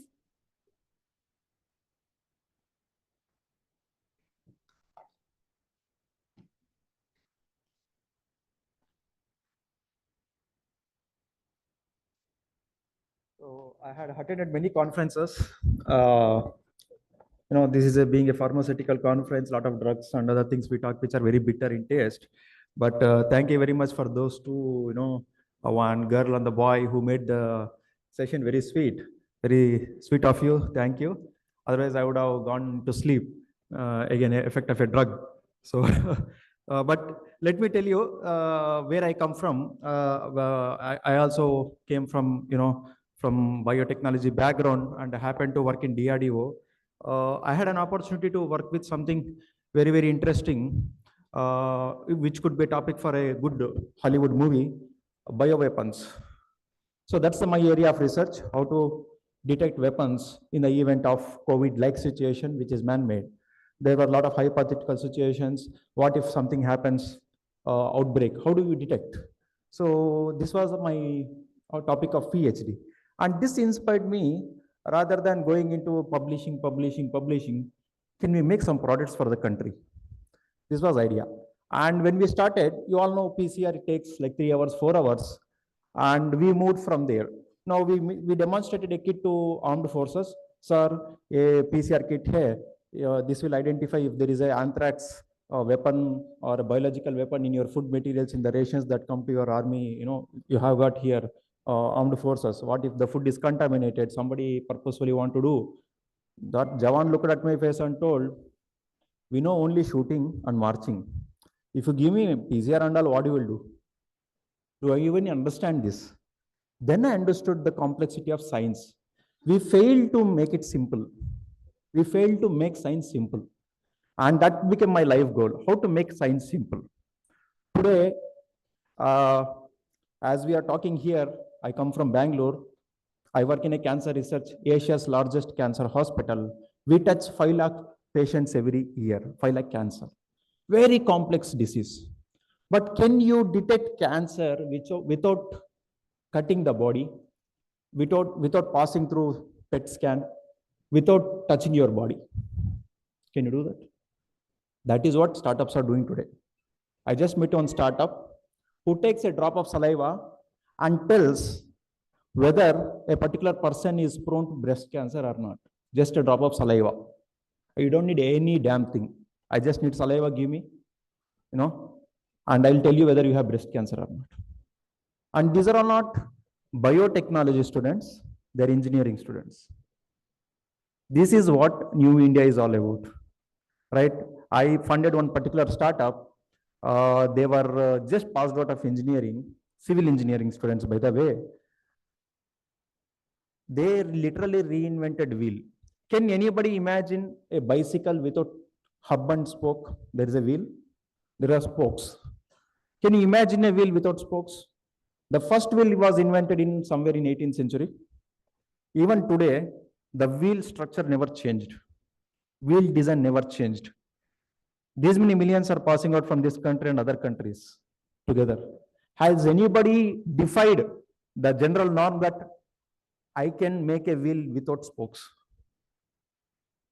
And today it was unveiled in Thai Global Summit in Bangalore. Okay. And these are not students from IITs or MITs. They are from a second tier college from Andhra Pradesh. This is New India, what we are talking about. And you are all part of that. I was just reading through, I come from that segment from research, where I did basic research for DRDO. And once I realized the potential of technology, which can change the country, I moved to startup ecosystem. I started building incubation centers, where it gives opportunity for youngsters to realize your dreams. A lot of people, you would have seen WhatsApps, Instagrams, when you see something in technology, you would have got a moment, a second moment, and it's so simple, I could have done it, right? Many times you got that feeling. But the difference between I could have done it and I have done it is just execution. An average idea can be converted into a great business models today. That is the potential of India, right? And today what we are talking about is pharmaceutical, conference. Let me put out some data for you. India makes around $28 million every day from cotton. The BT cotton, what we use today, India is making every day $28 million. One technology is making $28 million of money for the country. Okay.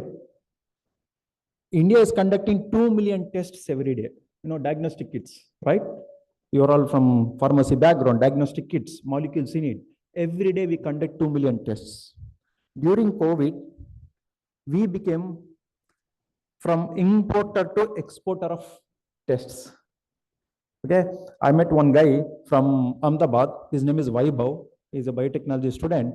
He developed a kit which can detect, which can collect blood samples and send it for test for cervical cancer. And he is deploying this in villages. Every day we need, Karnataka alone need 1 crore test kits to screen all the women for cervical cancer. In India, out of 8 women, 1 woman suffers from cervical cancer. Knowingly, unknowingly. Look at the potential. And here is the kid who told, I am going to collect the samples discreetly. They need not go to hospital. They can do it test at home, like a pregnancy kit, like a diabetes kit. And listening to this idea, Government of India funded 50 lakhs. Okay, chalo lelo. Even if you fail, I don't care. Take 50 lakhs. And I'm going to give 50 lakhs to you and you try this idea. If it works, it's going to transform this entire world, not just India.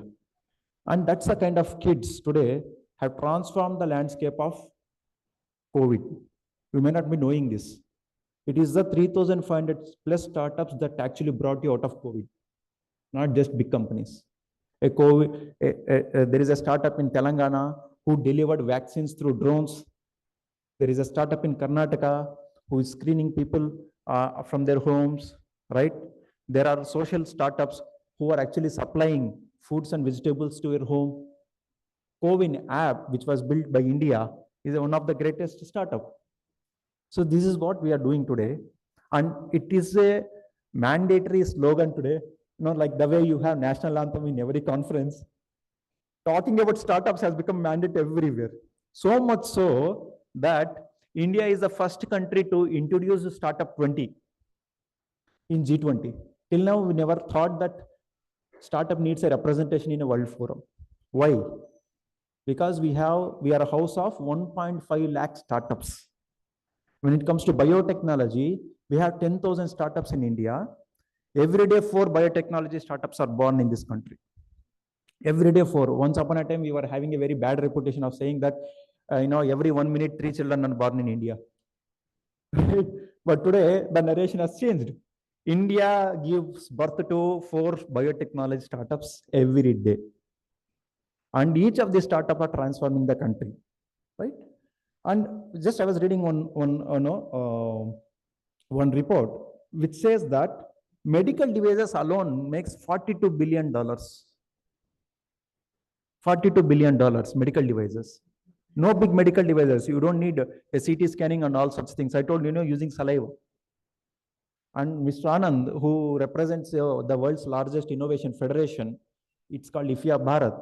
It is present. It's located in Geneva. They are headquartered in India. I think they're opening a chapter in your campus.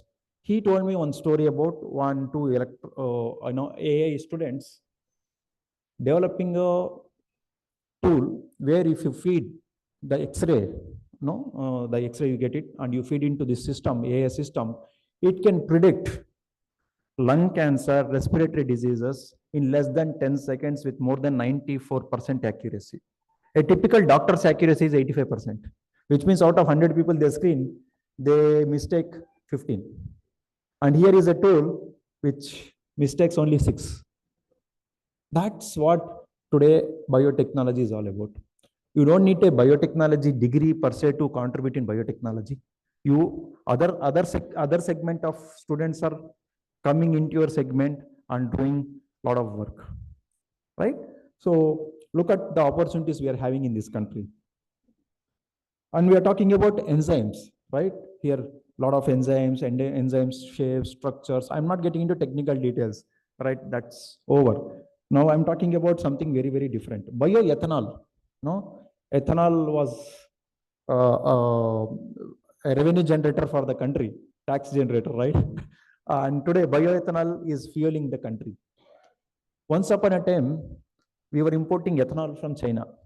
Today, we are producing equivalent to 73 million US dollars worth of ethanol. Why? We are adding this ethanol to petrol, mixing in petrol, and that is fueling the country. And it is aimed to increase 20%, which means, again, you need efficient microbes, efficient enzymes, efficient biomolecular reactions, efficient reactors. So this is where you don't have to think that pharmacy means you have to only do drugs and get into pharmaceutical department or such things. World is not like that. In fact, in my incubator, when somebody applies for incubation support or a grant support, the last thing I ask them is, what is your education qualification? I stopped asking this question. I felt it is highly irrelevant, this question, nowadays.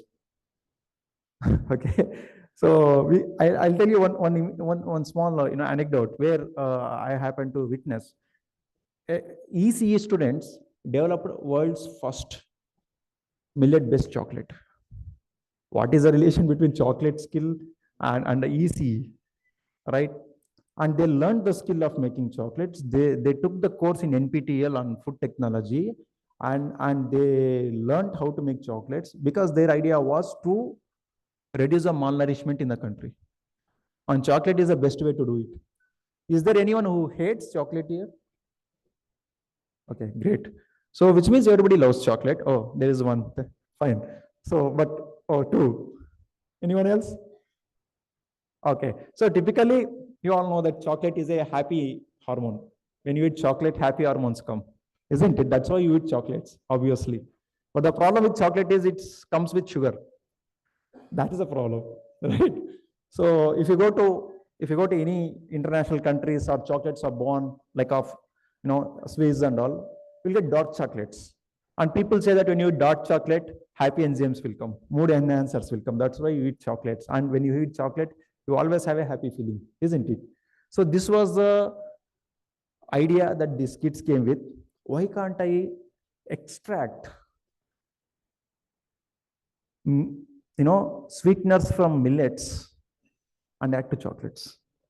One side, we can add value to the farmers, by increasing the value of the millets. Second, other side, we can ensure that the kids who are eating chocolates don't get sugar. See, look at how easy kids are thinking in nutrition. This is what happens when you collaborate. And conferences like this should speak a lot about startups today. All right. And you are in Madhya Pradesh. Madhya Pradesh, it's galloping now. Earlier, Karnataka was, even today, Maharashtra, Karnataka, Tamil Nadu, Gujarat, and to a certain extent, Uttar Pradesh are really leading in startup ecosystem. Unfortunately, even in Madhya Pradesh, at least 6 to 7 clusters that are coming up to build startups, right? So, and a lot of incubators are being set up in Madhya Pradesh, which means that there is a lot of opportunities for you to work in startup ecosystem. And let me tell you also, you don't have much choice. Look at the government, not just in India, throughout the world, how they are moving towards. And I was in one of the G20 meeting, Mr. Piyush Goyal was mentioning on, he was making a statement saying that it is not the job of the government to provide you the jobs. And no advanced country has done. Take any top 10 advanced nations in the world, the jobs are created by the market. Okay. And government will only enhance the market capabilities, be an enabler. They will not create the jobs. And if you assume that you will get jobs easily, it's a myth going forward. And not just this country, across the world, all top 20 nations where I interacted in G20, all of them are voicing only one thing. Going forward, if I were to create a skilled country, an enabled country, innovative country, and fast moving country, wealthy country, we cannot provide jobs. It is the companies and markets have to provide jobs. But there is an alternative in India. What is that alternative? The startup ecosystem. We are the third largest startup ecosystem in the world. And on an average, each startup is creating an employment for 11 people. And all these startups, if you imagine that they're from IITs, IIMs, I'm sorry, nearly 60 to 70% of the startups come from small towns like Gwalior, tier 2, tier 3 towns. I come from a small town, a town much, much smaller than Gwalior. I come from a rural Andhra Pradesh, where when students were hankering for job, they were moving to other states, other nations. After we set up innovation center in incubation center, they started exporting electronic goods, biomedical goods from a rural town. You don't have to go to Bangalore, you don't have to go to Faridabad, or you don't have to go to any industrial hub to start your business or your startup. Right in the campus, you can do that. And biotechnology is the area that is moving very fast. Now, just last year report that I just read, the bioeconomy report, the report comes every year, how much startups are doing, right? 2015, the contribution of biotech industry is $17 billion. Okay. Today, as on today, it is $150 billion. It has grown 100 times in the last 10 years. Biotechnology, when I say biotechnology, don't think, oh, we are from pharmacy department, how do we fit in?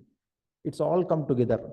All these, barricades of biotechnology, biochemistry, molecular biology, pharmacy, it's for you, for the accreditation, for UGC, not for market. Okay, not for companies, not for someone who funds startups. We don't really care where you come from. Whether you are capable of solving a problem is what we need, right? And today we have got 1,200 incubators supporting 150,000 startups. Many of these startups come from college when they're in second year undergrad, third year, fourth year. Most of them are that age, and they're able to raise a lot of money at that age, okay, and build innovations. Today in biotechnology, we are almost reaching out to a close to $940 million investment. 940 means almost $1 billion, which is equivalent to 9,000 crores investment is happening in biotechnology. In that, at least 40 to 50% is happening at a seed stage, which means that when you have idea, let's say, lot of carbon dioxide, you're all suffering carbon dioxide emissions and other things. I'll come with an hypothesis. I have a bacteria that converts carbon dioxide, okay, into ethanol in the thin air. It's an hypothesis. We never know, somebody can even do it. We never know, right? I have a bacteria, I genetically modified it, and I coat it onto the building walls, and it captures free carbon dioxide that converts into ethanol, or it converts into electricity. Okay. Now this is my hypothesis, and there is a proof of concept. Just go to BIRAC, biotechnology, funding agency, and just show this a small proof of concept. You get 50 lakhs grant. Why should somebody give you money today? Because as a society, as a government, as we are all depending on you, right? Depending on you to solve your own problems. If you don't solve, who will solve? And you are going to suffer. There are only two options for you. Either you are part of a problem or part of a solution. If you are not part of a solution, then you are all problems. So you have to choose which side you want to get into that. And this is the right time for you. 10 years back, we never heard that, incubation center, innovation center, startups, only 400, 500 startups were there in 2015-16. Today it's been 10 years. Now what's the number? 150,000. So we are going that way. And not just our country, across the different countries. And I have one startup, he's ITI, not even graduate like you. He has got 3 patents. One patent he has got granted in Japan. See, Japan is known for electronics, right? And he has got audacity to patent his product in Japan, which reduces the electronic input cost by 40%. So we are all, raising a lot of noise about e-waste, pollution, sustainability, all such things. But without electronics, we can't even live. The mic, the system, the tab I am using, or mobiles you are using, all of this is because of electronics, right? Plastics, semiconductors, they're all going to be e-waste. How are you going to reduce? Now this guy came with an idea and he patented in Japan. Now we invested in his company. We gave him 5 lakh rupee to patent his product in Japan. And in fact, he is one of the person who got support from IFIA Bharat. And he's the first Indian to list his innovation in a Innovation Wall of Fame in Geneva. Okay, he's from Visakhapatnam, just ITI. And his innovation is listed in World's Innovation Wall of Fame. He's the first Indian, not IITian, by the way. Okay, so that's New India. And you don't have to spend too much time and too much money on this. Today, government has built a lot of things. If you want to build an innovation startup, there are grants. Today, there are mentors, there are incubation centers, there are investors. Okay, and government itself has built a platform. All of you have been using Paytm, PhonePe, and such things, right? Thanks to government. This is called digital public infrastructure, DPI. How there is a railways, there is airport, there is road, which is an infrastructure which you use. Digital public infrastructure is one of the game changers for the entire world. My friend Mr. Anand was telling me, he had been to Russia recently. Cards don't work. UPI doesn't work. Only cash works. And I was in Brazil this year for a G20 meeting. They were asking only a question, how are you managing UPI? If you want to listen to the story of UPI, you go to the milk vendor, you go to the newspaper vendor. They understand UPI much better. And they trust the system. That's how government built UPI. And it's one of the greatest platforms we have built. This is the government side. They're building platforms for you. ONDC, Open Network for Digital E-commerce. You are able to sell products and you are able to sell technologies. One side. Another side, you're able to raise investments. And I come from international policy making. Today we have got international bidgers. Suppose There are many countries who share similar problems like India, Brazil, South Africa, Australia, all of us having same problems. Now, if you have a technology which has a market in Australia, in less than 6 weeks to 2 months, we can set up a shop in Australia. Like that, we have created several bridges with Switzerland, with Sweden, Denmark, Brazil, Australia, all these countries we have built bridges where students, every batch, 10 to 20 innovative ideas are taken from this country, they are validated or tested in other countries. A decade back, if you want to expand your business, it would take very, very, very long time. Today, we are able to do it in less than 24 months, 36 months. That's beauty of innovation. And we recently, it's not that difficult. When I was exiting my last incubator, I selected one particular startup. He is trying to convert agriculture waste into fuel, okay, biofuel, bio-CNG. What is his limitation? He doesn't have eyes. He's blind, 100% blind. When a blind person, what he says, sir, I may be blind, but I have a vision. So your education qualification, your socioeconomic condition, your physical conditions doesn't stop you from innovating.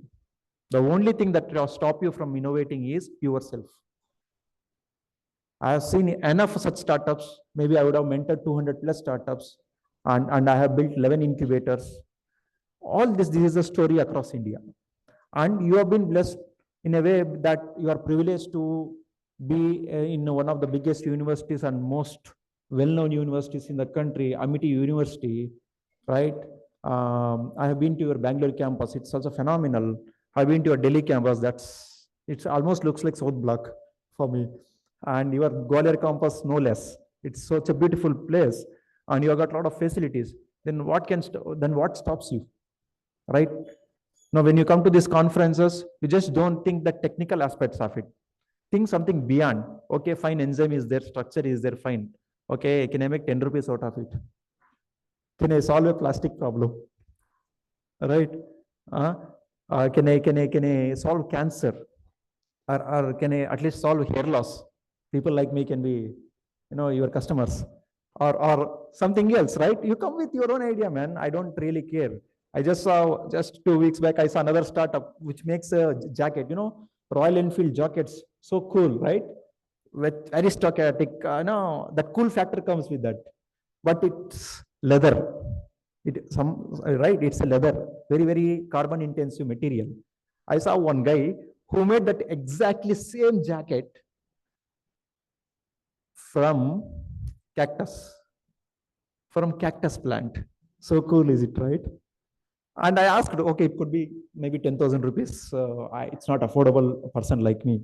I asked, bro, what's the cost of it? Sir, how much you will give me? What do you mean by that? How much? You tell me what's the price of this.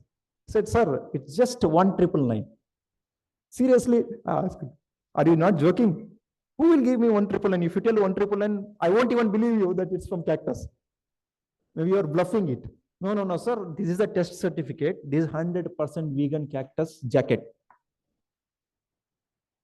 And he's just a graduate from a university.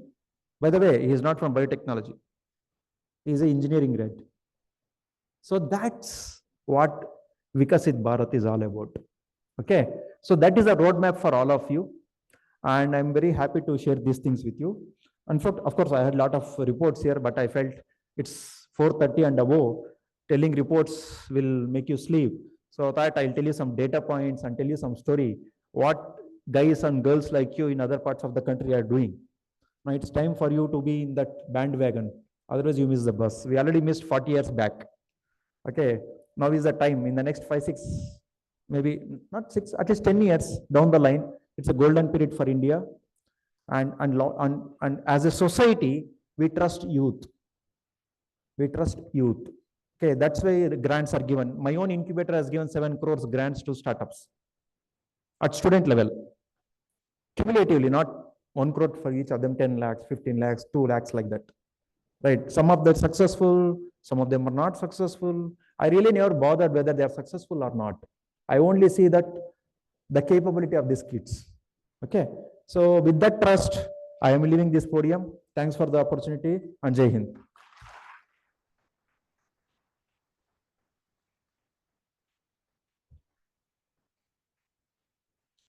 Thank you so much, sir. Your words will full of wisdom, and I hope our young minds have learned something today. Now, we would like to request Honorable Pro-Chancellor to kindly felicitate our guest of honor. Sir, please.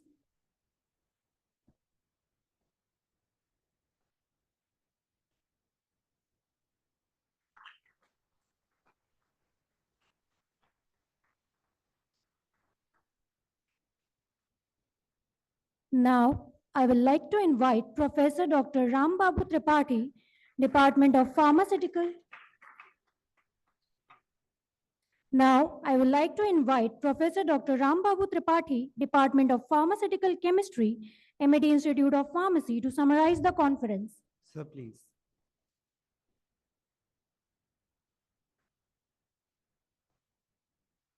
Good afternoon and welcome to everyone in the after the post noon session.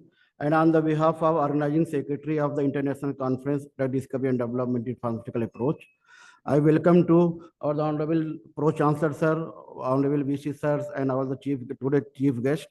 And this conference will start even after the inauguration session. Our Honorable Pro Chancellor said, and their speech about to maintain the honesty and integrity of the pharmacy profession. And sir, on the behalf of the pharmacy profession, we promise you that we maintain the integrity and society of our pharmacy profession. After that, our BC sir also said that what are the challenges in our drug discovery and development. Then our chief guest, Dr. R.S. Dhakar, said that during the COVID session, how our Indian are share the vaccine to other country and save the other life. And in morning session, there are our one keynote speakers with Dr. Vijay Gomrar, our principal scientist for United States, delivered the talk on the QSRs, and he said very good information about he shared the knowledge H2O, methyl alcohol and ethyl alcohol. He said that you replace increasing the one methyl group, and methyl alcohol are the toxic while ethyl alcohols are not toxic. So he got very nice idea about how the effect of methyl and ethyl group with the help of QSR. After that, in the second lecture, Dr. M.P. Kaushik sir, our Pro Vice Chancellor, AUMP Research, he said about the organophosphorus poisoning, and also said what about the oxygen toxicity, and said about the provide the information how to develop the antidote of organophosphorus poisoning. And in the post lesson, there are one of the most keynote speakers, Dr. Vaishali, and he said about the QSR, and he said that application of AI, not only most of the countries said that this is the era of the AI. But in the pharmacy field, the AI we have already used in 1960 when we used the QSR analysis. So our madam said that you don't bother about if the AI will become, we are or the jobless, all these things. AI not just right now, AI we have already in 1960, and every chemistry person can use this AI. And in the last session, one of the keynote speaker, Dr. Anup sir, said that what about the network pharmacology? And the network pharmacology, how with the help of network pharmacology, we can discover the new drugs in the field of pharmacy field. And in last question, during concluding remarks, Dr. Sivakaran Makan sir said that this is the era of biological weapon. So sir, we promise that our pharmacy profession, if we integrate some other field, we can sure to develop some good drugs or some in the field of biotechnology, so we can start some new startup. Thank you so much, sir.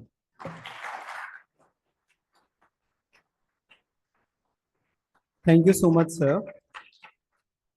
Talent and skills are the crops that are nurtured, groomed, and given all possible opportunities to grow and bloom. With this quote, let us now proceed towards the most awaited event of this evening. It is the time to honor and celebrate the exceptional performances of the participants of poster presentation and oral presentation that we have witnessed today. I would like to invite Honorable Pro-Chancellor and other dignitaries to kindly grace the stage and do the honors of distributing the prizes. Let us commence with the announcement of the winners of the poster presentation. At very first, we are presenting a consolation certificate for oral presentation, for poster presentation that goes to Ms. Ria Sanger.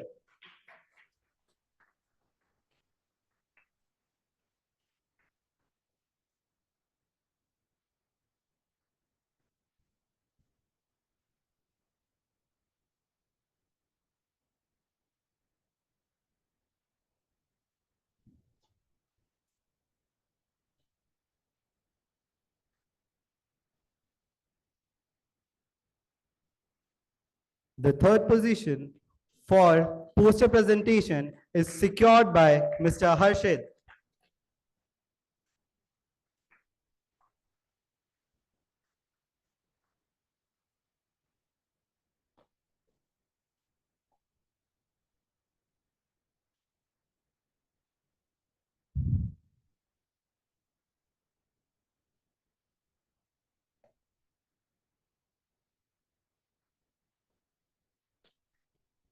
The second position goes to Ms. Divyanshi Singh.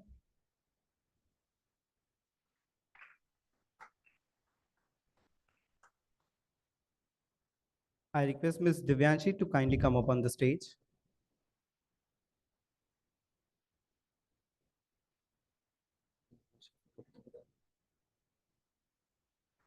I also request Dr. Neeraj Mishra Sir to kindly join the prize distribution. Sir, please.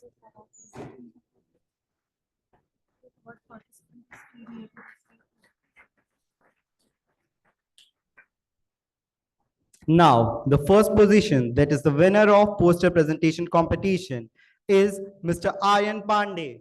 Let's have a huge round of applause for him.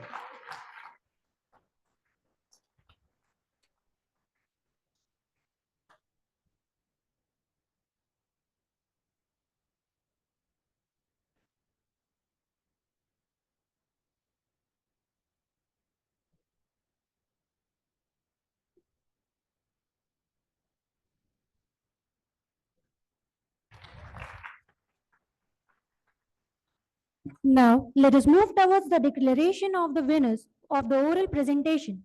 The third position goes to Mr. Saurabh from ISF Moga. Kindly come up on stage to receive your award. Mr.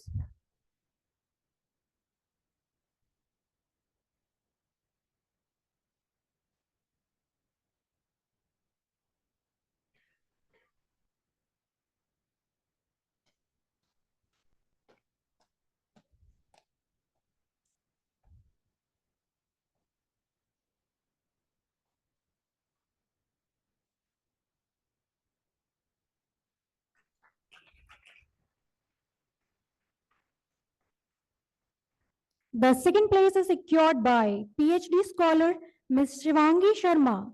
Let us have a huge round of applause.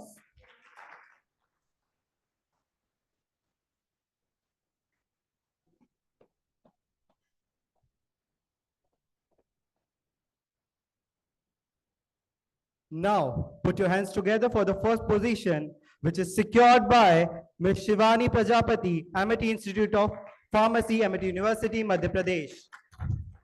Please have a huge round of applause.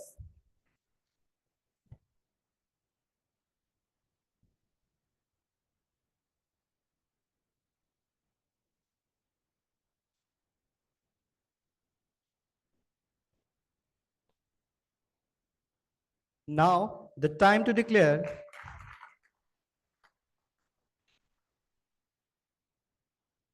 Now, the time came to declare the award for innovation idea, and this goes to Mr. Sachin Mandal.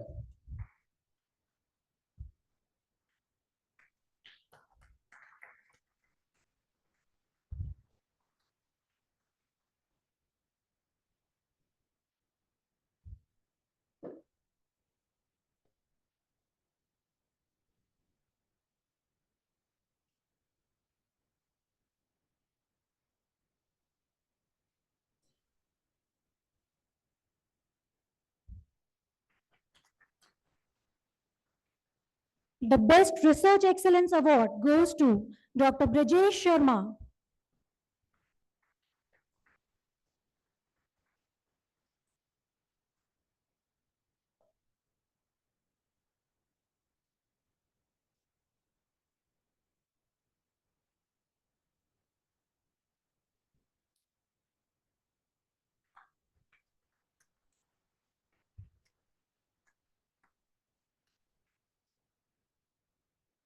A little competition is a good thing, and severe competition is a blessing.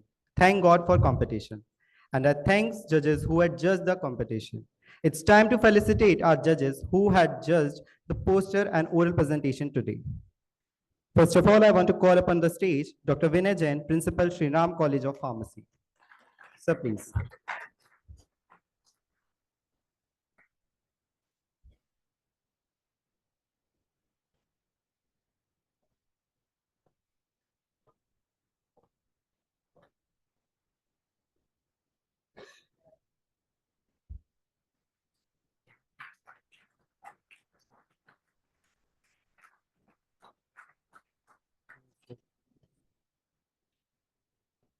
Dr. Ankur Agarwal, VISM.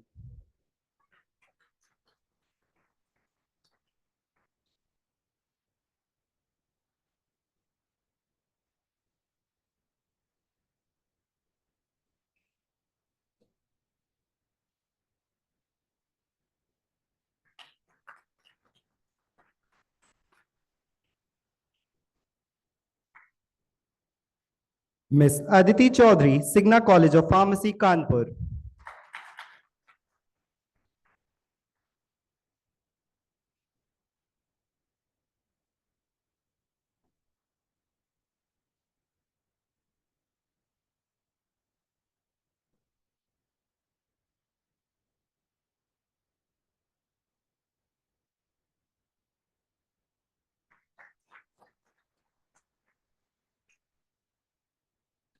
Dr. Rajendra Chauhan, Jivaji University.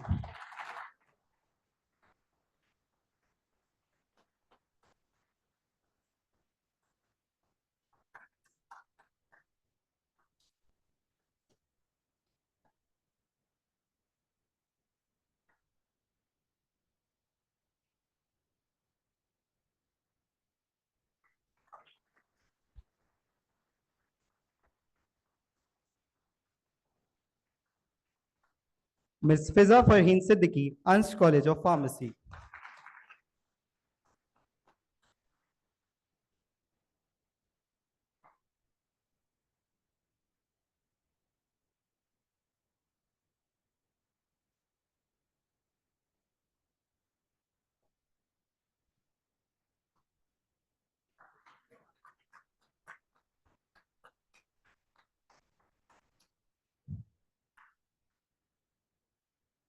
Mr. Manjesh Singh Jadon, Vedant College of Pharmacy.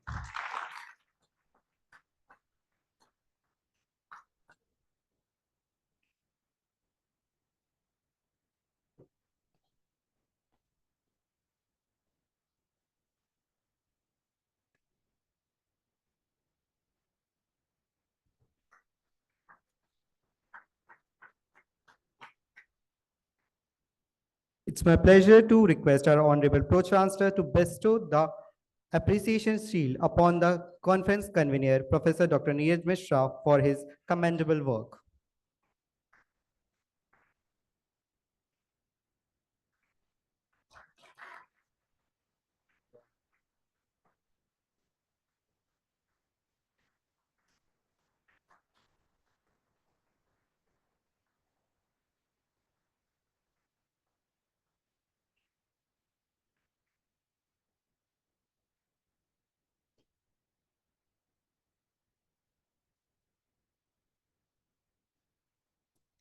I now invite our esteemed Vice Chancellor to present the Appreciation Shield to the Organizing Secretary of the Conference, Professor Dr. Rambabu Tripathi, recognizing his diligent efforts.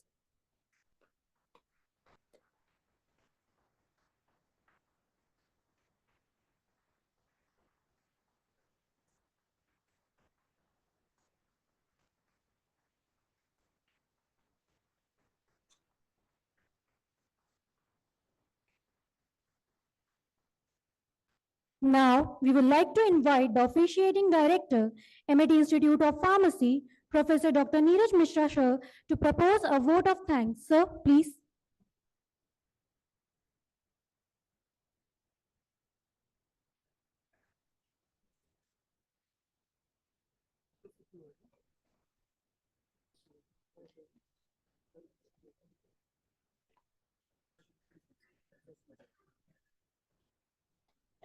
Uh, Good evening to all of you.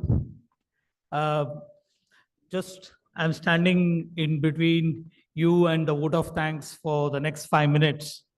Since Dr. Shivkiran mentioned about the IFIA, what does this body do? We are called as the International Federation of Inventors Association. I am Anand Kannan. I am the National Director for the Federation, and we are a worldwide body operating in about 100 plus countries. And we are the guys who set up the WIPO, the World Intellectual Property Organization, where you go and file your patents, is set up by us. And we sit on 6 UN bodies, and our goal worldwide is to see how we push inventions and innovations into the world.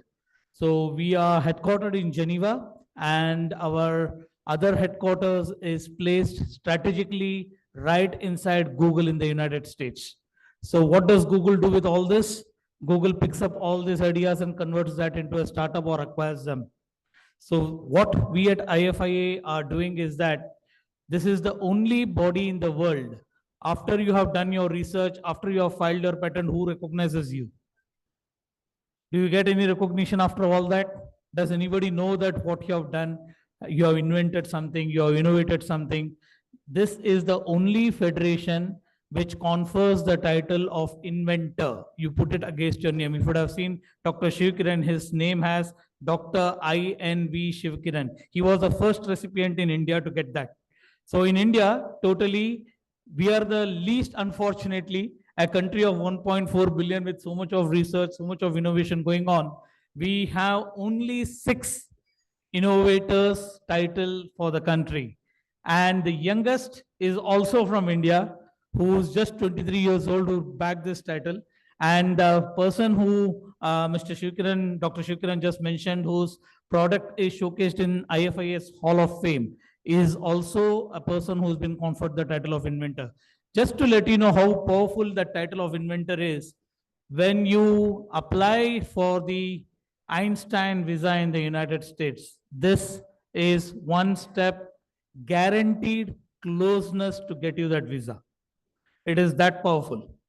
And it is no other part of the world except the South Asian countries can bag this and enjoy this title than any other country out there in the world. So at IFIA, we are planning to set up the chapter soon in your campus, and that's one of the reasons I'm here. So once this comes up, we encourage more students, more faculties to look up at more product innovations. And not only this should become one of the hub where we want a lot of colleges in and around the city and closer to the cities, even the tier 2, tier 3, or even the tier 4 places, to come here and work on various innovations that can really become the spark of what is happening out of Madhya Pradesh. Just to share one, my association with Madhya Pradesh goes from the times of COVID. 2020, when COVID hit, all of us were sitting at home. I was called by the Jabalpur City Incubation Center and said, "Sir, आपको आना है और आपको देखना है." बोला, आए कहाँ से? बोला, "सर, ऑनलाइन में आना है आपको." बोला, "ठीक है, चलो ऑनलाइन में आ जाते हैं." And I was presented about 90 startups to study. So out of 90 startups, I had the privilege of selecting about 25, 30 just on the parameters of innovation, because everybody was sitting at home, so the brains were working much more faster. So they were coming up with solutions because they said how to get out of all this boredom. They were creating more and more solutions. And when I said that there is an IFIA global event where you can present your innovations on a global platform, sitting here and doing it, you know how many startups would have won the gold medal from India? I'm talking across India. How many startups won the gold medals? And that was the highest that IFI had ever seen. And they were zapped that India was producing so much of innovative ideas. Just get me one wild number. Anybody can think of any wild number? How many Indian startups bagged the gold medals? 300. And out of that, 90 were from Madhya Pradesh. 90 was from Madhya Pradesh. Even now, if you go to Jabalpur Incubation Center, I have not visited till now in person, but they say that they have still put up my photo, which is still around there because of what I had to do for those kids out there. So this was something, the power of innovation, that I want you youngsters to really look into, because what you can imagine is something different, because you have access to some really fantastic technologies. You have access to really good faculties who are really trying to teach you things. And please put yourself into practical approach rather than being theoretical. Develop products, and those products are the one which can take you and India to the next century and to make this country a truly Viksit Bharat. Thanks a lot, and look forward to meeting you again.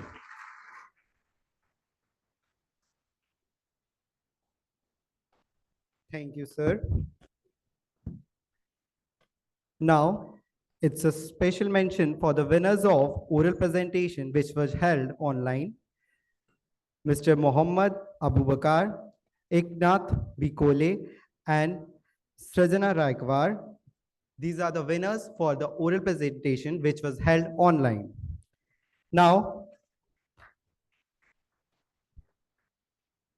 Now, the winners for online poster presentations are Dhrita Chatterjee, Shobit Singh Rajput, and Sachin Joshi. Please give a huge round of applause for them.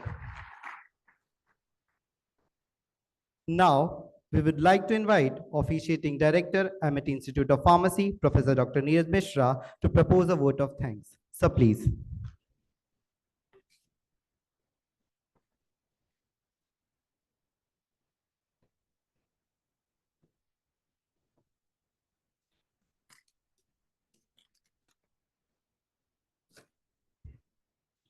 Good evening, everyone. As we come to conclusion of our international conference on drug discovery and development, pharmaceutical approaches, held on hybrid mode, I, Dr. Neeraj Mishra, officiating HY, Amity University. First and foremost, I would like to express my sincere gratitude to Lieutenant General V.K. Sharma, sir, AVSM, Honorable Pro-Chancellor of Amity University, for honoring us with his presence and sharing his inspiring inaugural address. And I also extend my heartfelt gratitude to Professor Dr. R.S. Tomar, Honorable Vice Chancellor, AUMP, for gracing this occasion on his inspiring presence and insightful address. I am also particularly grateful to Professor Dr. M.P. Kaushik, Honorable Vice Chancellor Research, for giving this valuable session also. I am also extending my heartfelt gratitude to Dr. R.K.S. Dhakar, Professor and Dean, Gajaraja Medical College, Gwalior, who is Chief Guest of inaugural function. And also gratitude to Dr. Siva Kiran Makam, who is Chief Guest of the validity session, for his inspiring remark. And I am also thankful to the special thanks to our keynote speaker, Dr. Vijay Gombar, Dr. Ketan Patel, Dr. Vaishali M. Patel, and Dr. Anup Kumar for his inspiring keynote address. I'm also thankful. I also acknowledge the special thanks to the organizing committee of members and volunteers of Amity University, Madhya Pradesh, Amity University of Pharmacy. And I want to express my heartfelt appreciation to organizing secretary of this event, Dr. Rambabu Tripathi, who has arranged everything in a very short span of time and also done very hard work. I also acknowledge the members of scientific committee and committee head, Dr. Naveen Sharma and his team, for done a great, wonderful job in a less span of time. And technical IT committee headed by Dr. P. Sagar, discipline committee, Dr. Mandeep, media, Dr. Jovita, purchase committee, Dr. Wasim, rational committee, Dr. Pavan Kumar Gupta, hospitality committee, head Dr. Hidu Patan. So all the committee members and the dear student, you done a remarkable job to make this conference very successful one. So now I'd like to thank all the participants to join online, offline. So with this word, I want to thank all of you. Thank you.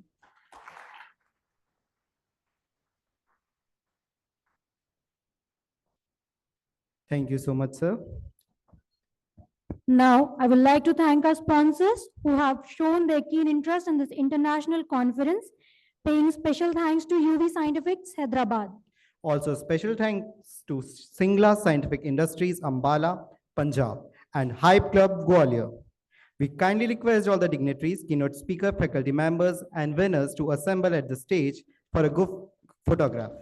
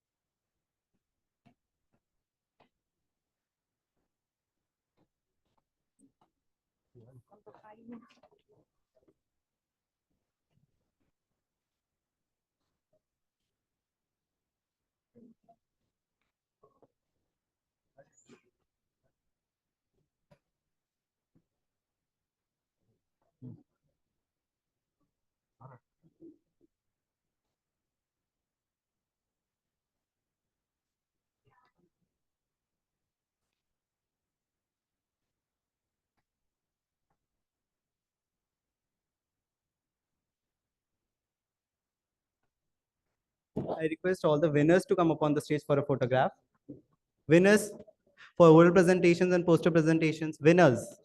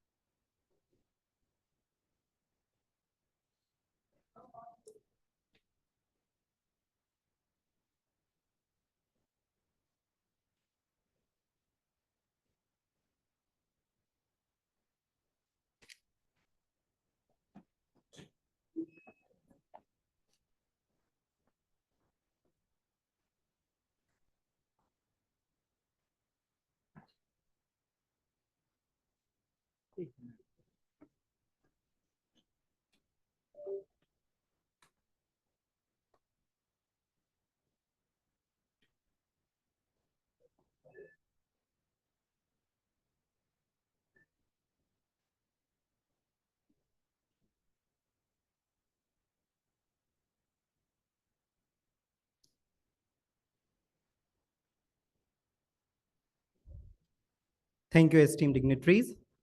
The end of a story is the new beginning for many others. On behalf of MIT Institute of Pharmacy, we sincerely thank the delegates, dignitaries, faculties, staff members, student volunteers, and attendees for being with us this evening and enlightening us with their enthusiastic remarks.